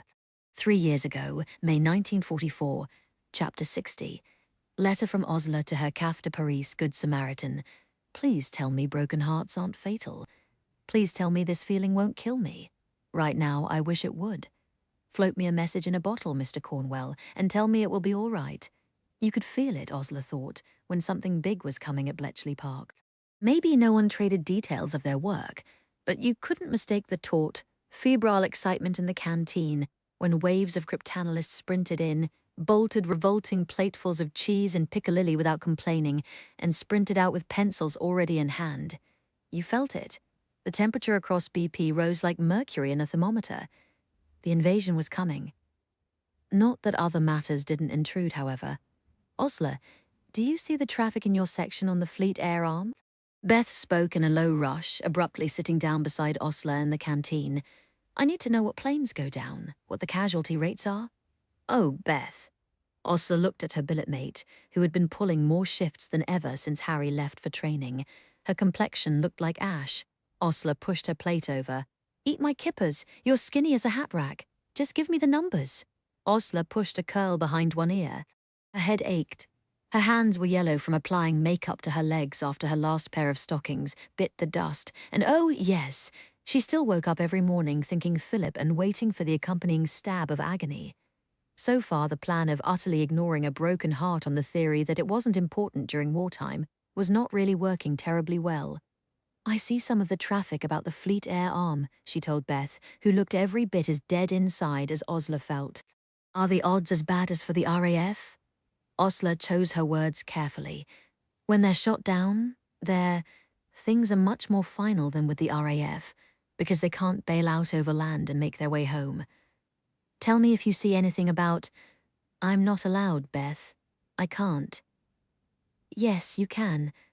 Beth's voice scaled up. We're not over an open telephone line. We're not out in public. We're inside BP. You can tell me. It's not your... Osler. Beth was getting looks across the crowded canteen now, hunched toward Osler with everything in her body saying please. A pause and Osler found herself nodding. I'll look up the latest traffic. A minor breach in secrecy, but one everyone let slide. The huts were too full of women keeping anxious eyes on husbands and brothers at the front, for there not to be a little discreet information trading. Osler couldn't stop herself from looking for the whelp. Now that it had sailed for the Pacific, no matter how many times she told herself it wasn't her business any longer. Why couldn't hearts simply be reset, dialed back until they felt no more than the usual sympathy one felt for any man heading to war? Looking at Beth's reddened eyes, Osler thought her billet mate might be wondering the same thing. Thank you, Beth said, low-voiced. I'm sorry to ask. Oh, plug it.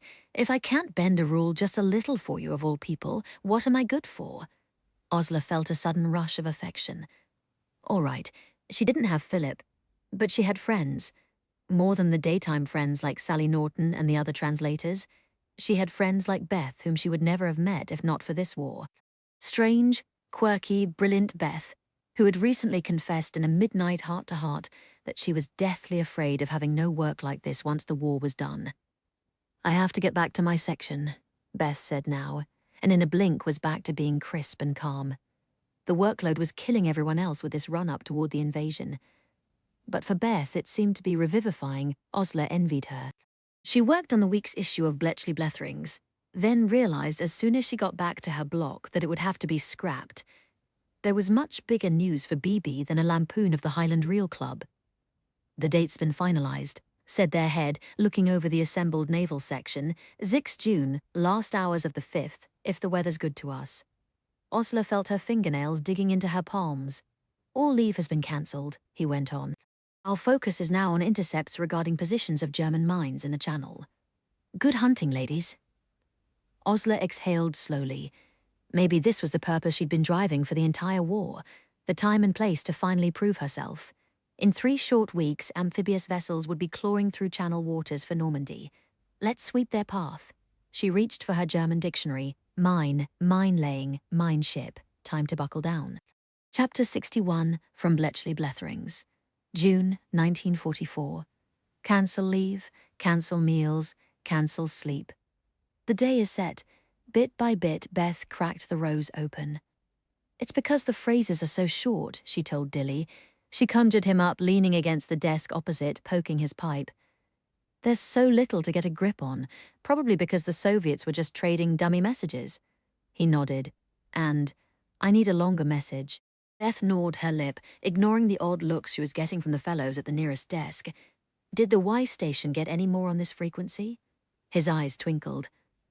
"Why don't you check?" Beth put in the request, laying aside the tight-furled cipher she'd come to think of as Rose. Ciphers and keys had been named after colors. Animals, why not flowers? Shark and dolphin were naval ciphers. She'd heard from some incautiously gossiping Hut 8 fellows.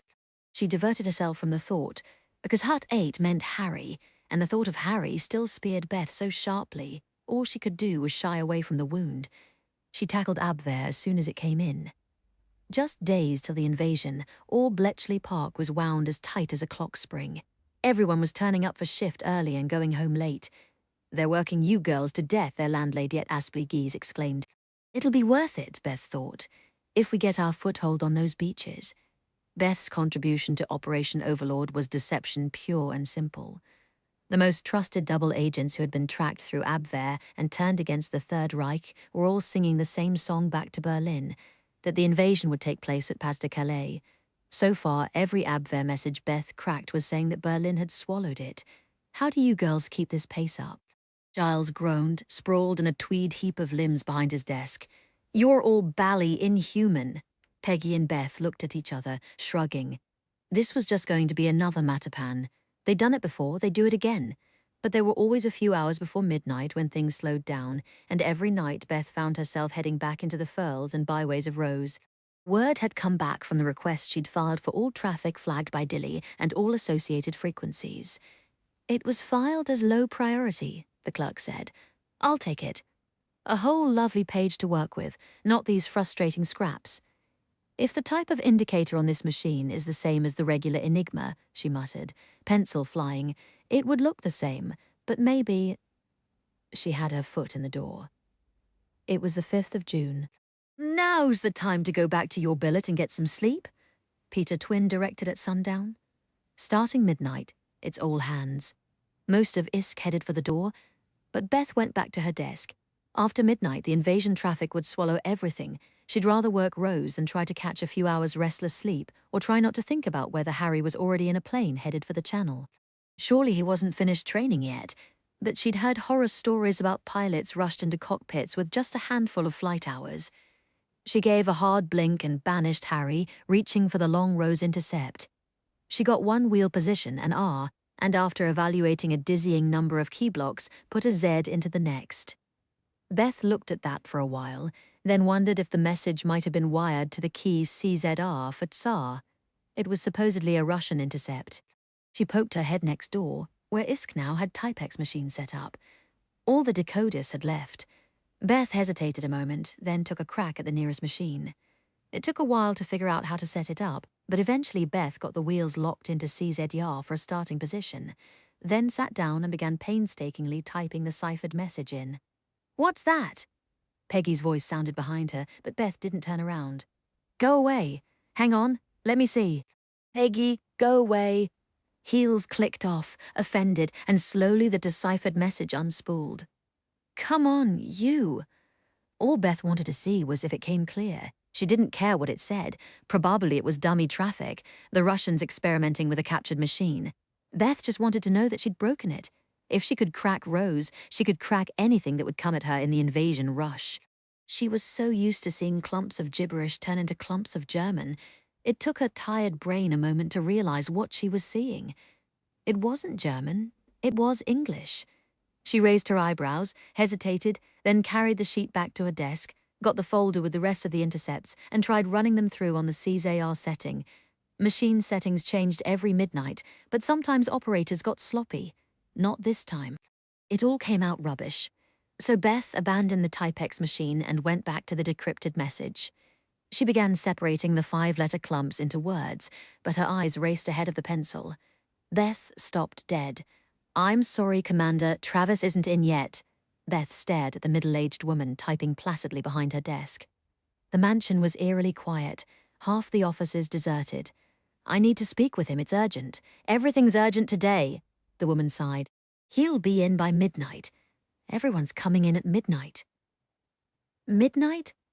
That was more than 4 hours away. Beth could hear her own heart thudding. She was clutching the folder of Rose messages to her chest like a shield. I need to speak to him now, she repeated. It was all she'd been able to think when she read the cipher message in English. Well, he's probably getting a few hours of sleep. If you'll leave your folder? No. Then I'm afraid I can't help you, the woman said, clearly out of patience. Listen, you dozy cow. You listen, Miss Finch. Simmer down, or I'll have you tossed out on your ear. Beth stumbled out, her mouth dry. She came to a halt between the stone griffins flanking the mansion's entryway at an utter loss. The lawn stretched green and smooth down to the lake, but no codebreakers were playing rounders today in the long summer twilight. Men and women alike moved at a sharp clip between blocks, and the sky lowered grey and ominous. South of here, beaches designated Omaha, Utah, soared, Juneau and Gold rippled with calm, unbloodied waves. They wouldn't stay unbloodied for long. What am I supposed to do? Beth looked at her folder with the decrypted message and its horrifying revelations. She couldn't take it back to ISK. Anyone might have seen it there. Sitting on her desk while she tried to run the other Rose messages through the Typex. It was in English. Anyone could have wandered by and read it. Peggy had come up behind her while she was putting it through the Typex machine. Had she seen? Had one of the others seen? What if? Stop panicking, Beth told herself, but couldn't think where to go, what to do. She couldn't leave it unattended. She couldn't trust anyone in ISK. And when Travis came in, would he listen to her? The invasion launched in a matter of hours. Nothing would be more important today and tomorrow than that. Not even what she'd read in the decrypted message. So keep it safe, she thought, until it can be dealt with. For now, safe was not Bletchley Park.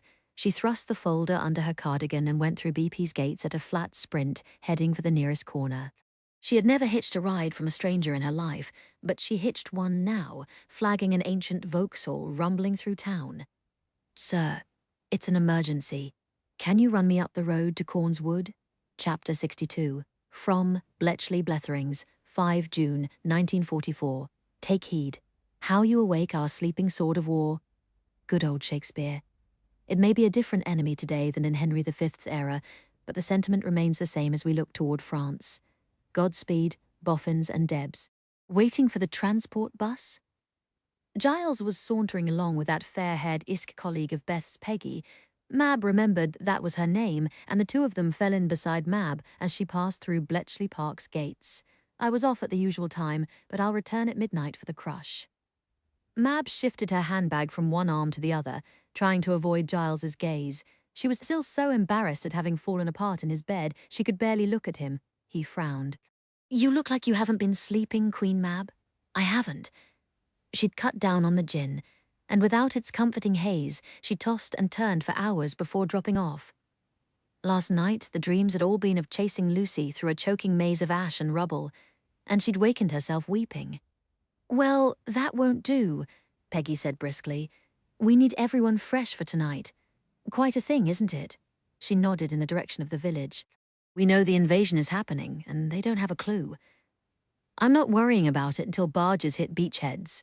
Giles shrugged. Have either of you seen Beth? I wanted to ask her to a concert or something after the imminent rush. She was at ISK when I last saw her. Peggy sounded irritated. She bit my head off. I'm thinking, maybe I've got a chance with her. Now Harry's out of the picture. She'll bite your head off too. I don't know how she's got any friends left. Looking at Mab, I must say, you and Osler are more forgiving than I would be. What do you mean? Mab frowned. You mean the Coventry raid? Giles asked Peggy. Yes, I was. Mab stopped on the corner. What about the Coventry raid? Peggy looked chagrined. To Mab, every detail of her face stood out in peculiar clarity. The fair flyaway hair, the thin, intelligent face. Have I put my foot in it? Look, I assumed after your husband's funeral she would have apologized for. Mab's ears buzzed as though she stood inside a beehive. For what? Not warning you all to stay away from Coventry. I assumed she didn't, or else you'd never have gone. Beth broke an advance report about the raid. I was at the next desk. Peggy's eyebrows went up. Giles looked shocked. She didn't tell you. Chapter 63, Beth. Mrs. Knox blinked in surprise, opening the door. What on earth, child? You're white as a sheet. I'm sorry to disturb you. Beth felt the folder under her cardigan nearly burning through her blouse. I need to get into Dilly's study. Thank God Mrs. Knox was a woman accustomed to not asking questions. She led Beth inside toward the library. It was nearly dark when she switched on the lamp. The pool of yellow light threw shadows like gargoyles across the shelves of books. Beth looked at the cracked leather armchair where Dilly had so often sat and nearly wept. Dilly, why did you have to die? It all would have been easy if he were alive. He'd have known what to do with the dynamite she'd decrypted. But Dilly had been resting in his grave since last February, and Beth was on her own. As soon as Mrs. Knox departed, Beth flung herself at Dilly's desk. He'd kept the key on his watch chain for as long as Beth had known him. Where was it now? She gave a sob of relief when her frantic fingers sifted through the piles of old paper and found a familiar small brass key. She went to the panel in the wall and swung it out on its invisible hinge to reveal the safe. A turn of the key and it opened empty. Slipping the folder of rose-ciphered messages out of her cardigan, Beth hesitated. Most of them were still unbroken. She was tempted to take over Dilly's desk and see if she could crack any more. But time was slipping away and she had to be back at BP by midnight. She looked at the first report, the only one she'd broken. The beginning was garbled and hadn't come out, but the message's middle lines in English were clear. She already had them memorized. Possibility is intriguing, but for now we have our own methods. Please convey our thanks to your source inside ISK and assure our continued interest in any further information. The usual compensation. There was some sort of code name as a signature, a word Beth didn't know. That wasn't the part that had frozen her to her marrow when she read it. Your source inside ISK. These weren't just dummy messages. Someone inside Bletchley Park had been passing information, and given the age of this traffic, they'd been doing it since 42. Did you suspect? She whispered aloud, looking at Dilly's chair, but her simulacrum was silent tonight. Surely he hadn't realized. If the secrecy of Bletchley Park was compromised, the Rose cipher would have been assigned its own section, not left to a dying man in his private library. No, Dilly had only taken it on because Rose was different, interesting, an anomaly, his last puzzle. My puzzle now, Beth thought, and locked the folder away, closing the wall panel over the safe. If something as secret as Enigma decrypts had to be taken off Park property, at least the Knox safe had already been approved as a secure location. Beth didn't dare take it back to Aspley Geese, and she couldn't leave it at ISK either. Someone there was a traitor. Who? She thought in a twist of utter wretchedness, because they were precious to her, every single one. Peggy, who had taught her how to rod. Giles, who said she was the best cryptanalyst he'd ever seen, and didn't sound resentful admitting it. Jean and Claire and Phillida, and all the rest of Dilly's team who had worked with her on the Matapan crisis. One of them was selling information from Bletchley Park, the usual compensation. Beth's stomach churned sickly. She looked at the safe's key, then slipped it into her pocket. Dilly had often joked that he really should have more than one safe key. If he ever lost this one, he'd be up the spout. The Rose file could sit there until Beth could bring it to Commander Travis, whenever that might be. If he won't see me tonight, then he'll see me the hour the invasion is over, for better or worse. No later. Beth didn't care if she had to hack her way into his office with a fire axe. He was going to give her a hearing. Finished, dear, Mrs.? Knox asked as Beth slipped out of the library. Yes. Please don't tell anyone I was here. I left something in the library. Don't look for it. Of course not. Dilly's wife looked unfazed. Beth hesitated, then reached out and gave Olive Knox a hard, brief hug. Thank you. Mrs. Knox's elderly man-of-all-work nodded at Beth as she came out to the front drive. Where to, miss? I'm to give you a lift. Beth was about to say Bletchley Park, but a familiar dull ache had bloomed low in her belly, and she felt a dampness on the back of her skirt. Her monthly had begun. If she was going to be working a double shift starting midnight, then she'd need a sanitary towel. Aspley Geese, Beth told the driver, and battled a wave of utter weariness. How much she hated being a woman sometimes, underpaid and underestimated and betrayed by her own body. She wanted to storm into BP and shout at the top of her lungs that they had a traitor, damn it, and everyone had better listen. But would they listen to a woman with blood on her skirt? So many men seemed to think women were crazy when they were bleeding.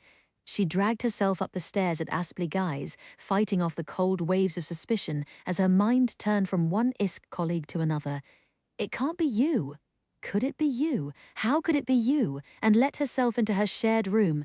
Osler was at the washstand scrubbing her face, and Boots looked up from his basket with a yawn. Beth Osler greeted her. Is something going on? I had a telephone call. Something about Mab and Coventry. Beth was rummaging for her little bin of sanitary supplies, but she straightened with a sudden surge of nerves. Coventry? I couldn't really make sense of it. Mab stalked into the bedroom that she had once shared with the two of them and not set foot in since her husband and daughter had died. Beth turned, barely in time to notice Mab's blazing eyes before her friend struck her savagely across the face. Chapter 64. You knew. Mab threw Beth back against the wall. The rage was choking her, rising in her throat. Beth tried to fend her off, but Mab was head and shoulders taller, fueled by fury. She banged Beth into the mirror, setting it rocking, and Boots leaped out of his basket, barking. Then Osler seized Mab by the shoulders and wrenched her away. Mab, stop! What's this about? Beth hunched frozen arms about herself. Boots pressed to her ankles. Mab stood on the hooked rug, shuddering with anger. Osler poised between them, tiny and determined. For once, Mab felt no tangled confusion of anger and pain, looking at Osler. In Coventry, Osler had made a mistake. That mistake had let Lucy slip into the void, and Francis after her, but it had been a mistake. Beth had made a choice. Tell her, Mab rasped, looking at Beth. Tell her about Coventry. I don't have time for this. Beth begged, hands twisting. I have to get to BP. She made a move toward the corridor. Mab crossed to the bedroom door, slamming it shut and standing before it. What is happening here? Osler demanded. Mab waited, but Beth stayed silent, huddled in on herself. I was told Beth broke a report about the Coventry raid. The one that killed? She couldn't force the names out. She knew the attack was coming, hours before you and I left to meet Francis there with Lucy. She let us go without a word. The accusation sank into the room like a stone in a pool, spreading ripples. Beth wouldn't, Osler said at the same time Beth whispered. How did you find out? Your friend Peggy. Why does it matter? Is it true? Beth's head jerked up. If I'd told you, it would have compromised. No, it wouldn't, Mab cried. We said goodbye to you at the BP canteen that same morning. No civilians in earshot, safe park ground. You didn't have to give details. All you had to say was, please trust me, and call off the visit. Mab would have telephoned Francis, asked him to meet them elsewhere. He'd be alive today. Lucy would be alive. I couldn't tell you, Beth repeated, pleading. How could I put you ahead of everyone at Coventry, who would have to sit the raid out unknowing? Because in a war, Beth, you save who you can, whenever you can. You couldn't have safely warned Coventry, but you could have safely warned us. And you've done that before. Osler's voice was very quiet. Autumn of 40, you let us know when the German invasion was postponed. Beth flinched. That's why. I told you about the invasion, and I shouldn't have. I swore I wouldn't ever do it again. Besides, that's different. You knowing the invasion was cancelled changed nothing. But if you knew about Coventry, you'd tell Francis not to come, Then he might tell his neighbor. They might warn someone else. Then before you know it, we wouldn't have done that, Beth, because we'd have lied to Francis. We lie to everyone, just not each other. Osler was arrayed beside Mab now, arms folded like a shield. Our knowing would have changed nothing, except that Francis and Lucy would still be alive. I didn't know that. I just hoped it would all turn out all right. And my daughter died, Mab spat. Perhaps she was being unfair to Beth, who had only tried to keep faith with an uncompromising oath. Even in the scarlet rush of rage, Mab knew that. But she didn't care. Beth had made a choice, and Mab's daughter was dead. Her husband was dead. Beth was shaking her head stubbornly. I took an oath. You expect us to break our oaths when it's convenient to you? Osler's ivory complexion had gone red. Mab realized distantly that she'd never seen Osler Kendall furious before. You were just begging me to give you information on the Fleet Air arm because of Harry, and I did it. Beth's lips parted, but she didn't say anything. You sad little hypocrite, Osler said. I shouldn't have asked you. Beth's eyes were locked on the floor. You should have told me no. I did it because our oath isn't as black and white as you're making it out to be, and we've all worked at BP long enough to know it. There are ways to share discreetly without ever compromising secrecy. I couldn't think of a way. You could have, but you didn't try. You told yourself it would be all right, and when it all went to hell, you still let me keep calling you a friend. Mab shivered with rage, thinking how much she had relied on Beth this past year. Trusted Beth, while blaming Osler. It was one raid, Beth's voice rose. Should I have warned you every time there was a raid over London, when you two were hopping up there every night you had free? Everyone who goes to London knows it's a risk, Mab snapped. London, Birmingham, Liverpool, they're constantly targeted. Everyone who reads a newspaper knows that. You go to little places like Keswick or Coventry to be safe. You know, we thought we were safe there. You shouldn't have. You went to enough places that had been hit before. It finally happened, and you're blaming me because you rolled the dice and lost. Coventry had been hit so badly already. But no one anticipated it being targeted again. Not another big raid like that. Beth's hands twisted around each other. I couldn't do it. Mab lunged at Beth, or would have if Osler hadn't shoved her back. Mab inflated her lungs to shout. Boots circled, barking and growling before his mistress. Then a knock at the door froze them. Girls, their landlady's voice floated through. Bletchley Park's transport pool sent a car for Miss Kendall and Mrs. Gray. It's waiting out front. You're being called in at once. Pause. Is everything all right? Quite all right, Osler called. Mab thought her voice scraped like a handful of pebbles. They listened as their landlady's footsteps pattered away. Osler and Mab looked at each other, then at Beth. Let's go, Mab said. I don't think there's anything more to say here. Beth's lips trembled. I've done nothing but what I thought was best. That's right. You did nothing, you Judas bitch. Mab yanked the door open. Are you coming with us in the damned car or not? Because even if she would rather have run Beth over than share a back seat with her, Bletchley Park was going to need her today. But Beth sank down on the bed, laughing on a note that soared across Mab's ears like nails. She was laughing, but she was crying too. Hands pressed to her temples, head shaking back and forth. Boots whined again, but she ignored the dog. You have no idea, she said between the bubbles of laughter as tears dripped down her chin. No idea what's happening. None. None, my God, Dilly. Why did you go? Why did you have to go? Girls, their landlady called from downstairs. The car. They waited a moment, but Beth kept rocking, crying, bubbling with that strange bleak laughter. And finally, Mab and Osler had to leave her behind. Chapter 65. Miss Kendall. Mrs. Gray, Commander Travis sat weary and upright behind his desk, his office crowded with blandly suited intelligence swats. You've been asked here to provide corroborating information. We'll be quick. We've all more important things to do tonight. He leafed through a personnel folder, and even upside down, Osler had no trouble reading the name on it. Osler's roil of anger and exhaustion gave way to confusion. Why, a matter of hours until the attack launched on Normandy, and all Bletchley Park was plunged into madness. Was Commander Travis nose-deep in a file on Beth? I understand you two ladies have billeted with Beth and Finch for the past 4 years, he said. What can you tell us about her? Osler and Mab exchanged looks. Mab clearly had no idea what to say, however angry either of them were at Beth. Outpourings about new grudges and old griefs were not relevant. He clicked his tongue, impatient. When did you last see her, and how would you describe her emotional state? We saw her just before coming here. Mab said at last, voice crisp, and she was completely hysterical. A man behind Commander Travis made a noise. Would you agree with that, Miss Kendall?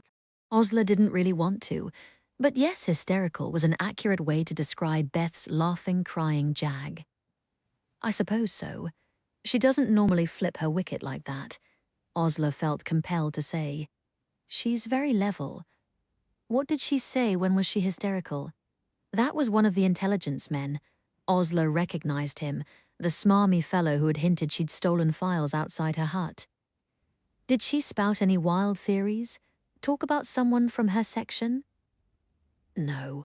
Mab had drawn herself up cool and correct. You would have to know her very well, Osler thought, to know that she was still boiling with fury. Did she say anything about messages she'd broken? Osler pushed a curl behind one ear. No. We understand she had a rather long-term liaison with a colleague in Hut 8. Pinstripes put a nasty edge on liaison. A married colleague, Harry Zarb. The WOG. They both nodded reluctantly. No point denying it. Everyone at BP knew. I understand he broke it off when he enlisted, and she became upset. The break came more from her than from him, Osler said. Mab shrugged. Yes, she was upset. She was already behaving erratically before this romantic disappointment, I believe. The death of her mentor, Dilly Knox, did it make her unreliable, unstable? Mab and Osler looked at each other. That was part of her work, so it never came up. Pinstripes bent over, murmuring. We already had the other girls in, Miss Rock. And what was the other one? Phillida, something. And they said Miss Finch used to talk to Dilly after he was dead, as though he was still there in ISK working. Miss Rock said it gave her the shivers, talking to people who aren't there. That's not the strangest thing you'll see in this place by a long shot, Osler began, but Commander Travis waved her off. He looked like a man who wanted nothing more than a few hours' sleep before the invasion, who had instead been dragged backward out of bed through a thorn bush to be at this desk. What is going on? Osler thought in mounting unease. Beth couldn't possibly be in trouble over the Coventry raid. She'd get nothing but approval if her superiors knew she had kept the raid secret, even at the risk of her friend's safety. I think we have more than enough evidence of worsening erratic behavior, Pinstripes said. The real question, Commander Travis looked at Osler and Mab. Did Beth and Finch ever violate the Official Secrets Act by repeating secret information outside Bletchley Park? Osler looked at Mab, who looked straight ahead and said, Yes, she has once. 3 women in a pitch-dark room, whispering classified information among themselves to feel safer in a cold, violent world. Travis turned to Osler. Miss Kendall, can you confirm this? An hour ago, Osler had flung the postponement of the German invasion in Beth's face. There was still the rock of anger in her middle about the Coventry raid. But she would never have chosen to tell Bletchley Park's higher-ups about Beth's single incident of indiscretion. She still wouldn't have. But now they were all staring at her cold-eyed, and Osler knew she couldn't lie. They might have very critical reasons to need the information, and if she lied, she could be charged with a crime. Beth disclosed secret information once, Osler said reluctantly. It was off BP grounds, but only to the 2 of us, in private, no possibility of eavesdroppers. She never did anything like that again. Irrelevant, Pinstripes snapped, and someone else began to lecture. You 2 girls should have. But Osler cut him off. Why is everyone getting hacked off about Beth and her moods? Something here smelled off, all this information suddenly cascading down over Travis's desk at once. On Mab and me, too, Osler thought. Beth's one of the best people we've got now. Is not the time to put her out on the tiles. Thank you, Miss Kendall, Mrs. Gray. Travis cut her off. You may return to your posts. I imagine you'll both be needed. Osler tried again. Sir, this frankly looks like someone trying to nobble Beth. I don't think, just don't think, you silly Deb, one of the MI5 SWATs snapped. Osler's eyes stung, but she would have kept arguing, only it wasn't going to do any good. Travis was pivoting in his chair, saying, Can we close this matter, gentlemen? We've heard from the girl's billet mates, we've called in her section colleagues and her mother. You may have noticed that there is considerably more to do tonight than deal with one broken down. The office door swung shut, cutting off his voice. Osler drew breath, puzzled and angry and full of foreboding, but a buzzing sounded overhead. Outside, she looked at Mab, and they both bolted for the entrance hall and out the door.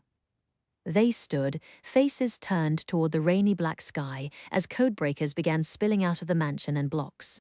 Osler's ears pounded as the shadows passed overhead under the clouds, hundreds and hundreds of RAF bombers towing gliders behind them, winging toward the channel. It started, someone whispered, and then they were all shouting, "It started! It started! Nothing for it now!" Osler ran for her block. Mab ran back into the mansion, and everything was forgotten except the fact that the invasion had at long last begun. Chapter 66. Beth had no idea how long it took to pull herself together. When she stopped hiccuping and laughing and weeping, she lifted her swollen face from Boots's neck and looked at Dilly Knox standing in the corner. He wasn't really there, but it soothed her to pretend he was. "I know," she said. "I have to go. No time to go to pieces. No time to grieve for her broken friendships. No time for anything." She scrubbed her eyes, fixed herself up with a sanitary towel, then put Boots on his lead and took him with her, who knew how long the invasion would keep her chained to her desk at ISK. Dear God, how was she going to work a double shift breaking Abwehr intercepts, knowing someone she trusted, maybe someone in the room, was selling information? Put that away, she told herself, heading out under a dark, rain-lowering sky. Lock it in its own separate iron safe behind a wall panel, like the one in Dilly's library. She hoped to flag a ride to Bletchley Park, but no cars passed by. Beth was nearly howling with frustration by the time the transport bus arrived, full of codebreakers she didn't know. How much had changed since she'd been recruited? The sleek, triple-shifted operation of thousands merging seamlessly in and out of the new concrete blocks was nothing like the cheerful, frantic, slapdash days of the green huts. She climbed off the transport bus at the gates, determined to make her report to Commander Travis before losing herself in Abwehr until the invasion was over right. Now the knots and byways of Abwehr looked like a haven. Beth hurried forward, fumbling for her pass. "This is her." A big jowly man in a checked suit stepped forward, gripping her shoulder in a massive hand. "The Finch girl?" He nodded at a shorter fellow in pinstripes smoking a Pall Mall by the guard station. "What do you want?" Beth tried to tug away, but it was like trying to move out from under a boulder. At her feet, Boots was whining. "I don't know you." "We know you, Missy." The man in pinstripes sauntered over. "You've been talking about things you shouldn't. Or maybe you're just not right in the head. That's for other people to figure out, fortunately." He clipped her pass out of her hand and tossed it to the gate guard. "This pass is revoked. Orders of Commander Travis. Beth and Finch is not to be allowed back inside Bletchley Park's grounds." "What?" Beth's voice scaled up. "No, I have to see Commander Travis." "Afraid that's not possible, Missy. He's a very busy man right now." "It's important."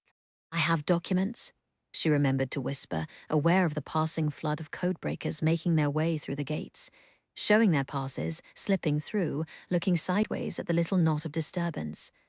"There is information being passed out of the park. It's very important." "Oh, I see, an informant, a spy." The pinstriped man chuckled. "That's what they said you'd say."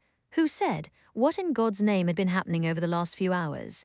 It had still been daylight when she left ISK with her rose decrypts, no one giving her a second look.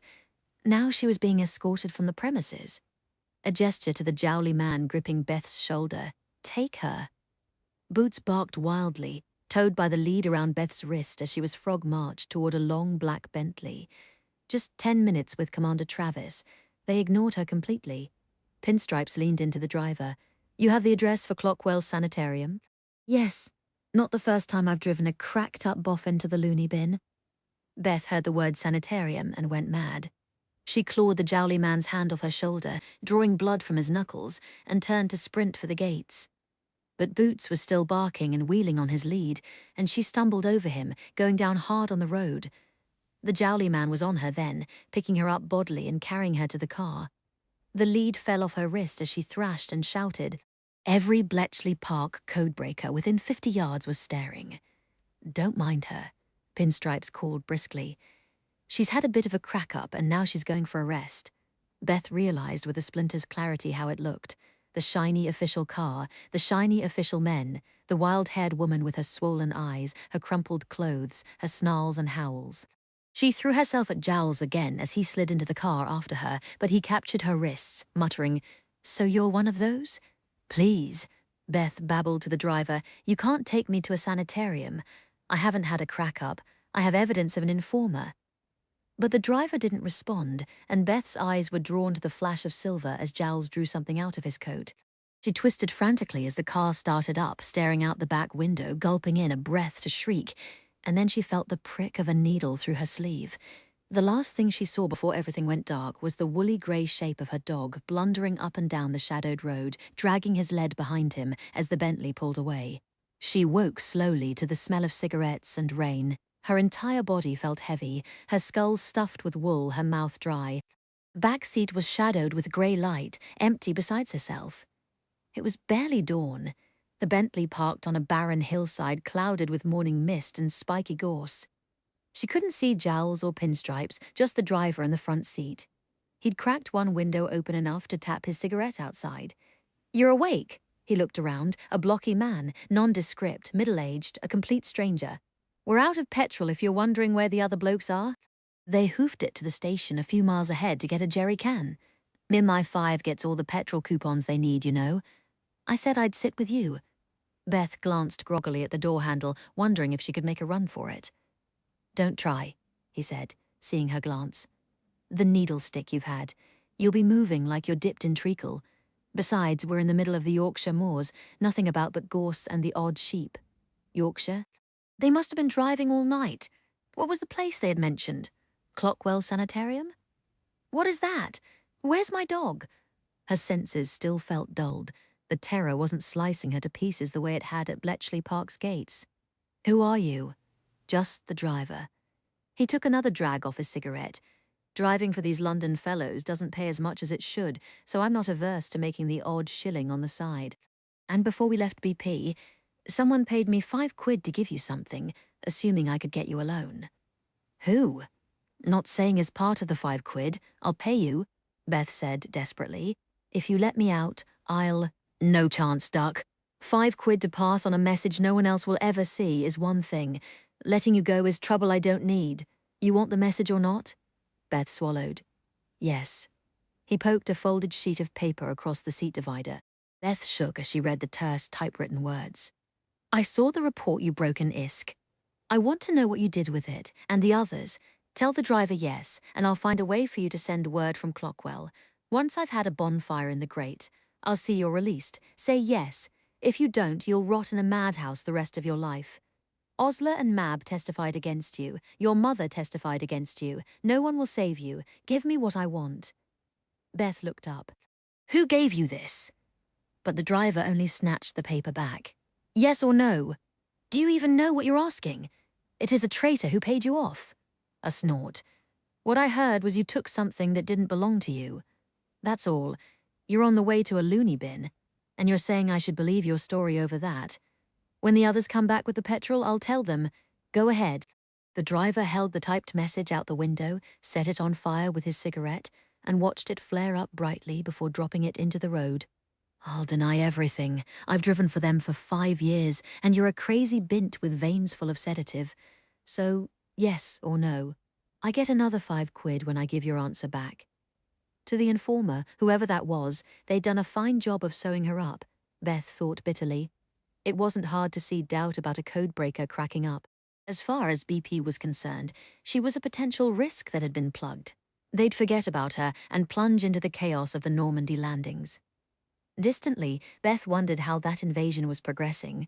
Allied soldiers might be battling through waves on those distant beaches already, and she wasn't at her desk. She'd never sit at that desk again.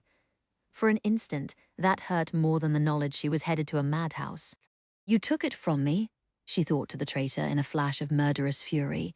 In one day she'd been stripped of everything: her job, her friends, her oath, her home, her dog, her freedom.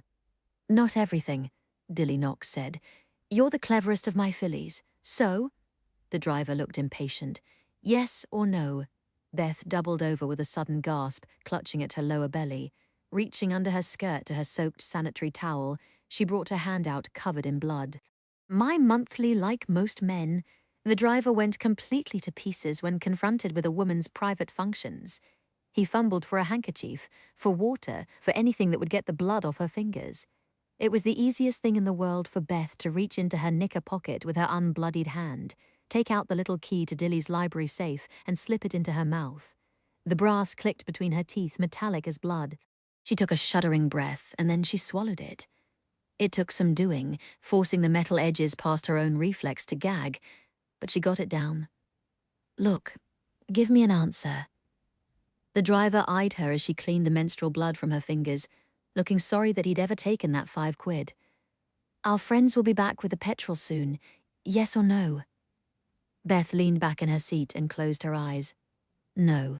She didn't say a word when the others returned, or when the car started up again. She didn't say a word for hours until the Bentley rolled through the gates of a high, forbidding wall up to a stately grey stone house, where Beth Finch was escorted through a blaze of summer roses to the front doors of the sanitarium, and heard the whirring gears of a great clock rise to a scream in her ears as the madhouse gates closed behind her. Chapter 67. German intercepts decrypted at Bletchley Park during Normandy invasion from 11th UB Flotilla, immediate readiness.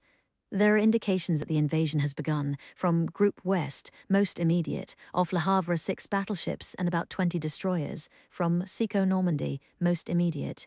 Markov reports a great many landing craft approaching, protected by battleships and cruisers, to Karl endeavour to reach Cherbourg, attack enemy formations as long as ammunition lasts. The Prime Minister's voice poured through the telephone into Osler's ear, like weary gravel. News? She could imagine him pacing his study, staring at the eastern wall toward Normandy. Well, in a jiff, sir. Osler had been at her desk for too many hours to feel a thrill at talking to the Prime Minister. She handed the telephone off to her superior and went back to translating, mind feeling as if it had been sanded. She read nothing.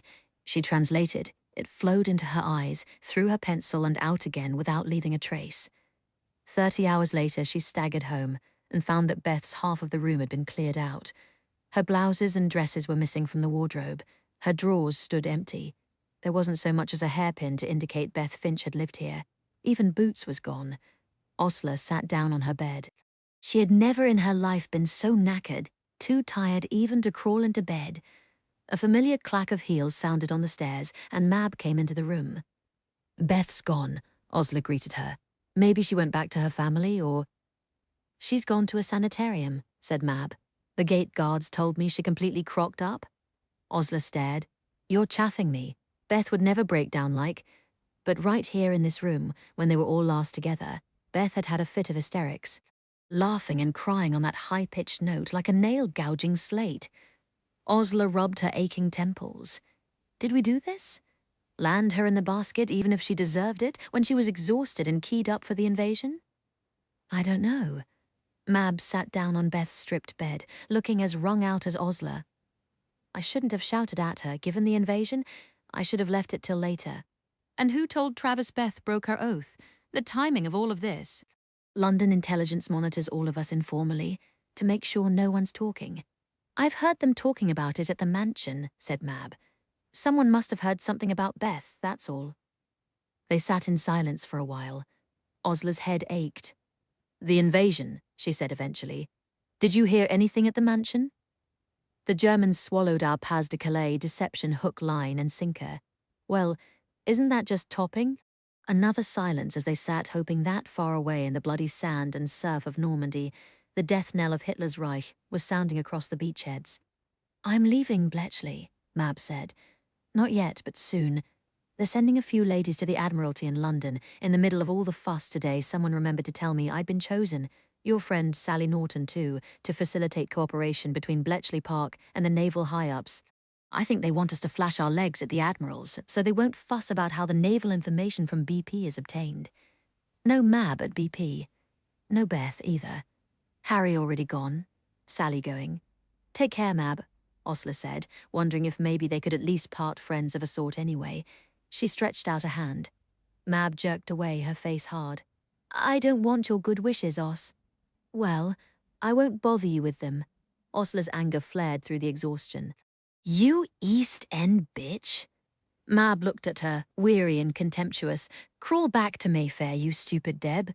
Osler had never slapped anyone in her life. She slapped Mab now and walked out of the room. Are you all right, dear? Their landlady again mounting the stairs with an armload of towels. Yes, quite. Continuing downstairs, insides churning, that contemptuous, stupid Deb from Mab of all people. But that's all you are.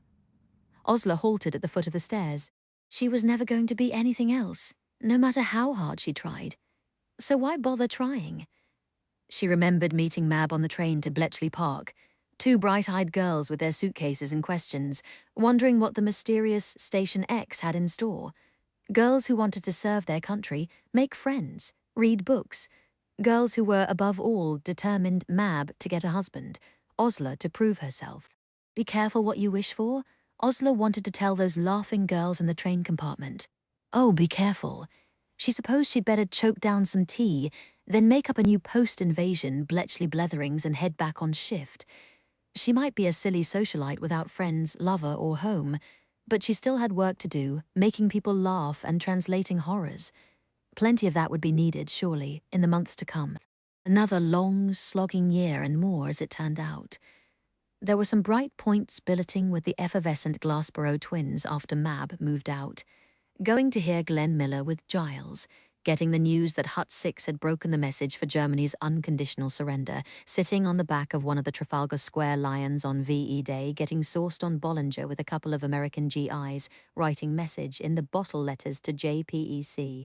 Cornwell, wherever he might be, finally telling the Mad Hatters she'd been writing Bletchley bletherings all along and relishing their groans and laughter. And oh, the day Valerie Glassborough was on duty to hear the word come in that Japan surrendered, and the news spread Osler found herself on the lawn flinging rolls of loo paper into the trees with mad abandon, watching the white loops unroll against the sky and crying for happiness. But that was the epilogue, she thought later. The real Bletchley Park ended for Osler on D-Day, the day three friends last spoke to each other, the day Mab Gray received a transfer to London, the day Beth Finch disappeared into the blue 9 days until the royal wedding. November 11th, 1947, Chapter 68.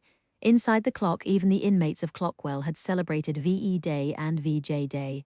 Hitler's suicide. The German surrender, happy tears had been shed among staff and inmates alike. And then a few short months later, news came of the great bombs that brought Japan to her knees, and cheap wine was doled out in paper cups so everyone could toast to victory and peace. To Bletchley Park, Beth had toasted silently. Without BP, there would be no victory or peace. She had wondered then, and she wondered now, wandering the rose garden looking to see if her go-partner was back yet from surgery. What became of Bletchley Park after the war was finally over. She imagined the Typex machines falling silent, the huts emptying.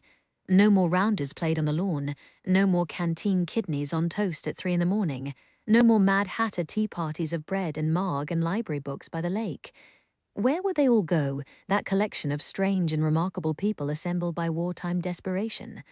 Go back to your old lives, Beth, imagined everyone being told. Go back to your old lives and never speak of this to anyone. Had Bletchley Park fallen into ruin? Once the gates closed behind the last codebreaker, would anyone ever know what had happened there? I'll know, Beth thought, fighting off a fit of coughing, brass key to Dilly's safe nestled in its customary hiding place in her shoe. If I'm locked here until I'm 103, I'll remember what happened at BP. They can take everything else, but never that. She thought she knew who the traitor was, too. Something else that couldn't be taken away. She'd had 3.5 years, after all, to ponder the question. 3.5 years to hide her key and sift her memory. Over the last few days, in the agony of waiting for Osler and Mab to respond to her cipher message, she'd kept herself occupied by weighing every possibility over again, even the names that hurt, and her conclusion was the same. It came down to one very simple question: who had told Mab that Beth cracked the report about the Coventry raid? Because the timing had been too neat, too pat. The one piece of information that would turn her billet mates against her, delay her and strip her of supporters who might defend her against accusations of instability, who had dropped that perfectly timed nugget. Beth remembered herself whispering, "How did you find out?" Mab spitting, "Your friend Peggy." Peggy, who had been on shift in ISK the afternoon. Beth cracked Rose. "What's that?" as Beth hammered at the Typex. "Let me see." Peggy go away, heels clicking off into the distance. "It was you," Beth whispered. Sometimes she had doubts, but most of the time she was certain. The traitor was Margaret Rock, chapter 69. Mab nearly didn't make it to the Grand Hotel in time to catch Osler before she headed for Clockwell. She was packing her traveling case when the front door banged downstairs. There was the usual clamour from Eddie and Lucy, and then Mab's husband came into the bedroom. He was smiling at the twins, who were hanging off him like monkeys, but his jaw tightened as he looked at Mab. Not another quarrel, she thought.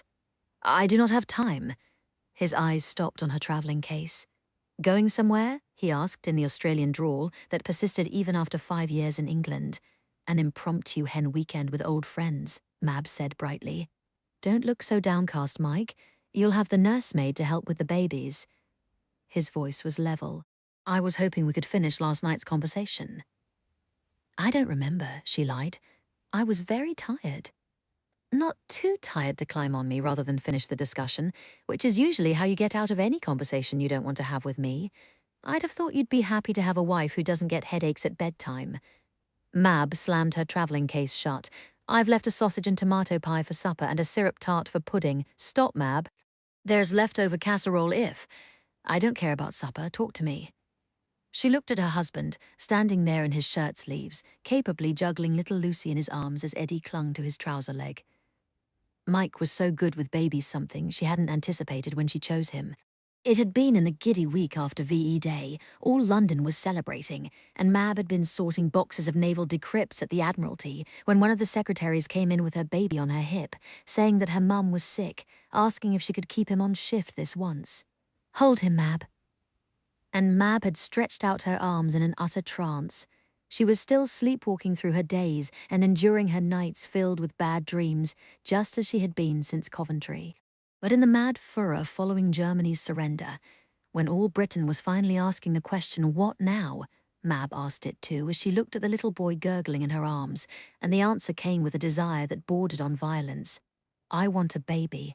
So she had put away her black wool for wine-red silk that swished around her legs like sin incarnate and set out to net a second husband.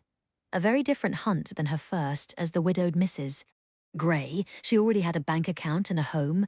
All she needed in a second husband was kindness, a wish for children, and as little resemblance to Francis Grey as possible. Enter Lieutenant Mike Sharp, 6.5 feet of suntanned former RAF pilot who had jostled her in the crush at the Savoy one night and said in an Australian lilt, "Hello, gorgeous." You'll do, Mab had thought more or less on the spot. I want to hang up my wings somewhere foggy and cool, never go back to ruddy Canberra and go back to engineering, Mike had said when she asked what he was going to do now that the war was over. That was all the confirmation she needed. Mab fell into bed with him the same night, and they were married within a week. The war was over and everyone was falling in love, and Mike had been no exception. He'd been in love, and Mab had been in love with the idea of satin-cheeked babies with those blue eyes. The eyes now looking back at her from both her children. You never talk to me unless it's the weather or the kids or what's for supper, Mike said now. I never have the faintest goddamned idea what's going on in that head of yours.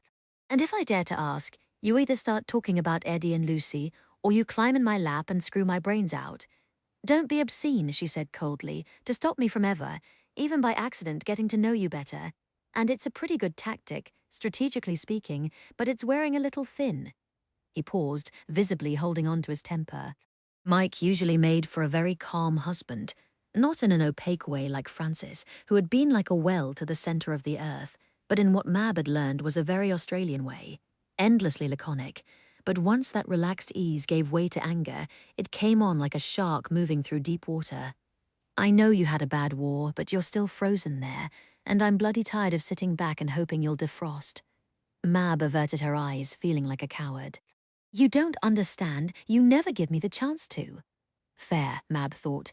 The day she recited her wedding vows for the second time, she had been pierced by a huge, irrational terror that if she let this man into herself, the way she'd let Francis in, the world would smash her into pieces all over again. It was inviting trouble, opening your heart that way. She couldn't do it. She refused to do it. And there wasn't any reason to do it, because, as far as Mab could see, most men weren't like Francis. They didn't expect soul-searing intimacy with their wives. They expected to bump along together, a husband in his sphere and a wife in hers, amiable, contented. So she'd locked Francis and the woman she'd been with him away in a vault. And for the most part, she'd assumed everything with Mike was fine. But recently, these little quarrels had started flaring. "I'm sorry you find me so disappointing." Her voice was stiff as she heaved the traveling case off the bed.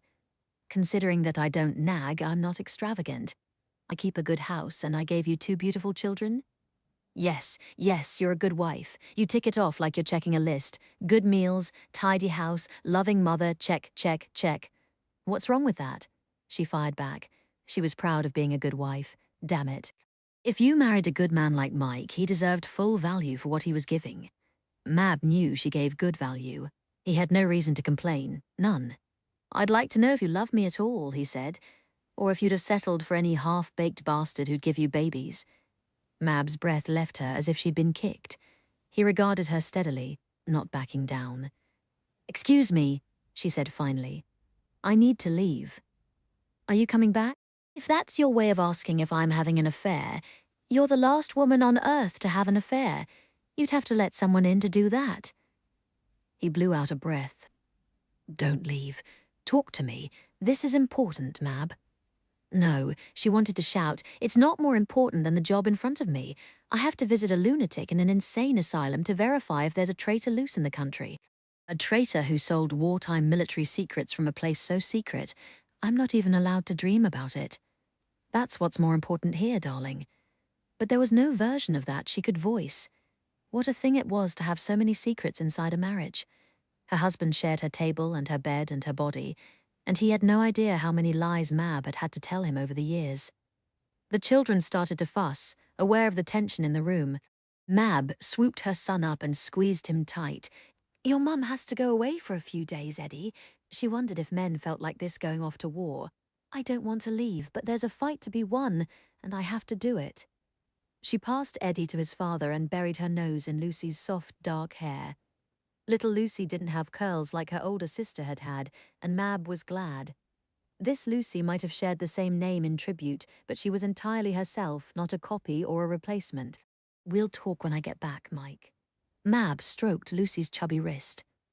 "I promise." "Will we?" Mike followed Mab downstairs, his voice angry but his hands gentle as he walked the twins down the steps, one clinging to each leg. "It's not a hen party you're going to, is it? I know when you're fibbing, Mab. You aren't always forthcoming either." Mab turned the argument round so she wouldn't have to answer it. "You're all stories about working on the airfields now, but I don't think I've heard you say more than 2 words about your war years. I don't particularly like reliving the bit where I got shot down over Kent and invalided out with a bum leg." Mike let the twins' hands go so they could toddle over to their toy box. "Now your turn." Mab kissed his cheek instead. He turned his head and caught her mouth on his, pulling her against him. Mab kissed him back with all the anger she had, the heat of him igniting her effortlessly. That part of things had always been easy between them, fire to spare. But there wasn't time, and she pulled away and reapplied her lipstick before the hall mirror. "I'll see you in a few days." "Where are you going?" His voice was dreadfully quiet as she opened the door. "Why can't you tell me? State secret?" "Yes," thought Mab, slamming the door behind her. "It is." And she put the whole mess that was her second marriage behind her in the Bentley's rearview mirror, driving to the Grand Hotel to wait for Osler. "Get in." Mab greeted her old friend unceremoniously, enjoying Osler's astonished expression. "You navigate to the asylum. I'll drive." Chapter 70. "There you are." Beth sat down at the go-board, summoning a smile. "I've been looking for you. Fancy a game?" The woman stared at her blankly. She had a bandage about her head. Her hair had been shaved from the crown of her skull. Beth kept the smile pinned in place, laying out the black and white pieces. "You first." The sharp-eyed woman just sat there, looking at the board as if she'd never seen one before. "It's just drugs," Beth told herself. Every patient was dozy after surgery. Most surgeries here were minor things. Beth reached out, touching the woman's hand, then nearly jumped out of her skin as a nurse spoke behind her. "Visitor for you in the rose garden, Miss Liddell. Osler." Beth nearly overturned her chair, forgetting about her go-partner for an instant. Or Mab. Oh God, one of them had come at last. But it was a man standing beside the stone bench at the center of the dormant rose garden. A tall man in an expensive overcoat, his back to Beth, smoking a cigarette. The smoke smelled foreign but somehow familiar. Gitane cigarettes. Giles Talbot turned, a smile fixed in place, but the smile disappeared as he took in her appearance. He stared at Beth with something more than horror, with guilt. Beth stared at him as the matron droned about visitation rules, and connections clicked in her brain like a lobster sliding into place under her pencil. "It's you," she said when the matron departed. "You, not Peggy, after all." He managed a rueful smile.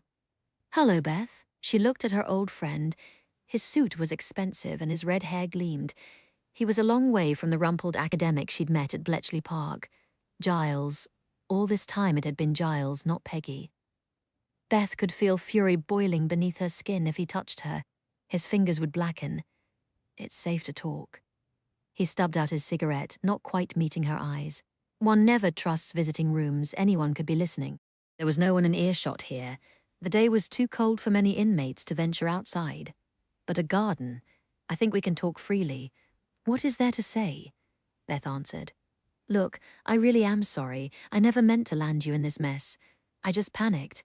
Had to get you out of the way before you had a word with Travis about that report.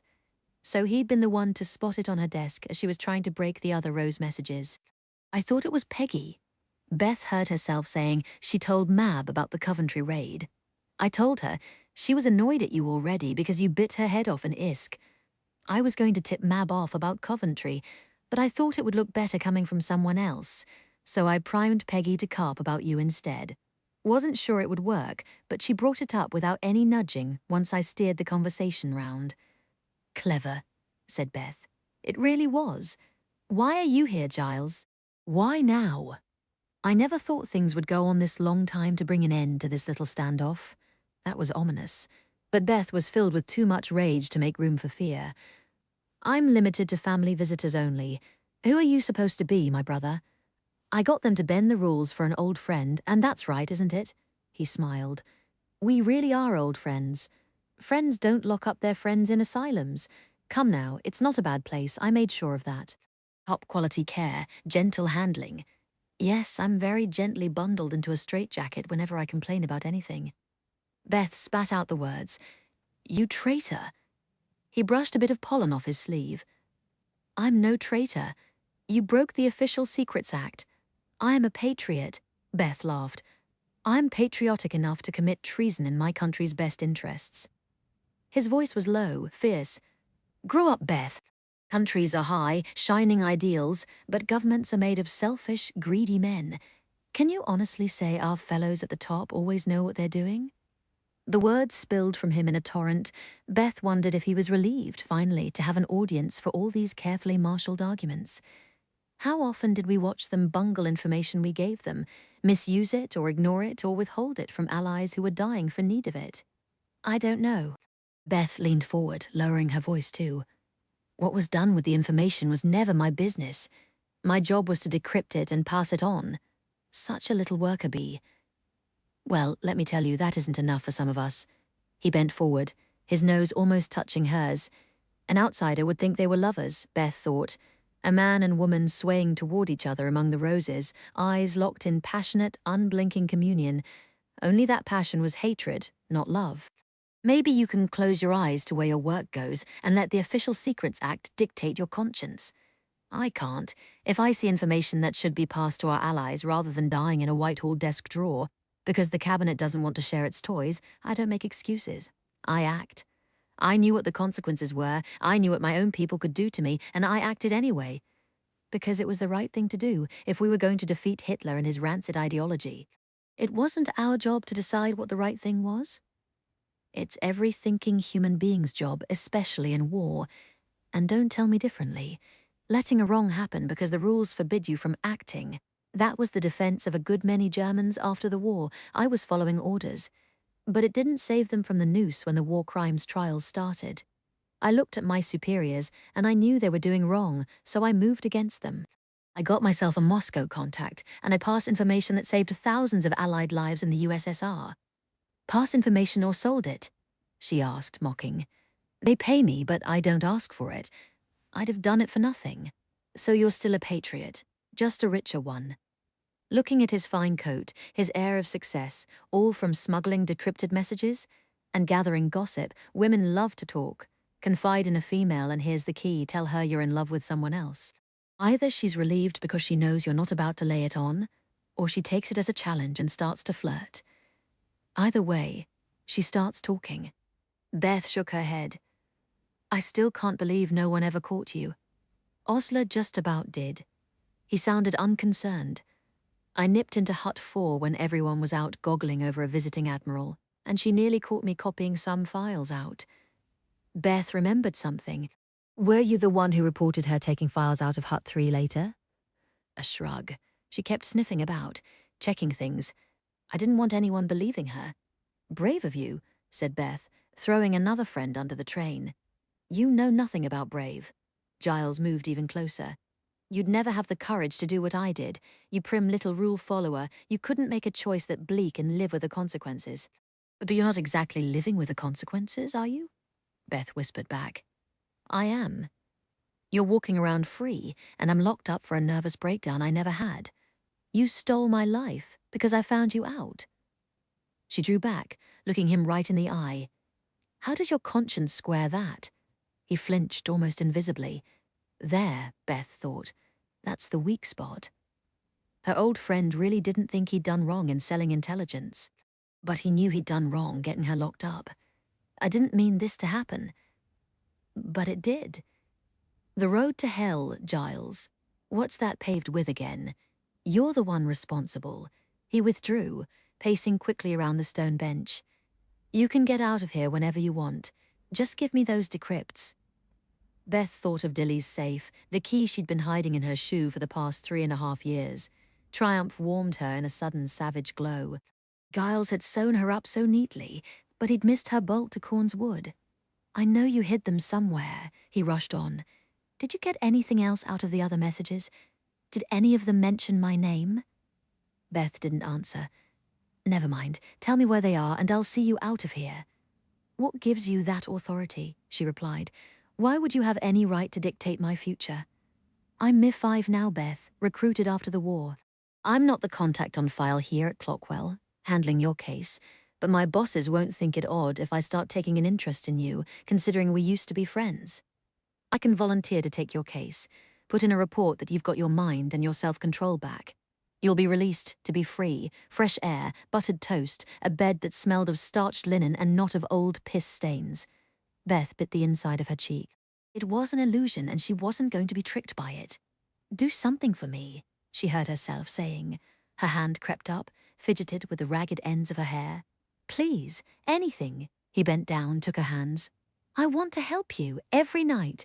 Tell yourself what you told me, how you're a patriot, not a traitor, how you're the hero of this story, not the villain. Beth smiled.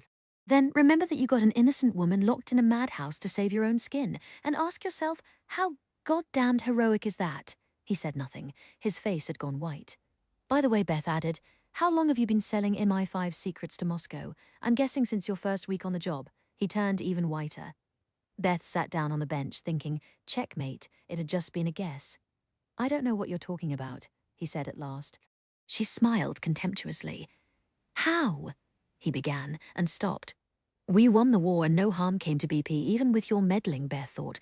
But who knows what damage you might cause now, interfering in MI5 business. The Soviets aren't our allies anymore. How do you justify that, Giles? Selling to our enemy? Are you calling this patriotism, or is it just cold, hard cash now? Raising her eyebrows. Or maybe it's self-preservation. You give them what they want, or they turn you in. Are you only now realizing the hold they've got on you as long as they want it? It won't be forever. His face hardened like a stubborn child's. Just a few bits and pieces, then I'm done. Is that what they're telling you, or what you're telling yourself? He seized her hand, a gesture that would have looked friendly to any nurse watching from a distance, but he bent her little finger back almost to the wrist. A spike of pain drove up Beth's arm, and she cried out in surprise. I was trying to do this nicely, he whispered. But if you're going to be stupid, I'm done dancing around. Give me what I want. No. Beth tried to yank free. Yes, because if you don't, you'll be a drooling idiot forever. The new head physician has reviewed the case of Alice Liddell, and he has a suggestion to improve your moodiness and your occasional fits of violence. Oh, and your promiscuity. Apparently you propositioned an orderly in a closet recently. Can't have promiscuous acts among the patients. It wouldn't be good for the place's reputation. Giles leaned closer. Do you know what a lobotomy is? The pain was still screaming down Beth's arm. It's a neurological procedure favored in America, surgical severance of the connections between the prefrontal cortex and the rest of the brain. Beth's skin crawled as if a rat had run over her nerves. They shave your scalp and drill into your skull, then shove a metal spatula in there and hack until the links are severed. His voice was brutal. You're awake the whole time.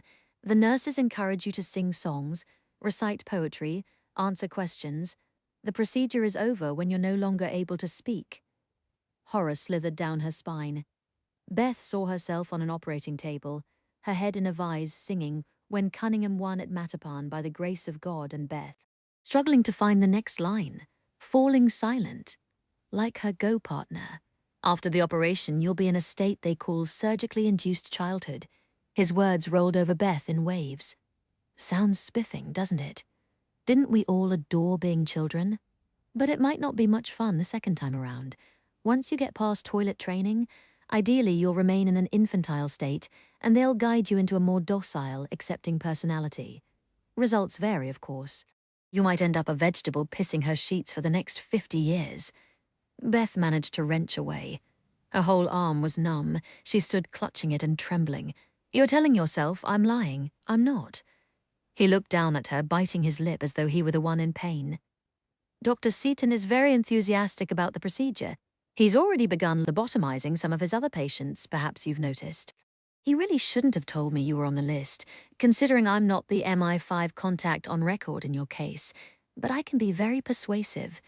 Beth collapsed back onto the bench, breath coming in gasps, holes drilled in her skull, toilet training. She could imagine herself sitting on this bench, smiling vacantly, remembering something about keys and roses, but having no idea what it all meant. Sitting on this bench for the next 50 years. You're lying, she thought. But she no longer believed it. MI5 won't contest your doctor's recommendation, Beth. Giles dropped onto the bench beside her. Maybe you'll end up fine, a little fuzzy around the edges. But maybe you'll be a shell with a head full of mashed turnip. His voice rose. So give me what I want, or you'll find yourself strapped to a table as they go at your skull with a drill. Beth screamed. She clapped both hands over her mouth in time to contain it, but it went on and on inside her head. Her head, her brain. She was nothing without her mind. She'd survived here for more than 3 years because of her mind. I didn't suggest this. I didn't even know the procedure existed, but I'll let it happen. He leaned closer. You want to know why I'm finally here talking to you? Because I'm tired of worrying if you figured out it was me. I'm on my way up. I'll have a family soon, and I'm done worrying if you might be a threat to all that. So tell me what I want to know. Either you walk out of this place with no proof against me, or you stay here forever, unable to remember what proof you had. Either way, I'm free. He stood. Think about it, because I hate the thought of anyone cutting into that admirable brain of yours, but my God, I'm tired of living on the edge. He waited. Beth flung herself on him. She couldn't stop, couldn't think, couldn't reason, just flew at Giles and tried to tear him to pieces. She would have clawed his eyes out of his sockets, but he threw her away like a rag doll before the orderlies could even descend. Your surgery is scheduled for the afternoon after the royal wedding. He stepped back, straightening his tie. I'll ring here that morning, tell the doctors you wish to see me. I'll speak to the MI5 chap handling your file, get the surgery stopped, and volunteer to take your case. Say nothing, and the surgery goes forward. Pause. I like you, Beth. I always have. So don't make me do this. Chapter 71. Since when can you drive? Osler asked Mab as they motored out of York. My husband taught me. Mab took a sharp bend with confident speed. He's Australian. Grew up 800 miles from anything important and 400 miles from anything at all, so he learned to drive in the cradle. Osler slanted a glance at her. What did you tell him about this day trip? Visit to an old friend. The best lies have the most truth. That's certainly true. They exchanged guarded glances as the Bentley halted at a four-way stop. Maybe we can get through this day without flashing any more claws, Osler thought. You didn't used to wear trousers, Mab said with a glance at Osler's sleek red slacks. They made you look squat. This prolonged rationing is such a blessing for some people. You're not in Casablanca, Osler shot back. So stop wearing your hat over one eye like a third-rate Ingrid Bergman. Mab glared. As they climbed up into the high moors, Osler outlined the route to Clockwell, about a 2-hour drive. And when we get there... Mab steered the Bentley round a bend. How are we getting in? Osler outlined her plan. The matron on telephone duty shouldn't have told me so much, but I detoured her onto a nice long gossip about the royal wedding. And there's really nothing most women won't tell you right now in exchange for royal wedding gossip. I let it slip that the bridal bouquet would be myrtle and lilies, and I tell you, that woman was mine. Is the bridal bouquet going to be myrtle and lilies? How the blithering hell should I know? I made it up. As for getting admitted to visiting hours without identification, Osler ticked through the last details. If they double down on us, we start up the waterworks. We're so distressed to be coming here, Doctor. Please, we've come all this way. Osler dabbed an imaginary handkerchief. It's amazing what men, even doctors, will do to get weeping women off their hands. You can cry on command. Of course, frightfully useful. A pall fell over the car, maybe just a cloud sliding across the sun. What do you think will happen? Osler heard herself ask. Mab stared straight ahead. We'll realize Beth's mad as a hatter and be off the hook. That's what you hope will happen. Rather beastly of you, too. Osler couldn't help adding. I'm a beastly person, Oz. That's been made abundantly clear lately. By you. By my... She stopped, jaw set. In some ways, I'm glad you're beastly. Osler curled her feet beneath her. If Beth's not mad and not lying, we're going to have to put things right. I'd much rather have a cast-iron bitch on my side for that fight than a fainting ninny. Get your shoes off the seat. Osler ignored her. Who do you think the traitor is? Maybe it's you, Mab, suggested. Do shut up. The traitor... Look here, do we have to go on saying the traitor? I feel like I'm in an Agatha Christie novel, and not in a good way. I'm flawed at all points here, trying to imagine a good way to be in an Agatha Christie novel. You're the corpse in chapter 1, Mab suggested, smirking. The car was winding further into the fells. You're very nearly enjoying this, Osler observed. That must have been quite the up-and-downer with your husband, if you're on the verge of enjoying a drive to a lunatic asylum with me, darling. That got her a withering look. Just the glare, no quip. You're losing your touch, Queen Mab. Maybe Osler could enjoy this moment too. Just a bit. If I call the traitor the informer instead, will you keep glaring? I will allow informer. Topping of you. What if the informer is someone we know?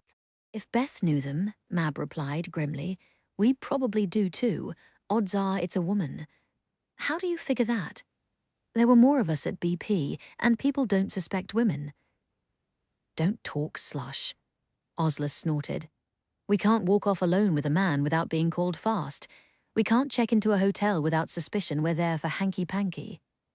People suspect women of hanky-panky, Mab corrected, but they never suspect women of espionage. No one thinks women can keep secrets. What are the 3 fastest means of communication? Osler quoted the old joke, then she and Mab chanted the answer together. Telegraph, telephone, tell a woman. You have no idea how I hate that joke, Mab said. Darling, I have a very good idea. They fell silent. The car scraped past an elderly farm truck trundling along an exposed spine of country road, mud splatting across the windscreen. Why did you settle in Yorkshire of all places? Osler asked. Because my husband got a job here and because it was far away from London and Bletchley, Mab said shortly. Because it had no memories at all. Osler twisted the big emerald around her finger. You said you had a family now. Oh, blast. She couldn't ask if Mab had children given the phantom that was little Lucy hovering between them. It would drive the knife into the hilt. I have twins, Mab said unexpectedly. 18 months old. The flash of love through her face was the first softening Osler had seen since clapping eyes on her yesterday. I'm happy for you, Osler said honestly. What are their names, Edward, Eddie, and Lucy? Osler felt the phantom glide of a little girl's wrist wrenching out of her grip. Mab, don't. Osler looked straight ahead to the road twisting down the slope. Go on hating me, she said.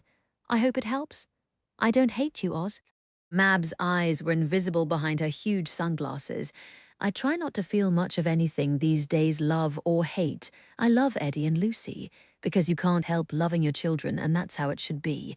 But it's easier if I don't feel much of anything for anyone else. Easier to do what? Endure. They motored on in silence. Chapter 72, 12th November. 9 days before Beth's surgery, for which she'd been receiving increasing examinations, 8 days before the royal wedding, which the nurses blathered about endlessly. They say the bridesmaids are wearing white, but with the princess wearing white, chattering and chattering as Beth sat with her go-partner, desperately trying to engage the woman. Just one move. The black stone. Nothing. Would you rather try chess? Beth laid out the chessboard. Remember when you first taught me how to turn a pawn into a queen? Nothing. The woman who had played chess like a grand master now sat utterly still, utterly vacant, occasionally shitting herself. Her eyes were blank as shaded windows. It can't end this way, Beth screamed inside. Not for you, and not for me either. It can't. But then it came. Special treat for you, Miss Liddell, the matron cooed, a vise for my head. Then the whine of a drill, the wet shoving sound of a surgical tool cutting through her brain. Had they moved the procedure up? Panic hit Beth in a wave, and the chessboard upended in a scatter of black and white pieces as she tried to run. Chapter 73. Only a 2-hour drive to the asylum, but everything had gone wrong. A road was washed out and they had to detour for hours. A tire blew, then a torrential downpour of rain hit. That snaffles it, Osler had seethed. Visiting hours will be done by the time we arrive. She and Mab had ended up spending a resentful night at a drab hotel 2 miles from Clockwell and making their way through the asylum gates the following morning. Mab steered the Bentley through the grounds and parked in the indicated lot. There was no trouble about their names or any requests for identification when Mab and Osler strode in with their most confident swing of hips and handbags. Here to see our sister Alice Liddell, Mrs. Riley and Mrs. Chadwick, giving the names of Beth's married sisters. The matron at the front desk rose. I'll show you to her. We do ask, of course, that you not mention your sister's upcoming surgery during the visit. Osler's heart began to thud. What surgery? This place had looked so friendly when they rolled up.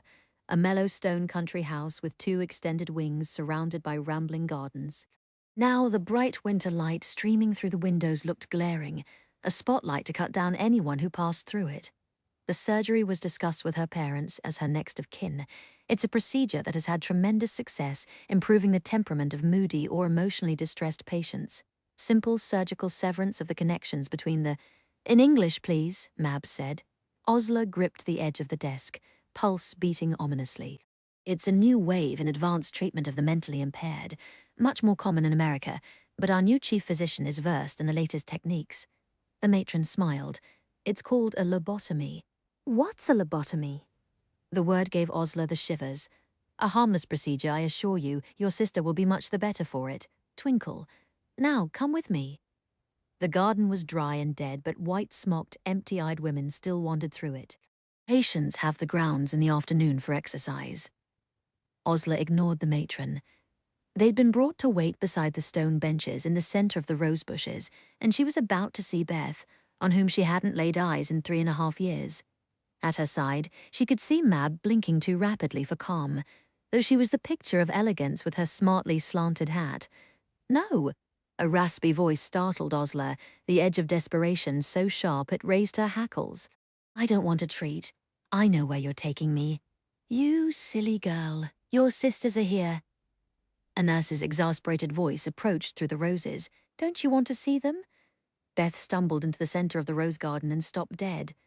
Osler and Mab froze too. This was Beth, their old billet mate who had transformed herself from a beaten-down spinster in a moth-colored jumper to a star codebreaker with a Veronica Lake wave. This woman looked like a haunted house apparition, stripped down to bones and tendons and raw, raging will. Beth's nails were bitten bloody, her blonde hair chopped at her shoulders, where she fidgeted constantly with its ragged ends.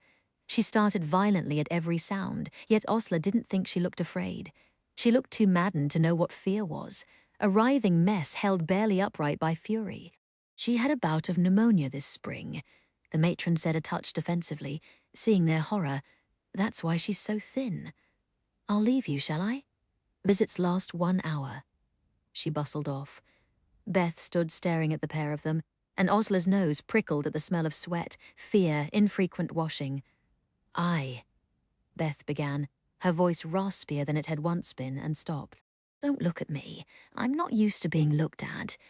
Well, doctors look. They look all the time, and the inmates are always watching, but the doctors and inmates don't expect you to behave logically.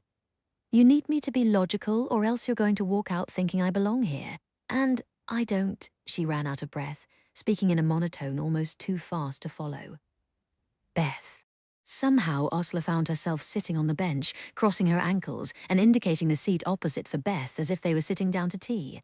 Back straight, girls. She could hear her old finishing school teachers cry.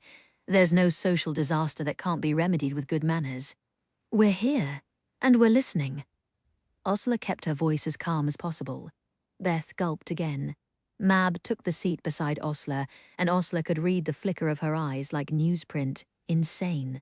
Mab was wondering or terrified. Osler leaned forward. There was no one close enough to eavesdrop. She could finally ask, "Who is the traitor?" And the word didn't sound this time like something from a melodrama. It sounded like truth. Giles Talbot, Beth said, and horror drenched Osler in an icy flood. No, she thought. It can't be Giles, it can't. But the words were spilling from Beth in a torrent.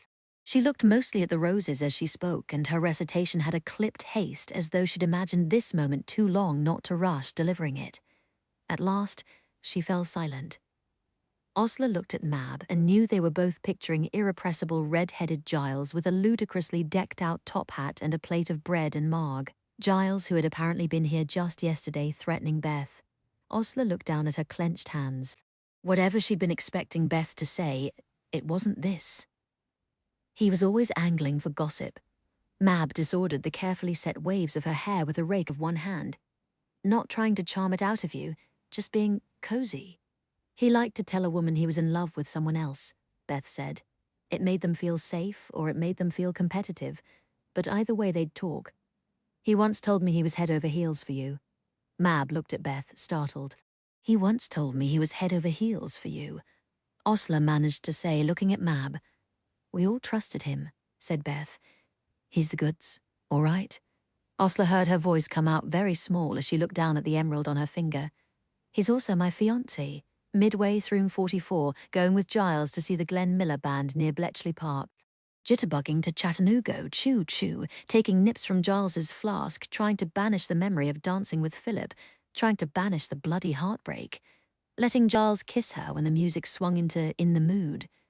I know what I'm in the mood for, Giles had murmured in her ear. He'd been chaffing her, trying to get a hint what she'd been translating in Hut 4, but she hadn't given him a word. And when marvellous, unbeatable Glenn Miller changed the tune, so did Giles. Come on, Oz. You've got someone you'd like to forget. Why not give it a try with me? And Osler, a little sauced and wholly heartsick, had thought, why the hell not? Because what had being good ever got her except here, heartbroken and wretched? So they nipped off to Giles's car and climbed in the back seat, and it was all finished 4 minutes later. And Osler felt no different except to think all the fuss about it had clearly been a lot of sound and fury, signifying nothing like the whole idea of romance to begin with. This is all you get, she thought. This is all there is. Giles hadn't seemed to expect much, just gave her a comradely smack on the flank and then drove her home. He'd gone on being exactly the same. A good friend, an occasional date, even a roll in the hay now and then after the war. Funny, exasperating Giles, who had slouched toward her at exactly the right moment earlier this year. The moment she was on her beam ends, thinking she might as well marry just to get on with life, and said, let's give it a go, Os. Romance is for bad novels, but marriage is for pals-pols like us. What do you say? Once again, she'd thought, why the hell not? And let him park an emerald on her finger. And here she was, listening to an old enemy tell her that her future husband was a traitor to the crown. Your fiancé? Beth had gone so white she looked ready to faint. He told me just yesterday that he'd have a family soon. He didn't say, she broke off, ripping at her nails. Did you tell him I'd sent you a message? Did you tell him you were coming here? No. And why hadn't she? Osler couldn't help wondering in the midst of her shock. Giles knew about Beth and Bletchley Park. It was one of the appeals of marrying him, that she wouldn't have to tell whoppers about her war years. Osler could have asked his advice when she deciphered Beth's Vigen Square. Why hadn't she? Something instinctive had sealed her mouth like a lock. You don't believe me. Beth's voice was bleak as she looked at Osler. You believe him. Osler opened her mouth, not even knowing what she was going to say, but memories were slotting themselves into place with the sudden click of keys turning in locks. June 42, when I was hauled into Commander Travis's office about those missing files, she said slowly. Travis said someone reported me. Giles, said Beth. He told me. He said you nearly caught him more than once something about the Hut 4 box files. Osler thought of that whisk of coat disappearing just out of sight. I knew it was something fishy, but the realization brought no pleasure. Mab took up the thread. There was a night after I was transferred to the mansion when Giles kept pouring drinks into me at the recreation hut. I was a bloody mess. I had a set of keys that locked up the file cabinets. He said I'd turned them into the watchman after leaving the recreation hut, but I didn't remember. He had himself a rummage through the mansion's files when you were drunk. Beth's voice was hard. He turned the keys in, but not before having a good poke around. Mab went white too, and Osler could tell she was passing what kinds of reports would have been accessible with those keys. Her chin lifted, and Osler saw her paleness was fury. He used me, she clipped. He used me. He stole from me. Then he comforted me, and he turned us against Beth. Osler thought, something stabbed her stomach again. This time it was shame. She looked at Beth, twitchy, wary, desperate, raw. Had she stayed entirely sane after more than 3 years in a place like this? Even if she was not entirely sane, she was still not wrong. I believe you, Osler said. You. Beth's raspy new voice was barely a whisper. You do. Mab nodded too. We'll get you out. Osler checked for listeners. Their allotted hour was slipping away. I'm going straight to London to report this. Once the wheels start to turn, too long. They're operating on me the day after the royal wedding. They will cut into my brain. Beth shivered violently. Please, you can't let them do that to me. Get me out now. She managed to hold her gaze steady this time, not sliding sideways. Osler and Mab exchanged glances. I have a plan, Beth whispered. I spent 3.5 years watching the routines here. Tell me, did you get here by car or train? And their heads came together among the dying roses, chapter 74. Osler was being charming and Mab was being terrifying, and between the two of them, Beth dared to hope she might get out. Mab had collared 2 orderlies, the head matron, and a doctor doing his rounds. I have serious concerns about my sister's health, arms folded, scarlet fingernails drumming. If we can discuss your therapies. Osler had gathered every nurse in sight and most of the inmates, and was chattering like a breathless Mayfair magpie. 200 pounds of rose petals in the Abbey alone. She'll be wearing an absolutely topping tiara of the Queen's for her something borrowed. Leaning forward confidentially, making the women lean in. You mustn't tell anyone, because Miss Hartnell swore me to secrecy at my dress fitting, but the Queen will be wearing lilac silk, a real fizzer. How did you get invitations to the royal wedding? One of the matrons breathed. My husband rubs shoulders with some useful London people. We saw Prince Philip once. An absolute dream. No one was paying attention to Beth, lingering close but not too close to the locked gardening shed. Perhaps increased outdoor activity? Mab was suggesting to the doctor.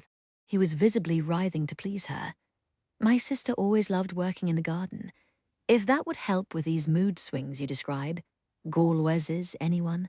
Osler passed her cigarette case around, throwing smiles like diamond chips. There's simply nothing like French cigarettes, French knickers, or French men now, the princess's bridesmaids. What kind of gardening tools do you have for the patients? Mab steered her entourage around to the shed. I'm sure my sister would improve if she could get her hands in the ground. Let me see what you have. The head matron unlocked the shed. Hanging inside was that set of keys that opened the small access doors where the gardeners trundled wheelbarrows of dead leaves off grounds. The shed that had never once in the 3.5 years Beth had been watching it, been left unattended, not for so much as a cigarette break. They say Princess Margaret will be in white organza, but I think she'll switch at the last minute to make a splash. Osler broke off, patting her forehead. Goodness, is anyone else warm? Glances at the cloudy sky. It's November, ma'am. The shed was open. Mab stepped inside to frown at the tools. You could use more spades and trowels. I'll speak to my husband about a donation. Tell me what other supplies could the institution use? Really, it seems quite warm. Osla's voice trailed upward uncertainly. She rose, frowning, and toppled over in a heap on the grass. "Doctor!" Beth screamed. Scream loud, Beth.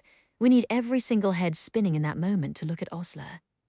The doctor jerked away from Mab and came at a trot. The nurses and even the inmates clustered around Osler, who lay on the ground with her limbs twitching, head rolled back. The doctors here have seen epileptic fits. Can't you just pretend you saw a spider? It will work, Beth. Nurse, it's some kind of seizure. Hold her head. Osler twitched gently, not overdoing it. You're good, Beth thought, hope beginning to hammer at her ribs. As soon as the distraction's underway, Mab moves. With every eye on Osler, Beth watched Mab's hand move to the key hook inside the shed. The keys aren't labeled, but it will be one of the smaller ones. I don't know which. Grab them all. Are you sure you can get them off the ring without being seen? It may have been a long time since I was pocketing lipsticks from Selfridges, but I've still got a fast swipe. Beth saw her arm move in a quick yank, and then Mab was shutting the shed doors and pushing into the crowd around Osler. My sister has always been prone to these little spells. Give her some air. Osler's eyelids fluttered. Mab helped her sit up. There were blushes, apologies. Oh, how too embarrassing, doctor. One of the nurses, Beth saw from the corner of her eye, was hastily locking up the shed, not bothering to look inside.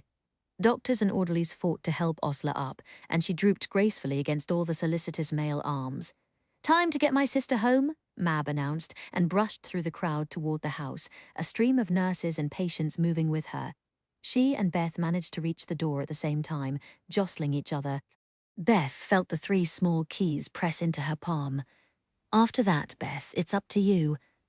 Don't rush it, Beth thought. Wait for Mab and Osler to be escorted out. Wait for the commotion from Osler's fit to die down, for the common room to settle. Wait for the nurses to fall back into their usual rounds. Wait. But what if the grounds crew goes back into the shed and they see? Beth squashed the panic. She'd waited for 3.5 years. She wasn't going to ruin everything now out of haste. Drifting slowly out of the common room, as if returning to her cell. Drifting down the passage instead, whisking behind a curtain. The matrons at the front desk weren't supposed to leave the entrance unattended, but they did, all the time. The patients were so quiet, there wasn't any real risk. And besides, there were the walls outside to contain them if they wandered into the grounds. Matron Rowe, on the desk today, couldn't go 40 minutes without a cigarette. Sure enough, she whisked round the corner after 15 patient minutes of waiting. Beth slipped outside, barely breathing down the stone steps. Beth remembered mounting those steps the day she came here, feeling like Alice fallen down the rabbit hole. I'm not Alice any longer, thought the former Miss Liddell. I'm no longer trapped inside the clock. Drifting, not running around the women's wing toward the back of the house, crouching under the windows. The access door came into sight, and Beth checked the clock tower. 10:30. The orderlies made rounds of the wall on the hour. She flung herself at the gate, fumbling the trio of keys out of her sleeve. First key didn't fit. She yanked it out, panting, fumbled with the second key, dropped it. What are you doing here? An orderly stood staring at her, stopped buttoning his coat over his uniform. Ginger-haired, scrawny, clearly off duty and headed out. He was the one Beth had serviced in a linen closet, trying to learn what a lobotomy was. The one who had ruffled her hair afterward. You shouldn't be out, he began, coming toward her. And Beth didn't hesitate. She threw the useless key at his head, and as he flinched, she flung herself on him. He yelled in surprise, trying to fend her off, but she darted her head forward like a viper and sank her teeth into his cheek. The man yelped like he'd been scalded, and Beth forced her hand over his mouth, trying to contain the shout. He fell heavily, and Beth felt the impact along her entire left side as she fell with him. But her teeth only sank deeper. She heard herself making a mad keening noise. All the helpless rage of the last 3.5 years boiled up her throat and roared when it met the coppery tang of the man's blood in her mouth. She tasted more than blood. She tasted the chalky flavor of sedative tablets and the antiseptic tang of nurses' fingers thrusting into her mouth to force her jaws apart. She tasted shame and despair and the urge to wind a bedsheet round her throat and hang herself. She tasted bleak, stony hatred for Giles and a blunter, smaller venom for the nurses and orderlies who bullied the inmates. She tasted the metal of the drill that would have cut her skull open and the tensile snapping of her brain's strands as her code-breaking mind was mutilated. "Let go," the orderly squealed into her ear, faces locked together as if they were dancing cheek to cheek. "Let go, you mad bitch." "No," Beth snarled through her teeth, clamped into his face, and managed to get her fingers into his hair to yank his head against the ground. She banged his head once, twice, and he went slack. She banged one more time to be sure. Beth's ears buzzed, her jaws ached as she released her teeth, and she wiped an unsteady hand across her mouth, feeling blood smear. She looked at the unconscious man below her, his cheek torn open. She didn't know if it had been his head hitting the ground or if he had fainted, but he was out cold. She checked his pulse. Strong. He was too heavy to move, and she had no way to hide him. She'd have to take her chances. It would be a while before he was found. She got to her feet, shaking, and staggered back to the access door. Her hands trembled too much at first to fit the second key to the lock. Her mouth was still coppery with blood. The second key didn't fit. "Please," Beth prayed, fitting the third. It turned. She was through the door in a flash, wedging it shut and locking it from the outside. Outside the walls for the first time in 3.5 years, the path led down a grassy slope toward a road she'd never seen. Beth flew down it, legs pumping. She'd told them where to wait if they weren't there. "Please," she prayed again. There was Osler, perched on the long hood of a forest green Bentley, hair ruffling in the cold breeze. Mab slouched behind the wheel, lighting a cigarette, saying, "Been trying to stop, but the week you stage an asylum breakout is not the week to quit smoking." They looked up, hearing her footsteps, and Beth saw them both flinch at the blood on her mouth. They tried to hide it, but she saw for an instant her step faltered. Osler slid off the hood and threw open the door. "Coming." Beth crawled into the back seat, lying flat. She was suddenly dizzy, inhaling scents she hadn't smelled in years. Leather upholstery, Osler's Soir de Paris, Mab's Chanel No. 5, and her own smell. Fear and ammonia and sweat. "I want a bath." Mab started the car up and they were swinging round. "Don't speed," Beth said. "We don't want to attract attention. Hide under this." Osler ordered, shoving a car rug over the partition. Beth squirmed under it, but she couldn't resist a peek through the rear window as they turned off the asylum road. Just a big grey stone house behind a tangle of dead roses and high walls, receding into the distance, Sleeping Beauty's crumbling castle. The air coming through the open window was freezing cold, fragrant with bracken, free air. "Lie down." Mab hissed, mashing the pedal. Beth lay down, head spinning. Mab and Osler were arguing, low-voiced. "Once they realize we aren't Beth's sisters, they have no blinking idea what our real names even are." The question burst out of Beth from under the blanket. "Can you tell me what happened to Boots?" A startled pause. Beth shrank, dreading the answer. "He was returned to Aspley Guys after you were taken away." Osler said, "Our landlady kept him. She mentioned him in her last Christmas card." Beth squeezed her eyes shut. Her dog was alive, safe. That seemed like the best omen in the world. Mab spoke up then. "Where are we going, Beth?" Beth opened her mouth and closed it again. The first real decision she had been offered in 3.5 years. The Bentley rocketed over the moor as Beth Finch shut her tear-filled eyes with a sob of joy. Alice escaped the looking glass. Giles, and now she's coming for you. Chapter 75. Why did Giles get mixed up with Soviets? Mab wondered, changing gears. The Bentley was speeding past Blackpool now, well south of York, even further from Clockwell. We had more than a few at BP who flirted pink on the political side, but Giles didn't seem to have an ideological bone in his body. He thought BP wasn't doing enough to help our allies. Beth was sitting up in the back seat now, wearing a print dress from Mab's traveling case. It sagged off her gaunt frame. Osler had pressed a comb on her too, and some scent, not to put too fine of a point on it, darling, but you look like a dog's dinner. He saw an opportunity to help the Soviets win their war, so he did. In his eyes, she spat the words, he was a patriot. The PM was stingy about sharing our findings with the Soviets. Osler pointed out, I used to get in a wax about that too. Yes, but you didn't betray your country, Beth said. Would I feel quite so defensive of my country if it had locked me up in a madhouse? Mab wondered, because Giles might have planted the seeds. But it was BP's obsession with secrecy that made Beth's imprisonment possible. Then again, Beth had always had that peculiar rigid streak. It didn't matter that her country had betrayed her. She'd taken an oath to it, and she would uphold that oath until she died. Maybe that streak of unbending iron in her soul was what had kept her from crumbling, surrounded by lunatics. "We could contact Commander Travis first," Osler began. "He's living in Surrey now, he knows us, and with his connections, contact with MI5 would—" "No," Beth cut her off. "No Travis, no MI5, not yet." Mab took her eyes off the road long enough to stare. "We need to regularize your position as soon as possible. We've already risked charges, breaking you out. You put me there to begin with," Beth flared. The undercurrent that had been running through the Bentley snapped taut. Osler reached to touch Beth's hand where it rested on the backseat partition, then apparently thought better of it. "We didn't know they were thinking of sending you to a sanitarium. If we'd known that when we were questioned. I lost 3.5 years of my life because you two were angry at me." Beth's fingers flexed and opened, flexed and opened. "Have I been punished enough to suit you? Do you have any idea what it was like in Clockwell?" "Of course I don't." Mab stamped on the brakes as they came to a four-way stop, harder than necessary, so they all jolted in their seats. "And I'd never have wished it on you in 1,000 years, no matter how much bad blood we had between us.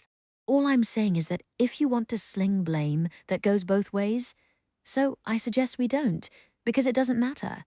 The person guilty of a crime here, a real crime, is Giles Talbot, and Osler and I are here to help you deal with him. So why can't we go to the authorities immediately?"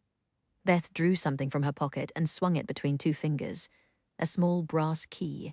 "Because I still need to break the Rose Code." Chapter 76. It was past 10 by the time they motored through Buckinghamshire, the Bentley creeping along pitch-black country roads. They had all fallen silent some 30 miles back at about the time. Beth knew when they drew closest to Bletchley Park. "I haven't seen it since I left for the Admiralty in autumn of '44, Mab said abruptly. It was still buzzing along like clockwork. We had thousands of workers by that point. Remember the early days when everything felt so ramshackle and you knew every face at shift change? I was let go September 45, Osler said. That cool little form, owing to the cessation of hostilities, etc., etc. Please bugger off and never talk about what you did here, or you'll be hanged, drawn, and quartered." A sigh. The clear-out was starting even before I left. They sent a party of us back to the old Hut 4, made us crawl over every board. People used to jam bits of decrypts into the cracks in the walls when drafts were blowing. We had to find every scrap and burn them. Part of Beth yearned to stop by Bletchley Park's gates, and part of her was glad it was too dangerous to risk being seen so near her hometown. She didn't know if she could bear to see BP empty and abandoned. We did such things there, and no one will ever know. They made the turn-off in silence and parked, unfolding stiffly from the car. Beth didn't know when she'd ever been so tired. This morning she'd wakened in her cell. By noon she was out. They had driven all afternoon, and through the evening across most of England. Had all of that really happened in one day? Mab rang at the door of the darkened house for a long time. At last there was the creak of hinges. "What's this about?" came the alarmed voice of Dilly Knox's widow. "Has there been an accident?" "No accident." Beth came forward, seeing the older woman's eyes widen. "I'm very sorry to disturb you, Mrs. Knox, but it's an emergency.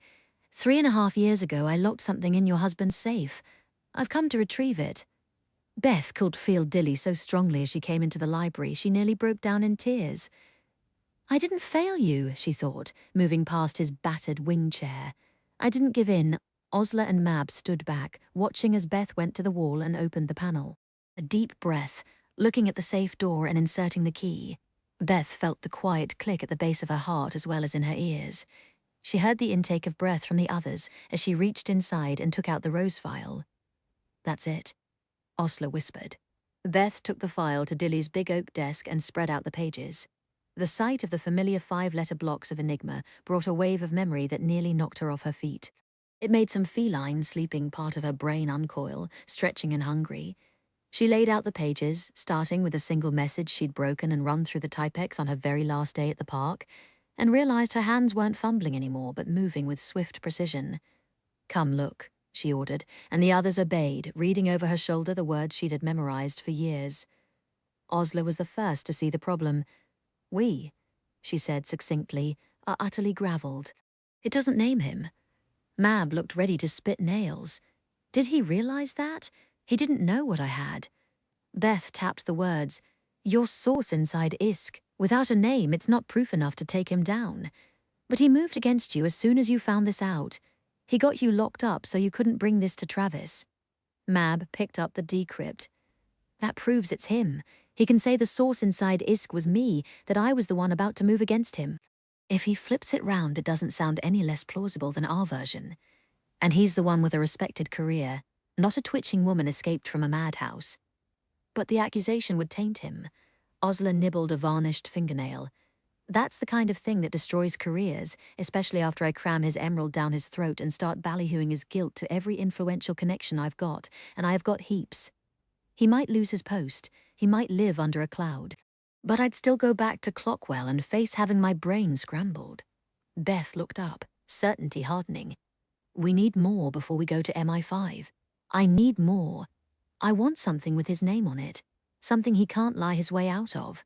One of these," she fanned the undecrypted messages out on the desk, "might have that. I hope. I need to crack them, and I need to do it now." Mab's fingers drummed. "How long before he realizes you've escaped? The asylum will notify MI5 that I'm gone. But Giles wasn't their contact on file. Someone else is handling my case. So even though MI5 will be casting their nets for me, Giles won't be told He'll find out," Mab stated. "You know, he'll have your name flagged any changes, any unexpected developments. Your handler will tell him you're gone, and then what? He sits around waiting, gives you all the time you need to break this cipher. Maybe he won't find out." Osler looked thoughtful. "Just after Giles and I became engaged, I asked him if he could make inquiries at work, find out what had become of Beth." "You did?" Beth asked, surprised. "You think I've gone 3.5 years without once thinking of you?" "Of course, I wanted to know. Giles did some digging, but they wouldn't tell him anything. Something about conflicting interests, given that he'd been your friend," Osler quoted. "So if he told you he could get reassigned to your case anytime he wanted, I think he was talking slush. He might have charmed the Clockwell doctors into giving him information about you, but it didn't work on his superiors at MI5. They didn't tell him anything then, and I don't think they'll tell him you've escaped now, no matter what alerts he's tried to put in place. Giles was lying to one of us." Beth gnawed her lip.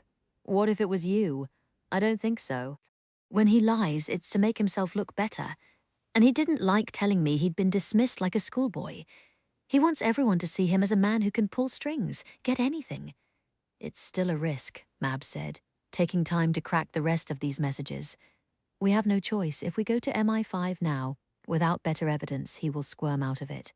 Beth took a deep breath. "My surgery is scheduled for the day after the royal wedding. Giles said he'd telephone Clockwell that morning.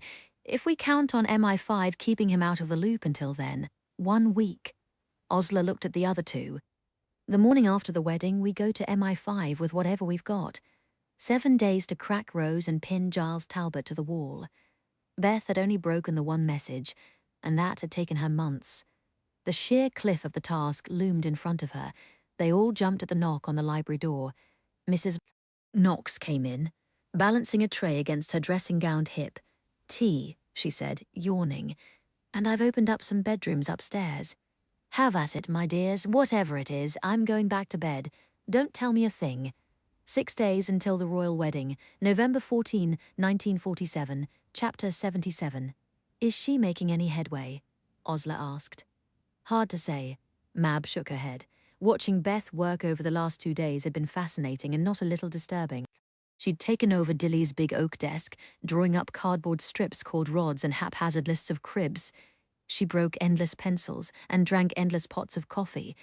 She held long conversations with her former mentor as though he were actually sitting there. "What if I tried that, Dilly? Did you ever try?" And then fell into hours of abstracted silence. Is this how the Boffins did it during the war? Mab couldn't help asking dubiously. She'd worked so many stages of the intelligence chain at BP, but she'd never been part of the stage where human brains made the critical initial breaks. As Mab watched, Beth scribbled something, scratched it out, swigged all the coffee in her cup, and started over.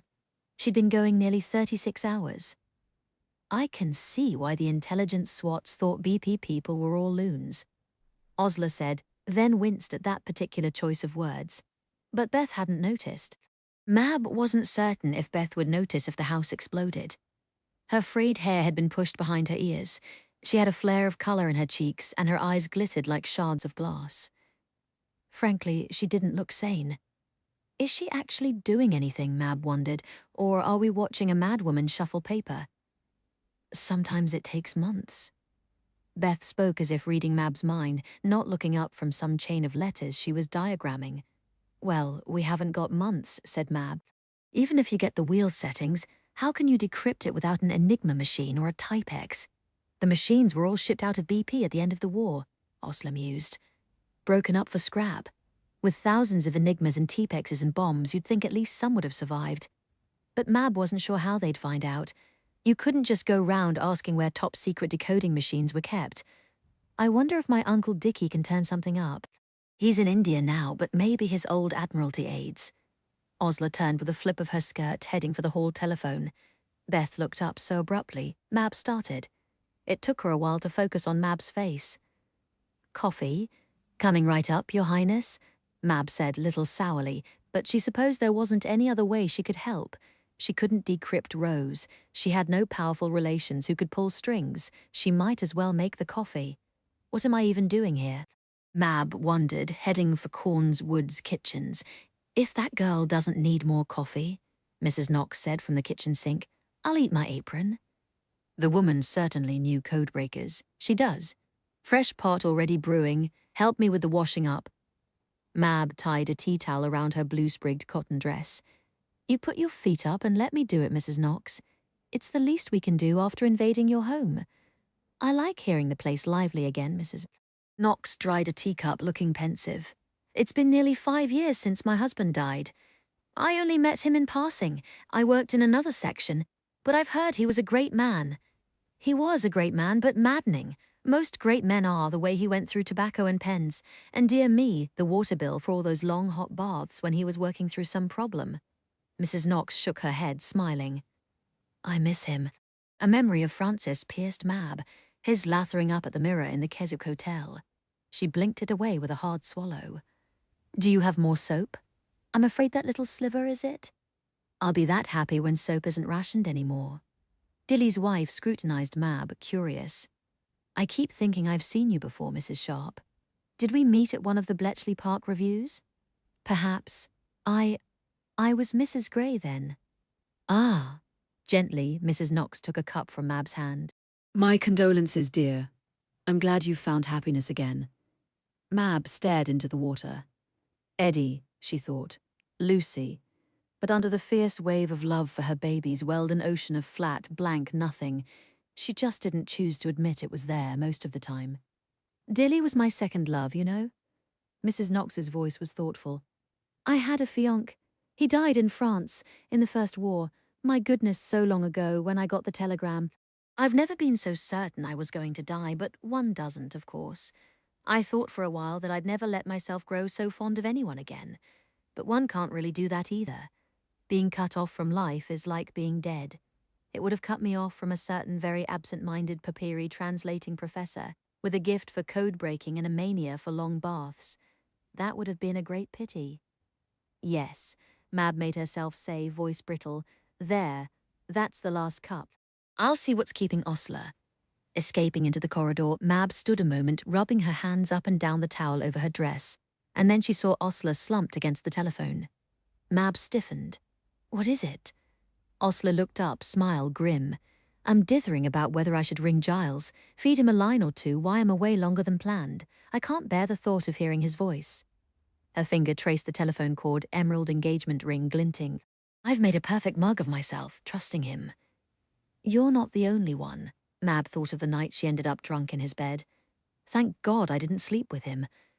Lucky you. He's a thumping bore between the sheets. Mab's lips twitched, Osler's did too, and for a moment they were on the verge of laughter. Then Osler said, no use putting it off, and picked up the telephone, and Mab went into the library where Beth was pacing. You look like a gothic heroine about to pitch herself down a well, Mab observed. But Beth just shook her head. It's no good, I'll never crack it in time, I'm too rusty. Mab cut her off. Ring Harry. Beth flinched. What? You don't want to ring Harry? Mab said impatiently. Because you haven't seen him in 3.5 years, and you don't know what you still mean to him, and you don't want to face any of that yet. But we need another brain. Someone to help break those messages and not turn you in. Mab folded her arms. Ring Harry. Beth didn't have time to answer before Osler stamped into the library, face flushed with fury. If this doesn't just take the biscuit, she snarled. An invitation's come for Giles and me, and I've got to run up to London, Mrs. Knox, she said as Dilly's widow came in with the coffee pot. Can the others impose on you a little longer? By all means, dear. I haven't had this much excitement since VE Day. Mrs. Knox began passing mugs tranquilly. Who on earth called you up to London? Mab asked Osler. Would you believe the palace? 5 days until the royal wedding. November 15th, 1947. Chapter 78, Your Royal Highness. Dimly, Osler was aware of Giles's bowing, the other guests fluttering through the private drawing room where they had all been ushered. Osler had no idea who the others were. She kept thinking of them as the camouflage, especially as she made the appropriate half-curtsy and straightened, taking in the smoke-blue dress, the string of pearls, the serene shield of a face, and the steady blue eyes level with Osler's own. How do you do? Murmured Princess Elizabeth. Osler had a flash of memory running to meet Philip at the train station, face tilted up toward his, realizing she'd forgotten how blue his eyes were. They will have beautiful blue-eyed children.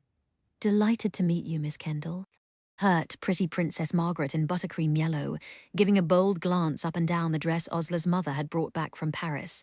Ribbed silk in deep lavender, a huge skirt, a wide sash with impressionist flower swirls like a band of Monet's water lilies about the waist. Smart frock, Dior. Just be chummy, Osler reminded herself as everyone was ushered to a table glittering with silver gilt and crystal, and she and Princess Elizabeth sank down opposite each other in a mutual billow of crinoline and unblinking gazes. That's what this whole luncheon is about. Someone in the palace had clearly had enough of those scandal rag tidbits about Philip's former girlfriend, and decided on a little preemptive strategy. Osler and her fiancé, cozy with the princesses over lunch, everyone friends, then a nice mention in the papers the next day. Osler couldn't decide if she wanted to laugh or rage at the bally timing of it all.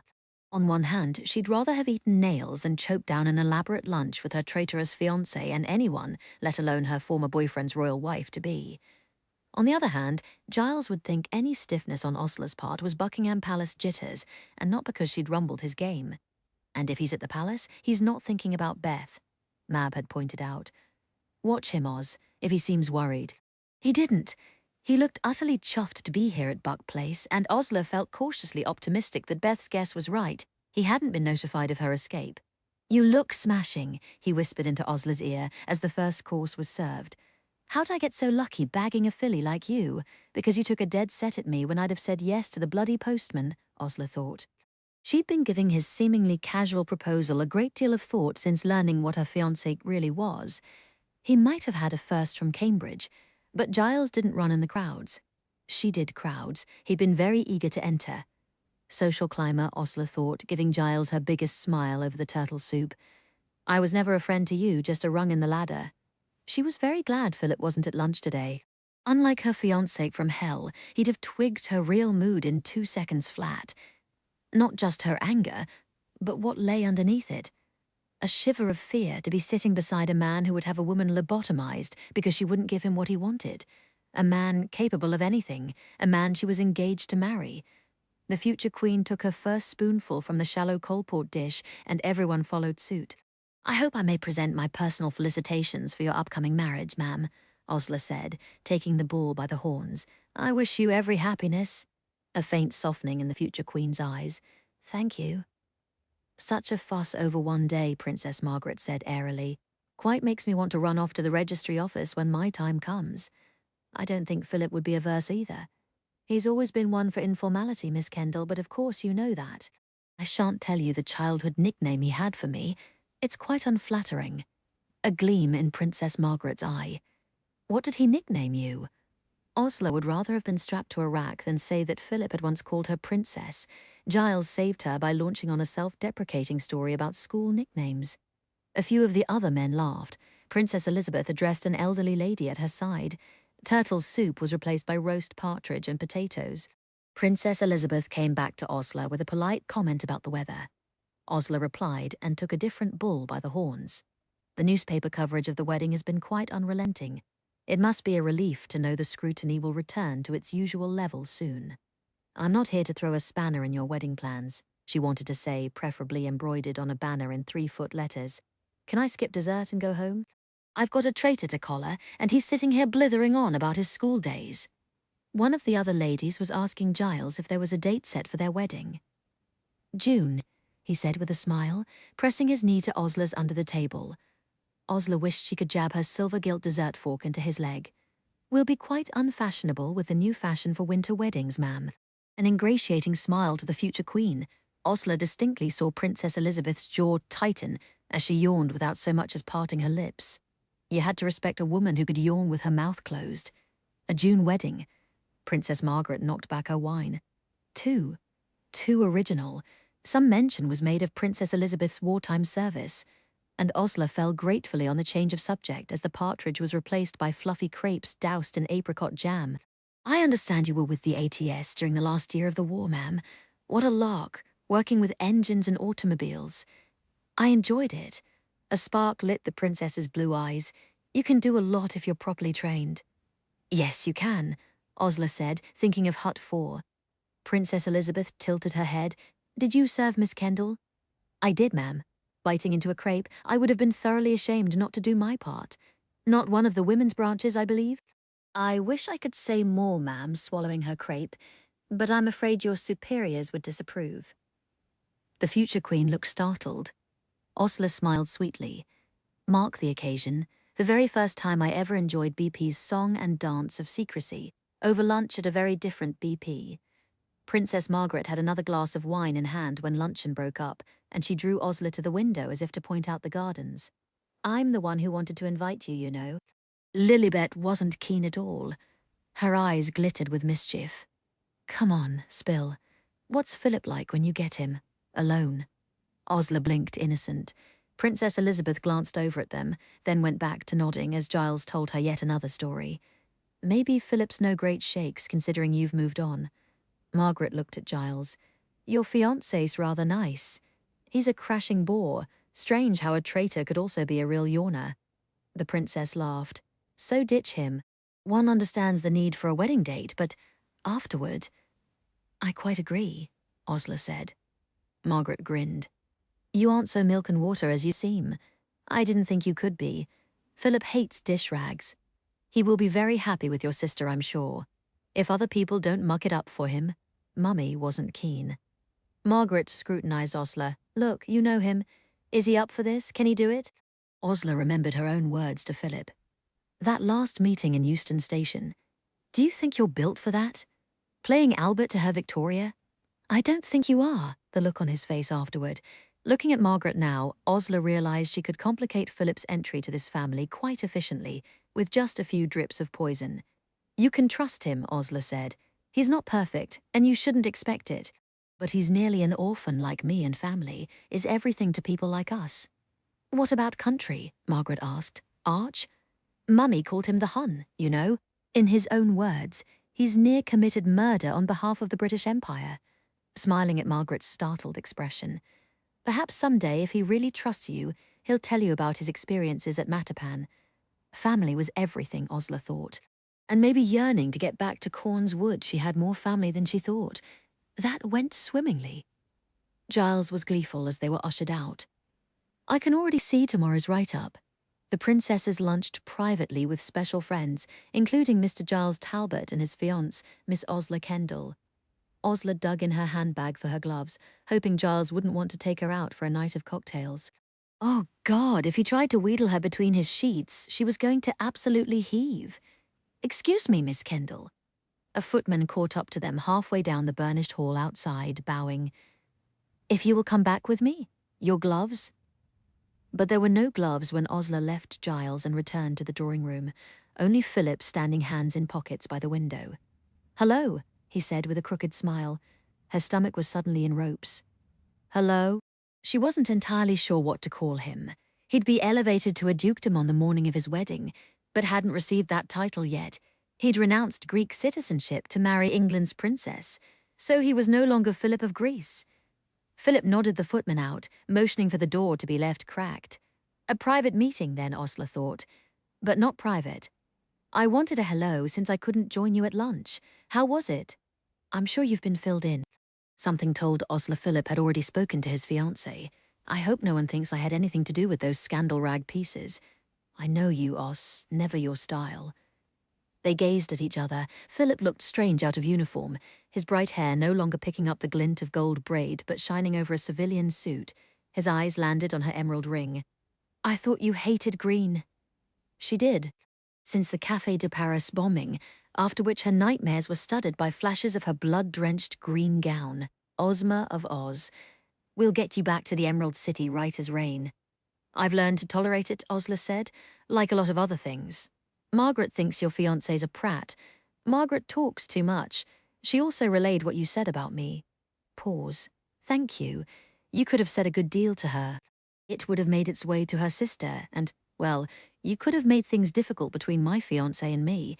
I wouldn't even have blamed you, considering how things ended. An ocean of words hovered visibly at his lips. I didn't behave as I should have. Perhaps, or I let myself care more than I should have, and you were hurt. It all remained unsaid. Philip was more contained than Osler remembered, the future consort already weighing every remark. She felt a moment's regret for the boisterous wartime lieutenant who laughed and spoke on quicksilver impulse. You look well. Philip studied her. I'd like to see you happy too. Is Giles Talbot the one to do that? I don't think you're quite entitled to an opinion on my future husband, she said evenly. That's fair. Don't think I'm eating my heart out, Philip. The twinges of regret could ache sometimes even now, but Osler's heart was no longer in smithereens. It wasn't heartache now. It was what pains me, she said slowly, finding her way, is that I've never quite been allowed to leave you behind. When can I be Osler Kendall again, not Prince Philip's old girlfriend? She answered her own question. I know it will happen eventually. You'll become our future queen's husband. There will be little blue-eyed princes and princesses, and I'll have a husband and children of my own, and people will forget. I just wish it would come sooner. The day my name becomes mine again, not just something to remind people of someone more important. His mouth quirked. I might know something about how that feels. He might, at that. He'd chosen a woman who outranked him, who always would. If you'd married me, Osler thought, you'd be a naval lieutenant, maybe a captain by now, free to sail the world, and I'd always be the prince's wife. You'll marry her, and you'll probably never sail into battle again, and you'll always be the queen's husband. You can do it, you know, Osler said. What, I said at the train station, that you could never play Albert to Princess Elizabeth's Victoria, you can do it, Philip. I know you can. She'll need someone like you, and so does England's Sumyon, who doesn't take loyalty for granted.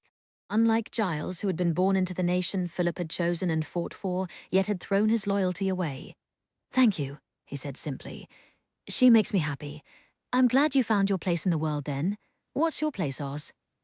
I'm going to be the wittiest, most successful satirist at the Tatler, Osler said, with a syndicated column before I'm 30. She said it flippantly, but realized it was exactly what she wanted. Maybe she hadn't let herself realize that, because it seemed like wanting the moon. But Osler decided right now that she was getting a column, and it was going to be a ripping good column too. Shall I ring someone at the Tatler? Philip asked. I could put in a word for you. No, I'm going to get it for myself, Osler decided, as soon as she'd wrapped up this business of catching a traitor, that is. I look forward to reading your work. Philip hesitated. Friends, Oz. I don't want to lose you. You won't. Then take this. Holding out a slip of paper. My private line here at the palace is a bit of Mayfair crumpet like me, allowed to ring a duke at Buck Place. Osler jibed. You're no Mayfair crumpet, and you know it. Philip hesitated. Maybe you can't tell me, but I know you did more during the war than type reports. That knocked Osler for a wicket. What? People who have been to war suffered for it in some way. You see the marks, the damage. I knew fellows who couldn't stand loud noises after Matapan. Fellows who got the tremors after we were dive-bombed in the Mediterranean. I don't know what you did, Oz. I didn't think about it much at the time, but afterward when I looked back, I realized, well, from the pattern of your flinches, it can't have just been typing. Slanting a brow. Though you were very good at selling it that way, Osler stared at him, nearly breathless. Tell me one thing, Philip said. Whatever it was, Were you good at it? I was blinking great at it, she said. There you are. So no more silly Deb business, eh? She grinned. As the royal consort, you might get permission to find out what I did. Possibly ask me 5. I will. Philip checked the time. I've got to go. Look, don't be afraid to ring if you ever need anything. One of my people will answer it, day or night. You have people now? She teased. He grinned back, coming to kiss her cheek, and she smelled an unfamiliar cologne. Good to see you, Philip. When Osler was escorted back to Giles, waiting between a mirror and a hideous mid-Victorian still life, he was good-humoured. You were gone an awfully long time for a pair of gloves. Kitten, should I be jealous? She beamed at Giles, disarming him before she dumped the goods on him. You're the one who's been tipping off the scandal rags about me, aren't you? A shot in the dark, but a reasonable one. He had the grace to look chagrined, just once or twice. The things journos pay for tips. Excellent, Osler thought. She could row with him all the way back to Knightsbridge, and he'd be far too busy scrambling for apologies to even think about inviting her out to cocktails, or, God forbid, to bed. Far too busy to think about Beth, either. You utter rotter, Giles Talbot. Osler shouted, working up some tears as she stamped down the endless palace hall. That shiver of fear his presence gave her subsided in a wash of relief. She could get out of his sight and back to Beth, Mab, and Corn's Wood by nightfall, back to the people who mattered. Chapter 79. I hear you need a boffin. Beth's head jerked up. Harry stood leaning against the library door, old jacket thrown over one shoulder. His black hair was shorter. He would no longer be forgetting the barber for weeks at a time because of triple shift binges breaking U-boat codes. She'd forgot how big he was. You're here, she said, heart thudding. His gaze went over her, and she winced at the horror that flashed briefly across his eyes. She was clean scrubbed now. A long soak in Mrs. Knox's bathtub had washed away the asylum smell, but there wasn't any hiding her skeletal thinness, her ragged hair and nails. Harry, she said, hearing the rasp in her own voice now, the perpetual hoarseness from years of daily vomiting. Mrs. Knox let me in. He looked like he had a river of words begging to be released, but he kept his voice careful, quiet, like a man trying not to spook a wild animal. Mab and Osler, are they? Mab's making coffee. Osler was called to London. Harry had a fellowship at his old college in Cambridge now. Mab had tracked him down yesterday. Beth felt her hand stealing up to worry at her hair and made it stop. My college owed me some days. Harry took a step forward. Beth, how is Sheila? Beth blurted out. She wanted to know why he'd never come to Clockwell. She also didn't know if she could bear to hear the answer. And Christopher? Harry pulled himself visibly back from some ledge. Christopher's? He's well. My father's come round a bit about us never darkening his doorstep. He sent Christopher to a specialist to have his ankle operated on. He walks quite a bit better now. Sheila's over the moon. That's good. Beth took a deep breath. Did Mab tell you about Giles? Yes. Harry said something flat and filthy about Giles Talbot. This cipher message you broke, how is it the Soviets were talking about Giles in English via an Enigma machine, when they don't use Enigma for their own traffic? Beth had thought about that. Probably a captured German army machine. Maybe they were communicating with his handler in England, asking more about its uses and operation. Who knows? Harry pulled up a chair. How can I help? She pushed the rose messages across the desk. He leafed through the sheets of Enigma traffic, a smile touching the corner of his mouth, and Beth's heart plucked. This takes me back. He inhaled the smell of the decrypt paper. I'm working theoretical mathematics now, the Poincare conjecture stuff I missed when I was at BP. Pure research, no lives at stake.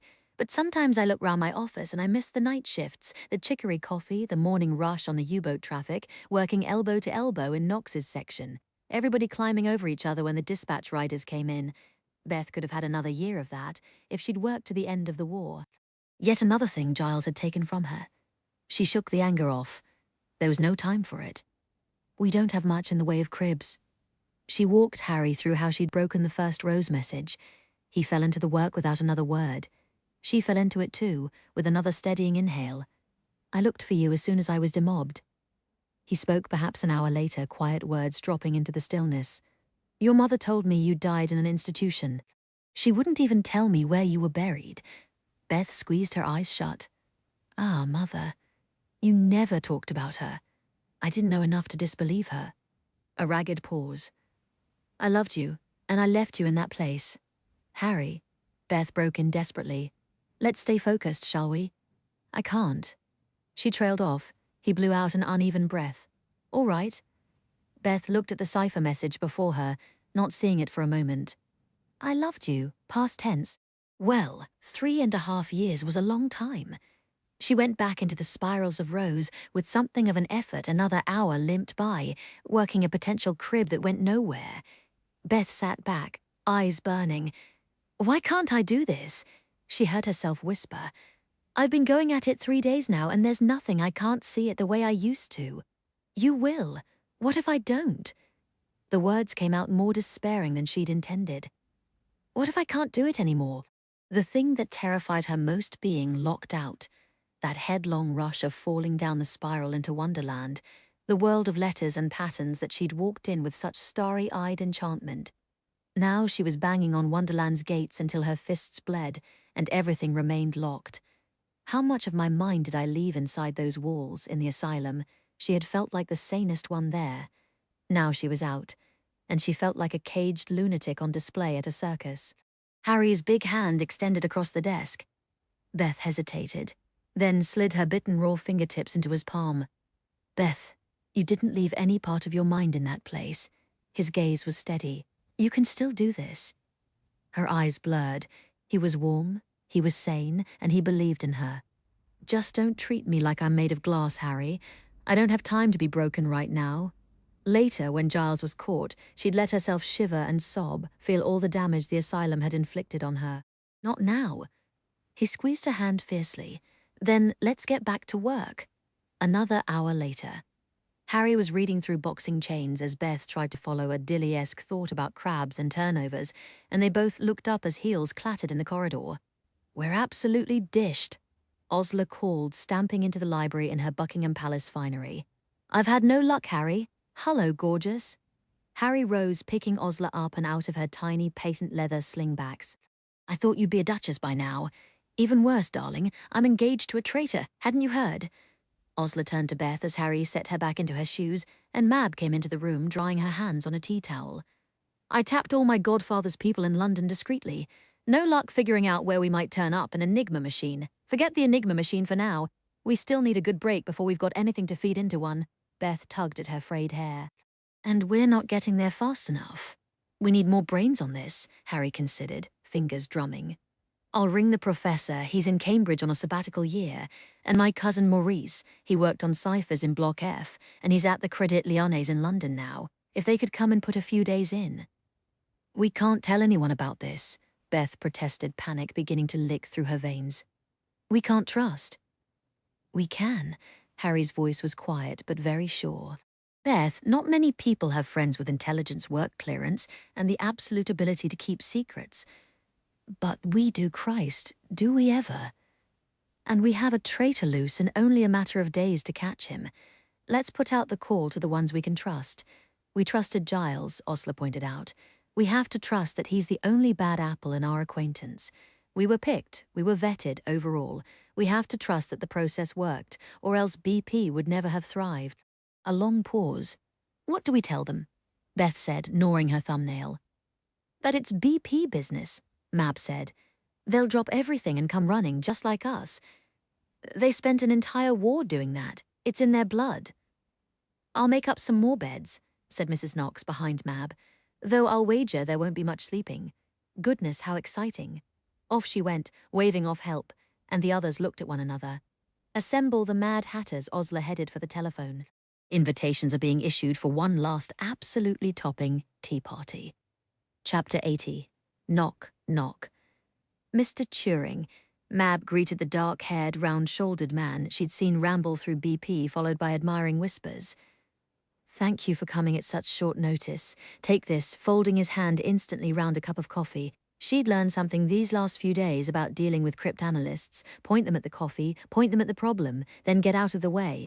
Works over there, in Dilly's library. The professor ambled to a seat opposite Beth and Harry. and Beth pushed over the stack of increasingly dog-eared messages. Let's see. He began humming tunelessly, and Mab had to stop herself from snapping. Stop that. She wasn't going to snap at Alan bloody Turing just because she was missing her family and felt like biting someone's head off. Mab had rung home that morning to say she'd be away another few days. The conversation with Mike had contained a lot of thorny silences and questions she'd had no choice but to evade. Think about that later, she advised herself. Knock knock. One of Dilly's team? Mab guessed, assessing the rosy-cheeked woman in the corridor. Phillida Kent. Look, I'm happy to help, but I need some sort of authorization or proof that what you're doing here is on the up. We're working on that. Come in, have a go. Knock knock. A brisk blonde broom handle of a woman in a home-knit jumper came straight in and kissed Mrs. Knox on the cheek.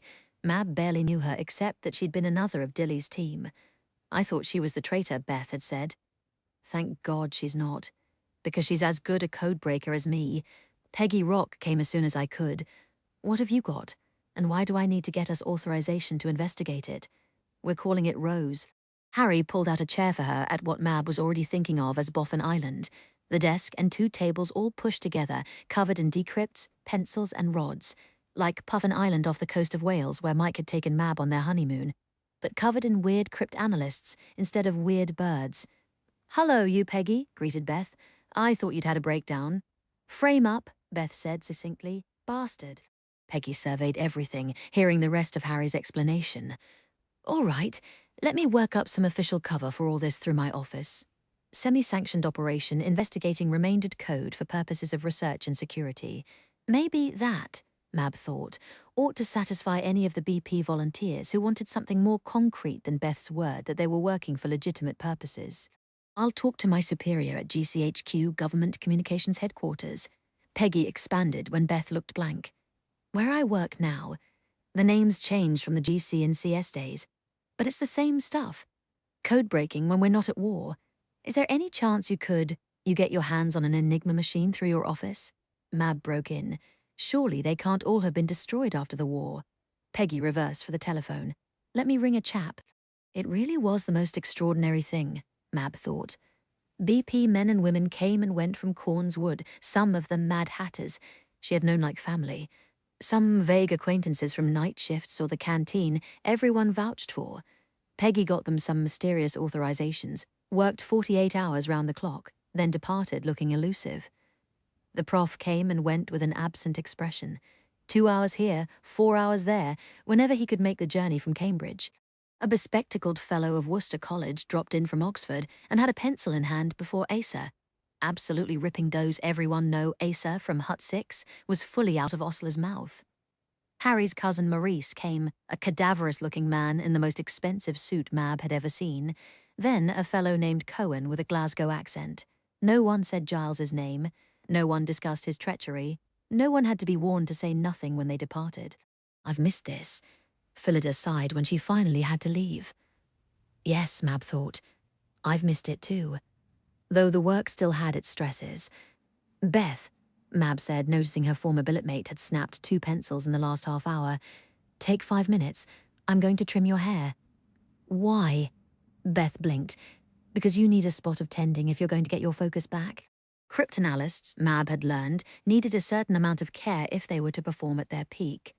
Thinking of Mrs. Knox and her wry indulgence of Dilly's quirks, and the way she kept supplying her sudden influx of visitors with coffee, Mab shooed Beth into the washroom, borrowed a pair of scissors, and began smartening up that butchered blonde hair, while Beth slowly blinked her way back into the world around her.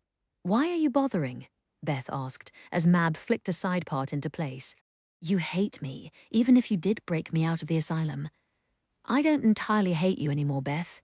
That surprised Mab, and she worked through it as she did her best to clip that Veronica Lake wave back into shape. After what Beth had endured at the asylum, it felt like only a heart of stone could condemn her to unrelenting hatred. When I look at you, I prickle, and I don't think I'll ever understand you, but no woman should walk around looking like she backed into a threshing machine.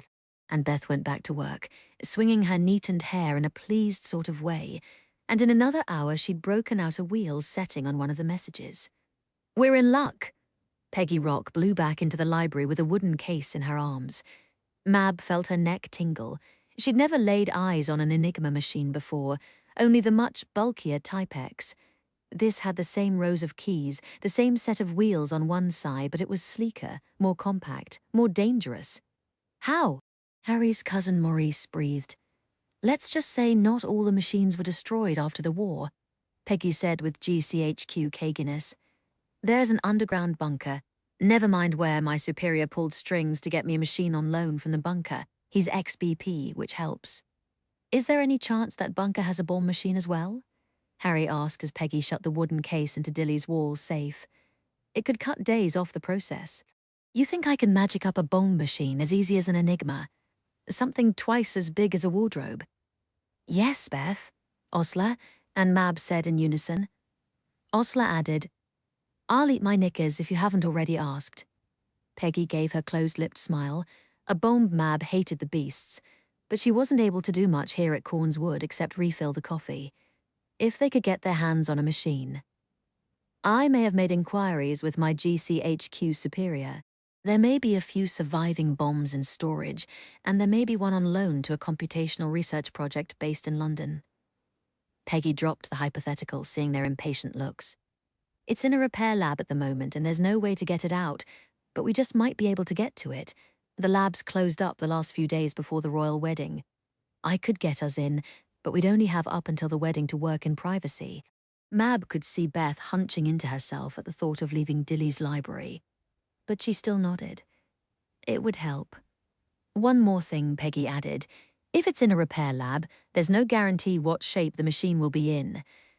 Ralph Engineers did bomb maintenance during the war. The fellow named Cohen volunteered in his Glasgow burr.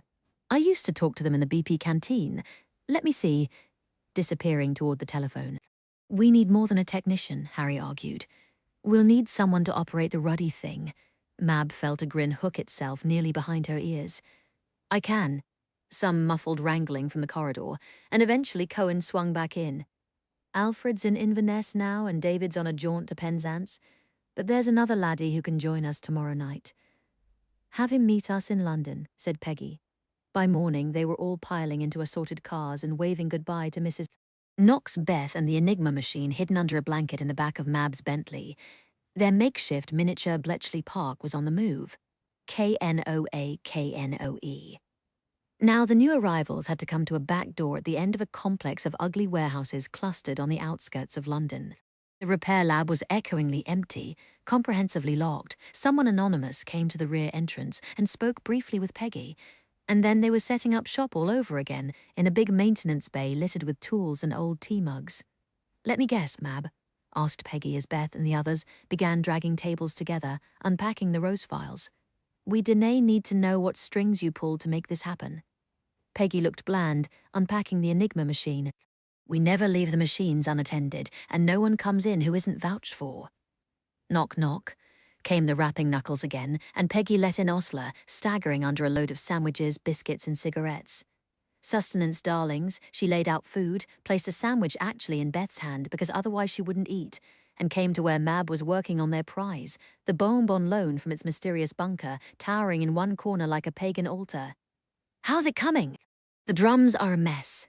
Mab shook out her fingers, sore and pinched from hours of teasing coiled wires apart with her eyebrow tweezers. Where's that bloody technician?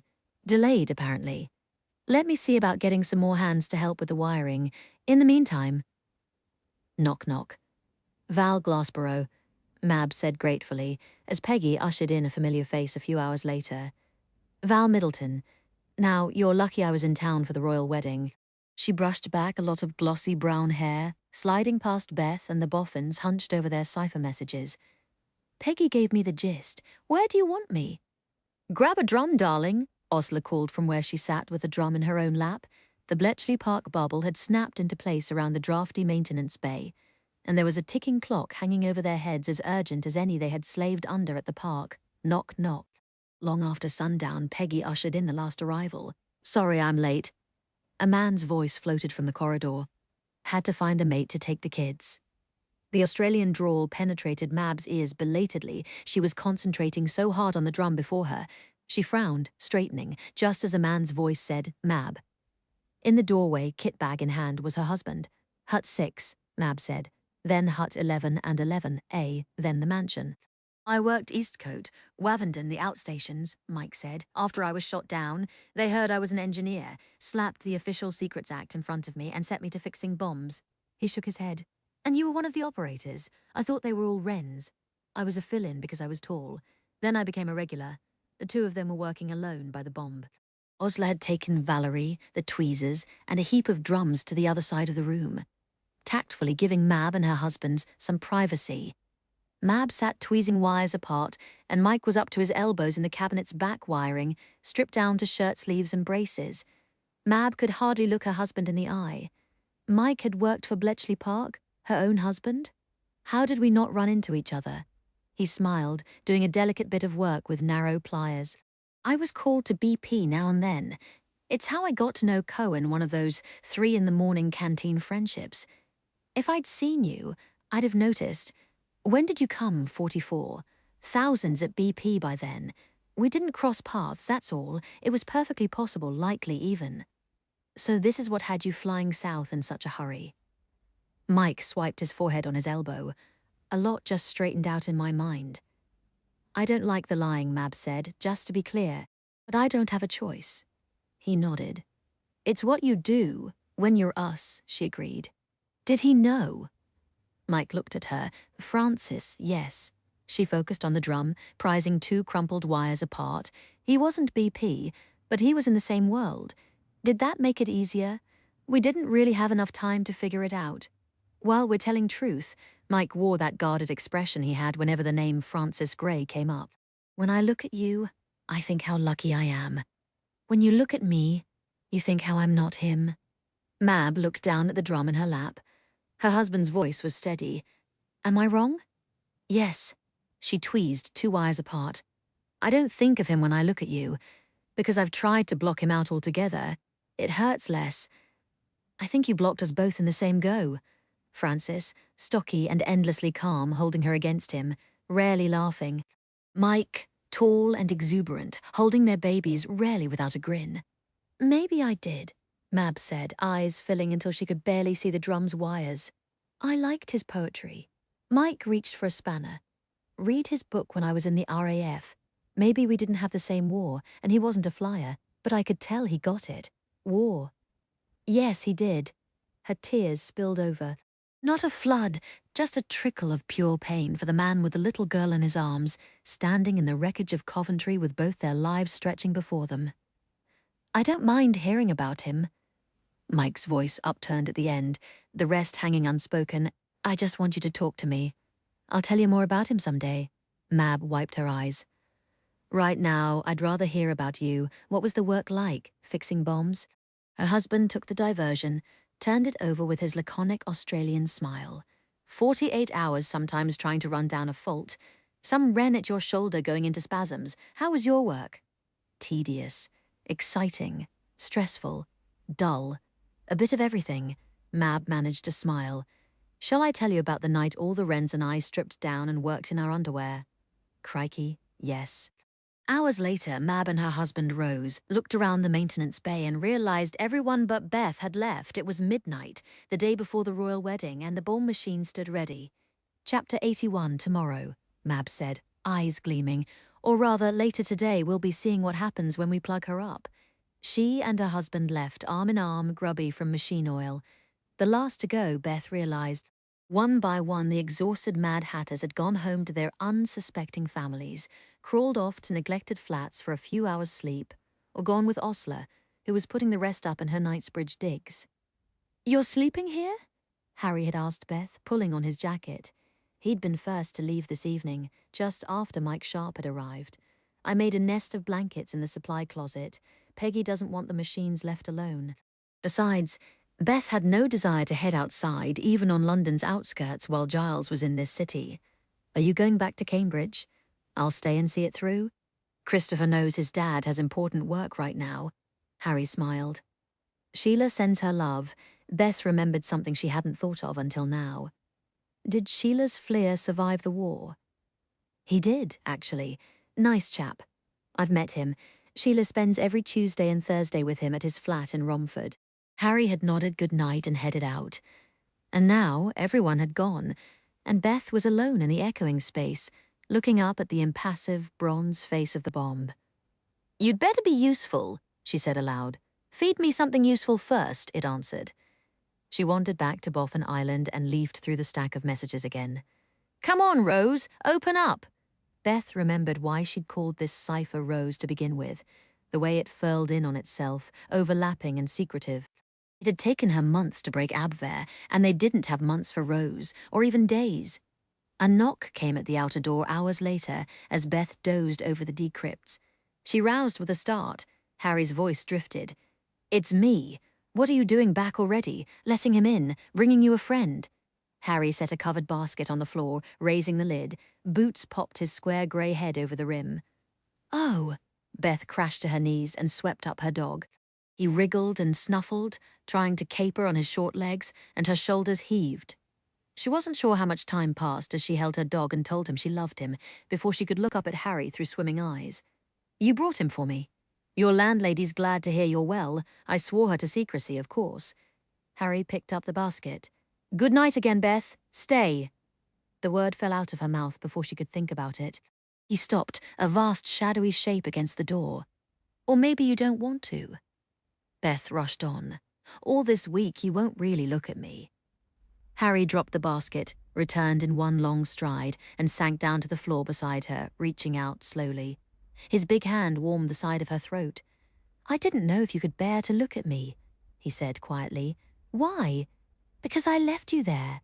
His voice was even, but his hand slid into her hair and tightened. "When your mother threw me out of her kitchen, I stumbled home and wept for you, when I should have been hunting up Commander Travis or Mab or Osler. I believed your gorgon of a mother, and you stayed there rotting—" "Stop talking." Beth linked her hands around his neck, heart drumming. "Do you want me? Do you love me? If the answer to either, I don't even need both, is yes, then please do something about it." Harry buried his face in her collarbone, shoulders shaking. For a moment she thought he might be crying, but he was laughing.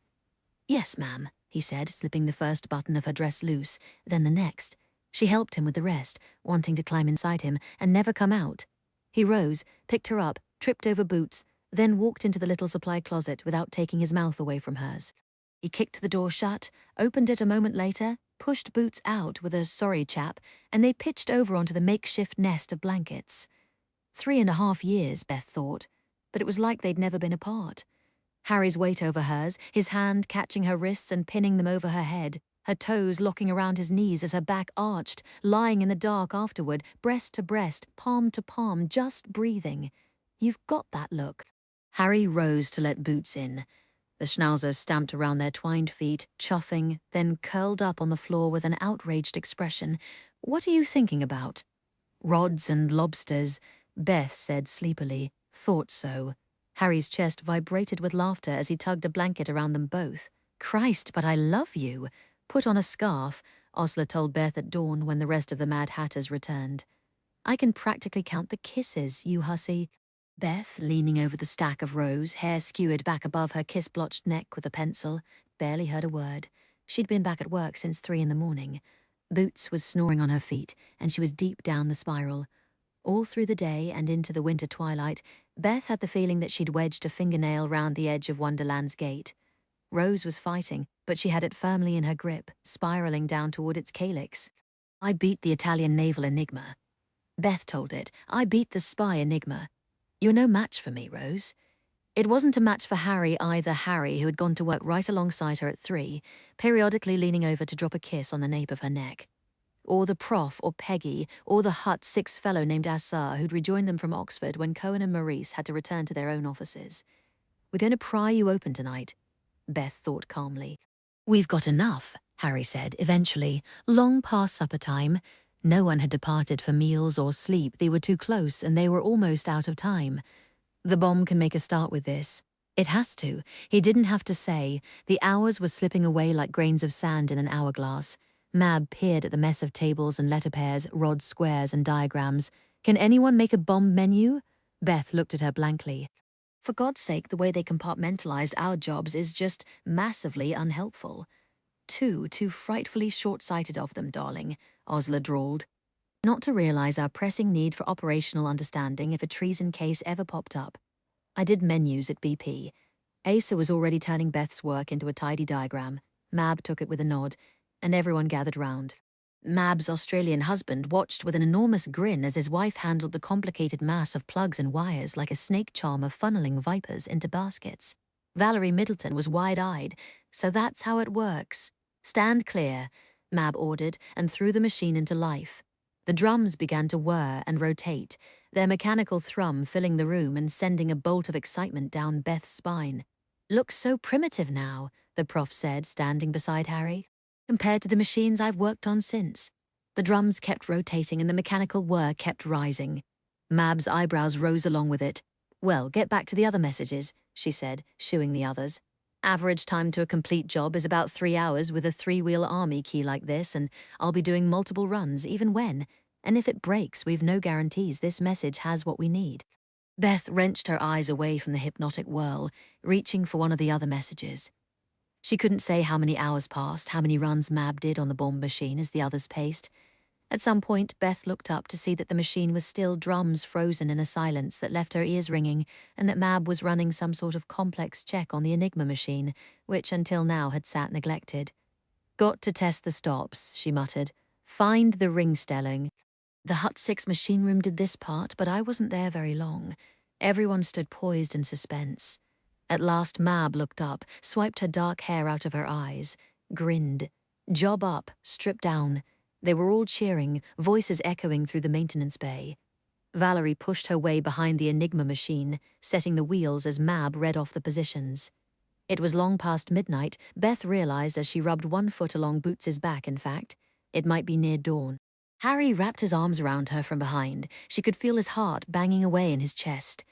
Asa stood polishing his spectacles. Peggy jabbed a pin into the pale knot of her hair. Osler bounced on her toes.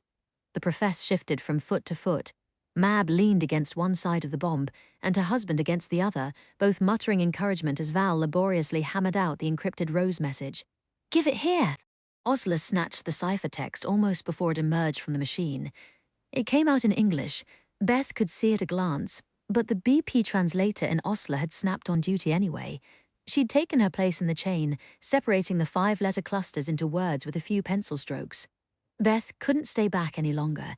She rushed to look over Osler's left shoulder, vaguely aware Mab had rushed to Osler's right, and everyone else crowded behind. Everyone's lips moved silently as they read the broken rose. Beth spoke with quiet satisfaction, seeing Giles Talbot's face under his red hair. "We've got him." Chapter 82. Giles, darling. Osler kept her trill of greeting through the telephone perfectly natural. She was in a telephone box outside the repair lab, jammed into the box beside her. Mab gave a terse nod of approval. "Did I wake you?" "Of course you did." Giles's sleepy voice came down the line. At the sound, Beth's eyes got that unsettling feral glitter that prickled every nerve Osler had. No one was ever going to look at Beth Finch since the madhouse and think she was just a little mouse of a thing. "It's 6 a.m. Osler made a shoe gesture at the Mad Hatters, clustered around the telephone box. They gave her some room and she launched into it. "Don't you dare get in a flap, Giles. I'm still furious with you for talking to the papers. I said I was sorry." His tone was wheedling. "You aren't giving me the old heave-ho, are you?" "I should, you know." Osler made sure to sound pettish. "But I refuse to go to the wedding today without an escort. So consider yourself forgiven. I'll swing by your flat in a few hours." "Nonsense, I'll pick you up. You don't need to." "Darling, it's the least I can do." Osler let it go, pushed too hard to come to his door. He might get suspicious. "Bright and early," she said, naming the hour. "I'm your man, kitten." "That's the last time you'll ever call me kitten, you rat bastard." Osler rang off, looking at the Mad Hatters. Step 2 accomplished. Step 1, of course, had been to ring MIV5 regardless of the hour. But lines were busy, phones rang unanswered, or harried-sounding voices insisted on taking messages rather than listening to a word. Peggy had no luck with her GCHQ connections either. "My superior's out, and I'm not bringing this to anyone but him." Osler hadn't been surprised. No one in all of Britain intelligence services, law enforcement, or constabulary forces combined was going to have an ear free, not with the wedding of the century barreling down. We go to London and sit on Giles ourselves until the wedding's over, and we can present him to MI5 with our evidence, Beth stated. Why sit on him? As long as he's not suspicious, he's not going anywhere. What if he decides to ring the asylum a day early and finds out I'm gone? If we can't get him arrested till after the wedding, I want him locked down. They swept the maintenance bay one last time and piled out after giving the sheeted bomb a final pat. I wonder when they'll notice it's suddenly in much better condition, Mike remarked. Some of the Mad Hatters were returning home now that their part was done, the Profoss ambling back to Cambridge, Asa to Oxford, Valerie muttering, I have no idea what I'm going to tell my husband, absolutely none. Peggy was packing the Enigma machine straight back to GCHQ, swearing she'd keep the lines ringing there until she had someone at MI5 listening. 5 of them crammed into Mab's Bentley and turned toward London. Mike driving, and wasn't he scrummy? Osler thought he and Mab were going to have the tallest children in the world. Mab beside him with Boots, Harry squashed in the back with Beth, Osler and the file of decrypted Rose. Reminds me of hitching rides to London with half-sauced RAF pilots, Osler said, trying to extract her elbow from Harry's ear. Squished together like sardines, barreling round blind turns, absolutely pipped. Amazing we survived the war at all. I was supposed to be hosting a royal wedding listening party today, Mab observed. I learned how to fold napkins into swans. For some reason, that struck Osler as funny. Perhaps it was lack of sleep. Or perhaps it was euphoria because today Giles Talbot was going down. Soon, everyone was howling with laughter as the Bentley barreled toward the heart of London, where it hit the traffic that had come in for the wedding and stopped dead, 20 minutes before Giles nips round. Osler hurled the door of her flat open, sprinting straight through to the bedroom. It had taken literally hours to crawl through the city toward Knightsbridge. They'd abandoned the Bentley and run the last 6 blocks. Beth now collapsed with Boots under her arm, Scarlet as a telephone box, and Mab was doubled over wheezing. Now, will you cut down on the bloody cigarettes? Mike demanded, limping in last due to his old knee wound.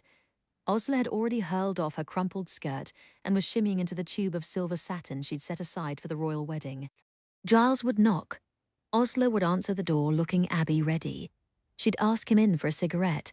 My nerves are all a-jangle, darling. And as soon as the door was shut, Harry and Mike would pin him. Giles Talbot was going to spend the rest of the day and night here, the Mad Hatters sitting on him until they could escort him and the Rose file to MI5.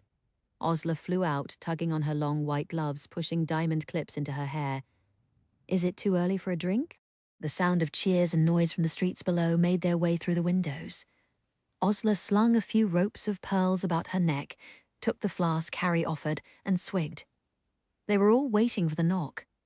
Harry prowled back and forth like a black-maned lion, Beth ripped at her nails, Mab was on the telephone trying to get through to someone at MI5 GCHQ anywhere. Mike massaged his knee, remarking, Can I pound this bugger? I get first crack, Harry growled. I get first crack. Beth protested. I'm the one he locked in a loony bin. The minutes ticked by. Mab turned on the radio and they heard the commentators at Kensington Palace, His Royal Highness the Duke of Edinburgh, so that was Philip's new title, Osler thought, with the Marquis of Milford Haven, his best man, checked the time for the start of his drive. Giles is late. Mab and Osler exchanged glances. He's never late, traffic. Osler didn't dare take that chance. Mike, stay here. Nab him if he turns up. Osler, Mab, Beth and Harry headed for the door. Osler ditched the silver fox stole she'd have worn if she really were going to the wedding, yanking on JPEC Cornwell's trusty old overcoat as she ran for the stairs. Surely Giles couldn't have smelled a trap. His flat was just a few scant miles from Osler's, but the way lay right through the heart of the city, and they hadn't a hope of a taxi. People were flooding off the sidewalks and spilling into the street. Here and there an automobile inched along, horn blaring. But the crowd was a relentless river flooding inexorably toward the Abbey.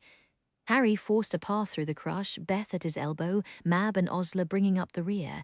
Overhead the sky lowered, grey and cloudy. Osler's heart thundered. Is he making a run for it, over an hour forcing a path through the crowds?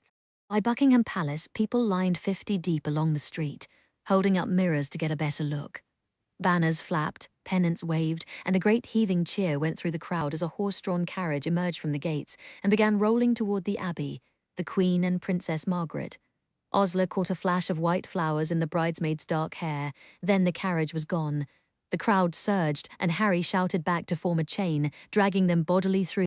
Off the main thoroughfare at last, into the residential streets, where people still buffeted past toward the Abbey. Giles's building a stitch stabbed Osler's side like a stiletto, but she took the stairs 2 at a time. How many times had she come here after a date chatting companionably? Rot, she thought, knocking her gloved knuckles against the door, hoping her breathlessness sounded like excitement. Giles, darling, don't faff about. What's keeping you? No answer. I'm breaking it down, Harry said, forcing the knob, but the door swung open, unlocked. The room inside had been ransacked. Every drawer stood open. Clothes lay on the floor, a rattle of change spilled near the door as if money had been counted too hastily.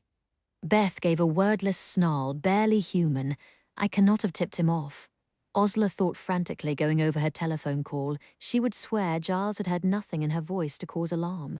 If she'd made the mistake that ended up ruining this operation, he was coming to meet you. Harry picked up the gloves lying atop the pristine hat by the door, a gentleman's finishing touch to a formal wedding ensemble. It can't have been our call that spooked him. What made him? Mab held up a newspaper lying beside a tea mug. The newspaper's front page was all wedding news, but it was folded to the back pages, a picture of Beth's unsmiling face. Reward offered for news of the woman in this photograph. Contact to the following number as her family is concerned. That's an MI5 number, or I'll eat my hat. Recently spotted in Buckinghamshire. Bloody hell. Do you suppose one of Dilly's neighbours saw? Who cares who spotted her? Giles knows Beth's done a bunk. Osler's mouth had a sour taste. And he'd know if she got all the way to Bucks. She could find BP friends, people who would believe her. Beth stood silent, shaking, furious. All right, so he's rabbited, said Mab. Wherever he goes to ground, MI5 will track him down. We stick to the plan, present our evidence, let them bring him in. It could be tomorrow morning by the time they're putting things in motion. What if he uses the wedding confusion to train it out of London, head for the Channel if he leaves the country? They all looked at each other. He can't have got far yet. Osler touched the tea kettle on the stove. Still warm, he'll never get a car through these crowds, so he'll be on foot, probably making for the next train out of the city. Osler knew the trains here like the back of her hand. Victoria Station is nearest. That would take them into the thick of the crush again, but there was no help for it. Mab rang Osler's flat, telling Mike to meet them at Victoria as Osler hurtled down the stairs. The others pressed behind, back out to the main thoroughfare, where they were met by a wall of screams. All London was going wild. A gilt-decked coach pulled by 2 swiftly trotting white horses was rolling past, and Osler caught a flash of white lace in the window. Philip's royal bride. This way, Osler shouted, hauling her silver satin train over one arm and taking off for Victoria through the brick wall of wedding revelry. Chapter 83. He will get away. The words slid through Beth's blood like poison. She didn't trust that MI5 could find him if he disappeared from London. Who knew what Moscow connections might help him vanish overseas? Perhaps the fear was irrational, but she couldn't shake the thought, if he got away now, he might get away for good. He could take the Chatham main line all the way to Dover. Mab's eyes flew over the train schedule. Disappear across the Channel. There's a train leaving 20 minutes sooner than that for Brighton. He might grab the first ride out of London. Check them both. Mike and Mab charged toward the Brighton line like a couple of long-legged greyhounds. Harry went for the Chatham line, Osler shoving behind in her silver satin and diamonds, Beth bringing up the rear. Victoria Station was more of a madhouse than Clockwell during a full moon. Women in wedding day best poured off trains with flowers and pennants. Men passed flasks to toast the royal pair. Children shrieked with excitement. The crowd heaved out toward the stairs like a boat wallowing in heavy seas. Beth and her friends seemingly the only ones fighting their way in and not out. Beth couldn't breathe around the scream locked in her lungs. He won't get away. He will not get away. Osler halted, diamond roses coming loose from her hair as she craned her neck. She looked like a royal bridesmaid who had been cut out of the wedding party and run mad, mad, mad, mad. The word chimed through Beth's mind. They fought their way through to the last platform, Harry checking every bench, Beth pushing into the gents' loo, looking for that flash of red hair. Hey there, a startled man protested, dribbling piss over his shoes. Back out toward the station's entrance. The most recent train had emptied, passengers squeezing toward the surface, the crush thinned. Beth's eyes hunted. Nothing. Too late. The words pushed out through her stone-stiff lips. That son of a bitch, Osler snarled. The nearest ticket booth had the radio turned all the way up. Over the squeal of train wheels came the sound of the broadcast from the Abbey. Philip, wilt thou have this woman for thy wedded wife? We are not too late, Osler said fiercely, a tiny diamond-decked lioness yanking Beth along. Over the pushing throng, Beth saw Mab and Mike coming toward them. No sign of a red-haired man dragging between them. The sob built in Beth's throat. Elizabeth Alexandra, Mary, wilt thou have this man? Then the crowd eddied, and Beth saw him. A split-second glimpse of a man in an impeccable overcoat and trilby, fingers drumming on the handle of his overnight case as he looked down the track. And then an excited family in Sunday best pushed across the platform and hid him from view. But he was there, Giles, Beth whispered. And then she was making for him. Giles, shoving a man twice her size out of her path, knocking over a display of wedding day pennants. Giles. He couldn't have heard her, but his head jerked up, as though he felt her coming. Beth saw shock ripple across his face. For all his fear at seeing her escape in the paper, fear sufficient to send him running for the nearest train, he'd surely never thought she was so close. Beth Finch, the woman he'd wronged, no longer confined behind walls and straitjackets but mere feet away, aiming at him like a sword thrust. And behind her the others, Osler, Mab, Harry, Mike, catching sight of their enemy and closing in like hounds. Be afraid, Beth thought, feeling her hair blow across her face from the whirling gust of another train as she advanced on him. Be afraid now, traitor. Giles dropped his bag and ran. Beth sprinted after him, and Osler was only half a step behind, silver satin billowing in her wake. A party of schoolchildren cut off Mike and Harry, slowing them down. But Mab's tall shape broke forward ahead of the crush. Beth saw the cry that escaped Giles the moment he registered Mab's unmistakable Valkyrie head. He broke left. Mab made a grab for his elbow and tweaked his gabardine sleeve, but he stumbled and kept moving, sliding through the clumps of passengers disgorging from the newest train. He was making for the stairs leading above ground. Mab and Osler and Beth were all running together now. Harry and Mike somewhere behind, but the crowd was too thick and they'd all sprinted themselves breathless getting to the station. Mab's breath was coming in cigarette, rasps. Osler with her shorter stride was falling back. Beth tried to put on a burst of speed, but her lungs were still weak from asylum. Pneumonia and Giles was pulling ahead with a bound onto the first stairs. If he lost himself in the vast crowds outside, Beth saw Osler swing toward a man leaning against the station wall, reading a heavy leather-bound book. Osler wrenched it out of his hands and hurled it like she was bowling a ball in a Bletchley Park rounders game. The book hit Giles square on the shoulder, and he stumbled on the steps. That was all Mab needed. Catching up in 3 leaping strides of her endless legs, seizing him by the elbow and swinging him back round into the station with a snarl that bared every tooth in her head. Giles ripped his arm free with a shout, but momentum sent him stumbling headlong toward Beth. Everything seemed to slow in that instant, enough for her to gather her limbs and launch herself into his chest. Beth bore him to the ground with a scream of fury that scraped her throat like a handful of knives and spun every head within 50 yards. In the sudden, stunned hush, Beth heard tinny voices from the ticket booth radio. The Westminster Abbey Choir, voices lifted in joyous clarion song. The royal couple were married. Underneath her, Beth could feel Giles shuddering. She looked into his face inches under her own, and a wave of disgust and fury lashed her as she realized he was crying. "I'm sorry," he whispered. "I don't want your sorry." Beth spat, lungs still fighting for air. "You cut-price, second-rate, asinine little traitor. I'm not. That's exactly what you are." Osler limped up, panting, one shoe missing, and sat down in a billow of silver satin on Giles's tangled legs. "Don't even think about getting up, and, by the way, twisting off her emerald, the engagement's off. Never liked green stones anyway. Shall I spike him?" Mab placed one smart-heeled boot on Giles's forehead, glaring down. He lay without struggling, tears slipping down his cheeks in tired gusts. Whispers were rising from the puzzled onlookers. "Here, now, what's going on?" A policeman, red-faced, indignant, the most welcome sight on earth.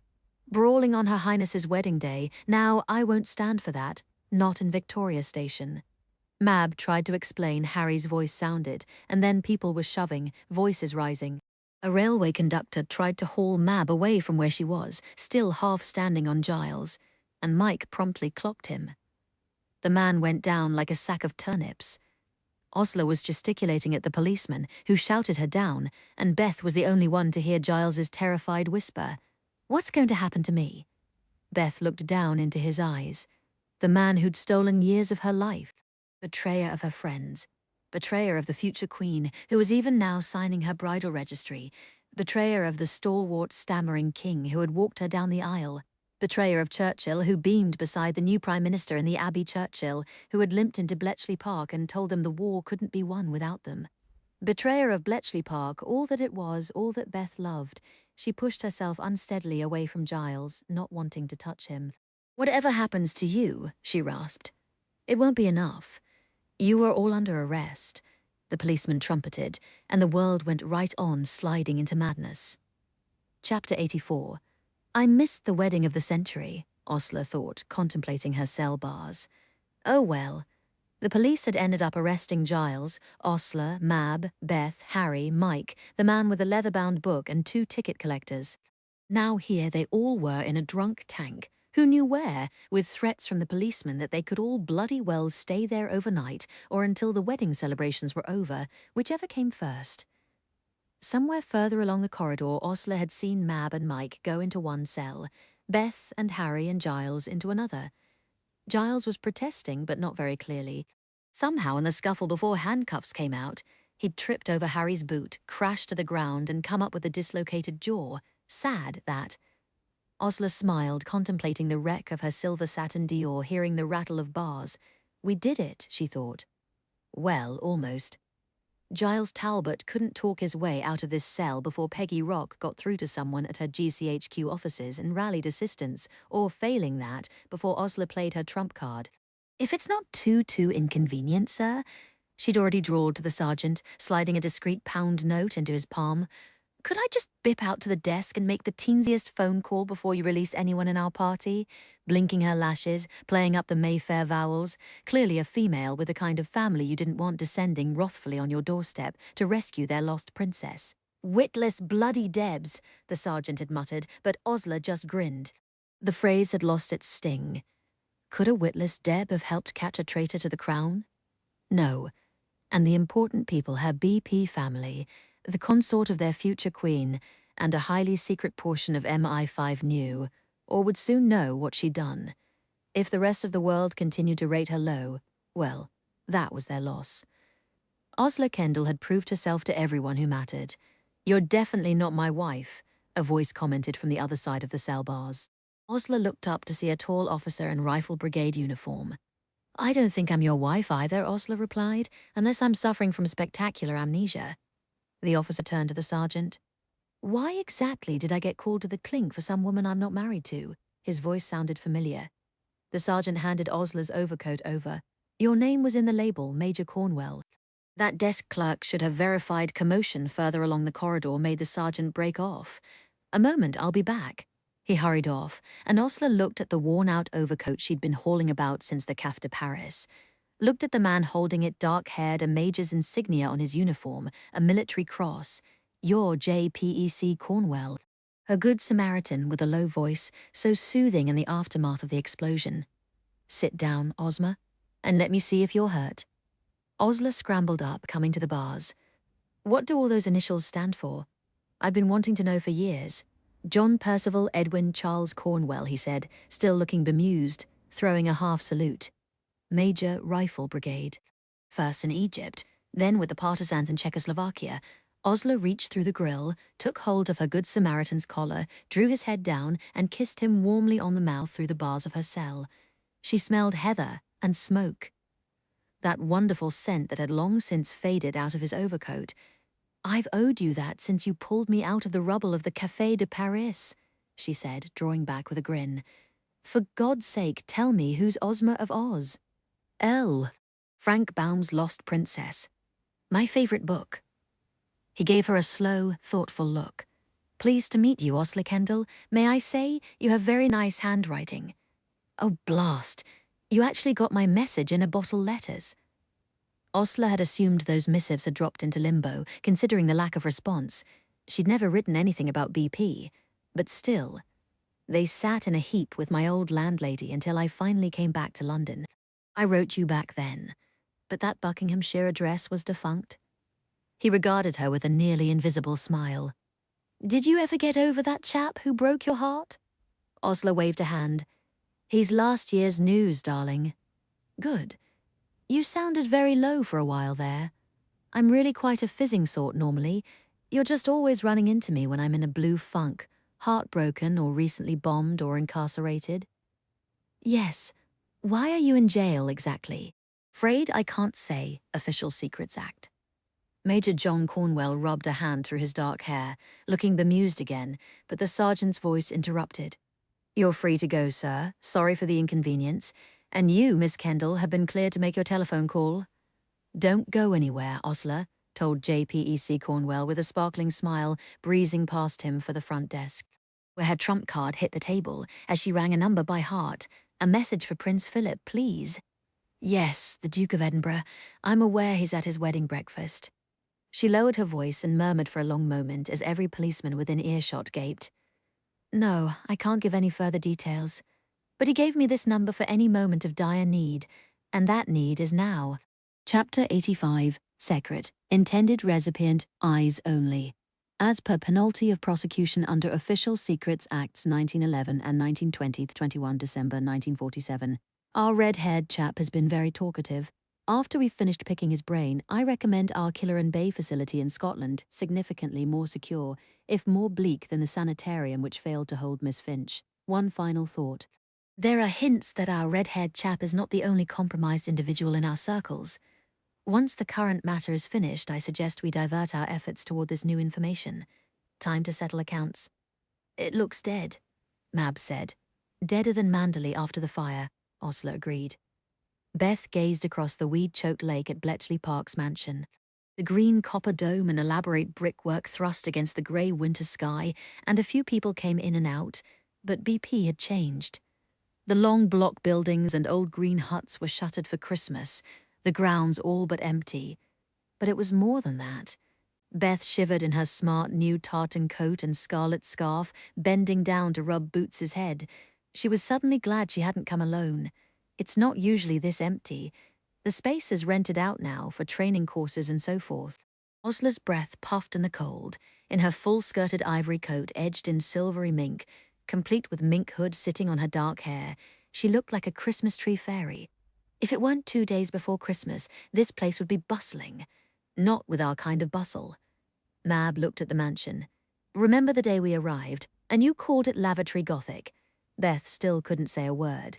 The mansion's double doors, which she'd pushed open in the dead of a rainy night with Matapan's decrypted battle plans in her fist.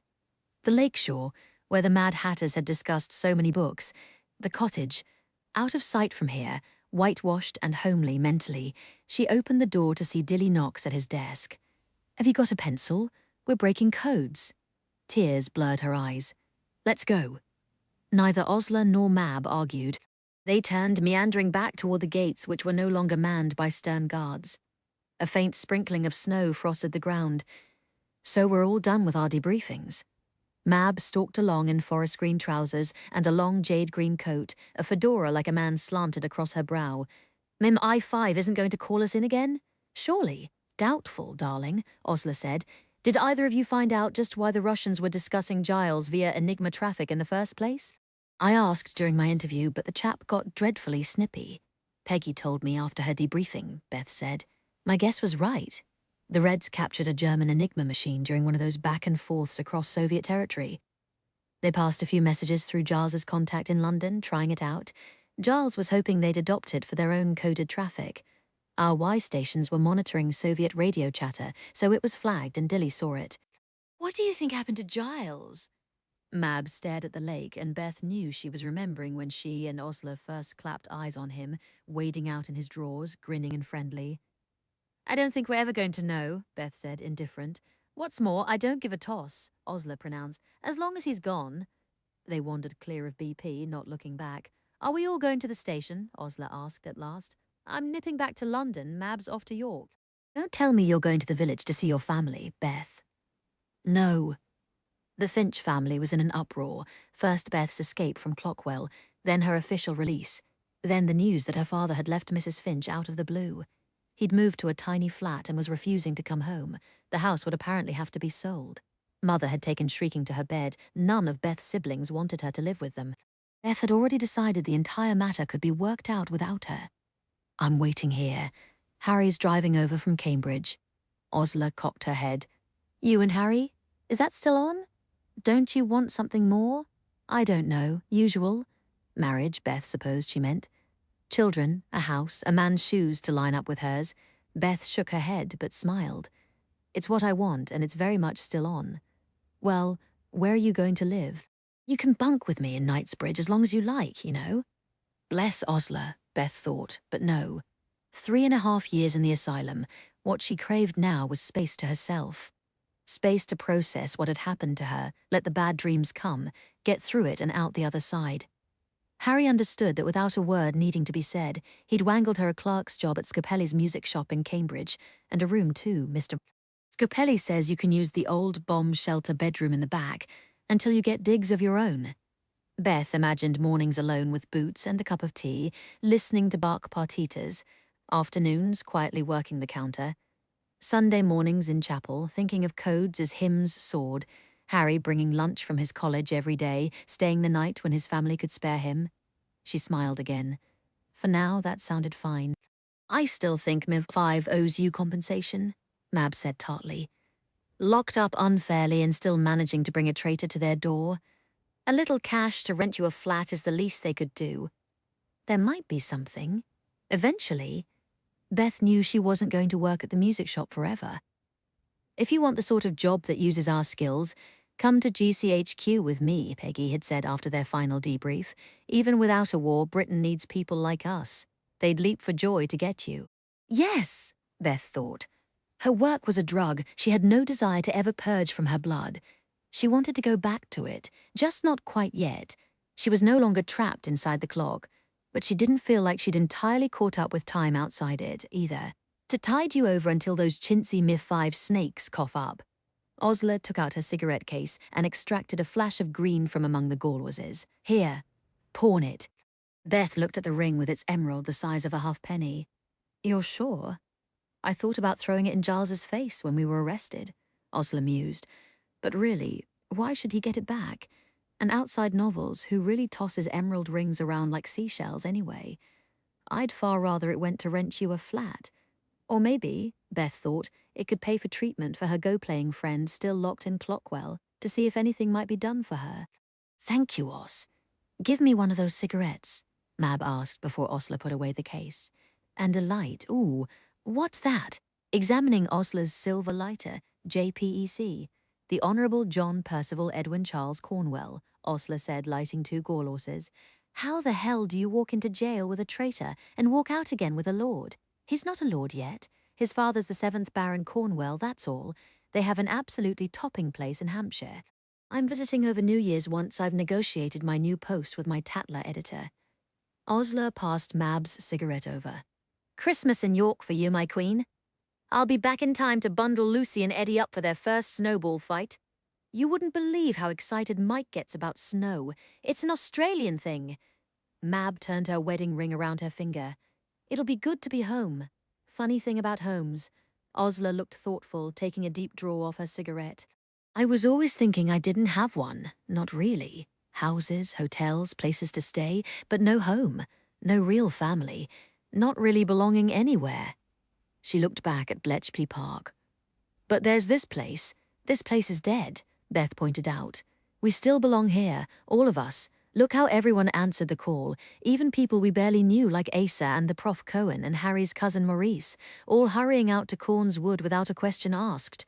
That's a kind of family. Osler smiled, a few snowflakes catching in her dark lashes. Not exactly the sort of family I was always dreaming about, but it still counts. They stood in the softly falling snow, putting off the moment of departure. Osler returning to London, Beth thought, me to Cambridge, Mab all the way back to York. Despite Osler's talk of family, what were the chances they'd ever meet up again without the work of Bletchley Park to draw them together? The 3 of them had nothing in common besides BP. In the normal course of life, They would never have crossed paths at all. Thank you, Beth blurted. Both of you breaking me out of the asylum, hiding me. It had to be said. They had to be thanked. What if she never got the chance after today? I don't need thanks. Mab took a last drag on her cigarette. Duty, honor, oaths. They are not just for soldiers, not just for men. I want to thank you anyway. Beth took a deep breath, eyes blurring. And I'm sorry, Coventry. Not warning you?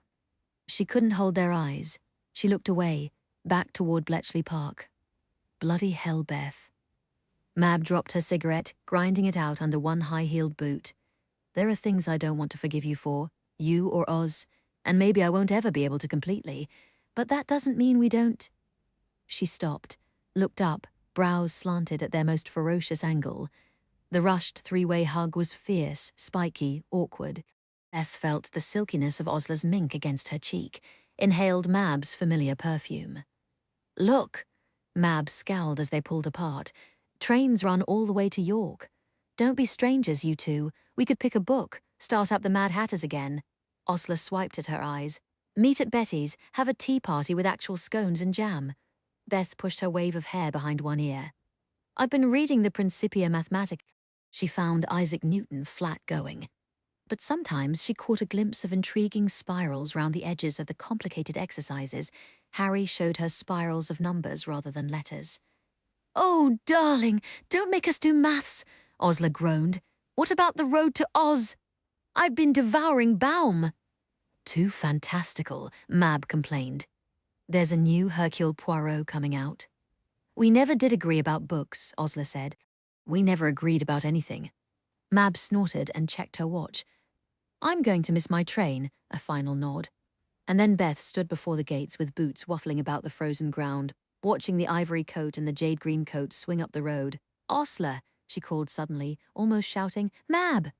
They turned in unison, those two smart brunettes who had stalked with such style into the Finch kitchen in Beth's life in 1940. Beth filled her lungs. These have knelled your fall and ruin. Osla caught on first, but your ears were far away. Mab picked it up, English lassies rustling papers. They finished in a triumphant shout through the sodden Bletchley day. And for the last time in decades, Bletchley Park resounded with the laughter of codebreakers. Epilogue. Duchess of Cambridge reopens Bletchley Park, June 2014. Jobs up, stripped down.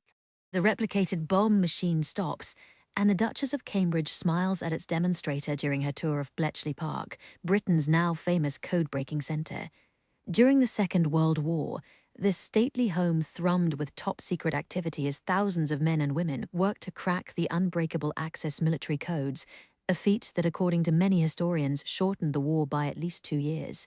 The former Kate Middleton, stunning in military-style navy and white skirt and blouse by Alexander McQueen, officially reopens Bletchley Park after a year-long restoration project that has restored the mansion and its surrounding huts to their wartime appearance. The site deteriorated into near dereliction after the war, but now hosts hundreds of thousands of visitors every year. The Duchess has a personal reason for visiting BP. Her grandmother, Valerie Middleton, née Glassborough, was employed in Hut 16. Retracing her grandmother's footsteps, the Duchess met with veteran codebreakers such as Mrs. Mab Sharp, who works part-time at BP as a bomb machine demonstrator. Mrs. Sharp, a grey-haired, unbent 5'11" at age 96, instructed her old colleague's granddaughter in the art of intercepting and decoding a Morse code message. What an incredible story, The Duchess said. I was aware of it when I was a young girl and often asked Granny about it. But she was very quiet and never said anything. We didn't talk in those days, ma'am. We still don't. Asked if women like herself were ever called to put their talents to use after the war, Mrs. Sharp gave a non-committal smile. Oh no, it's enough to see the work appreciated today. It's not a view shared by all Bletchley Park veterans, even now that the term of secrecy has officially expired. Mrs. Sharp, surrounded by 6-foot children, grandchildren and great-grandchildren, appears happy to reminisce with Bletchley Park visitors. Other veterans have refused to release their stories until after their deaths. View the spate of posthumous memoirs, such as Bletchley Bletherings by Lady Cornwell, née Osla Kendall, the award-winning satirist and Tatler columnist whose droll, touching account of her time as a Hut 4 translator was not published until after her death in 1974. and other veterans consider the oath of secrecy binding in perpetuity. Miss Beth Finch, retired GCHQ, is known to have served as one of Bletchley Park's few female cryptanalysts, but the white-haired 98-year-old in her rose-pink cardigan politely refuses to discuss her war work. That would be a violation of my oath. The code of secrecy upheld by Bletchley Park's workers is fully as remarkable as their code-breaking achievements. In an age of instantaneous social media, jaws drop at the idea that thousands of men and women were simply handed the most incendiary secret of the war and kept it to a man or a woman.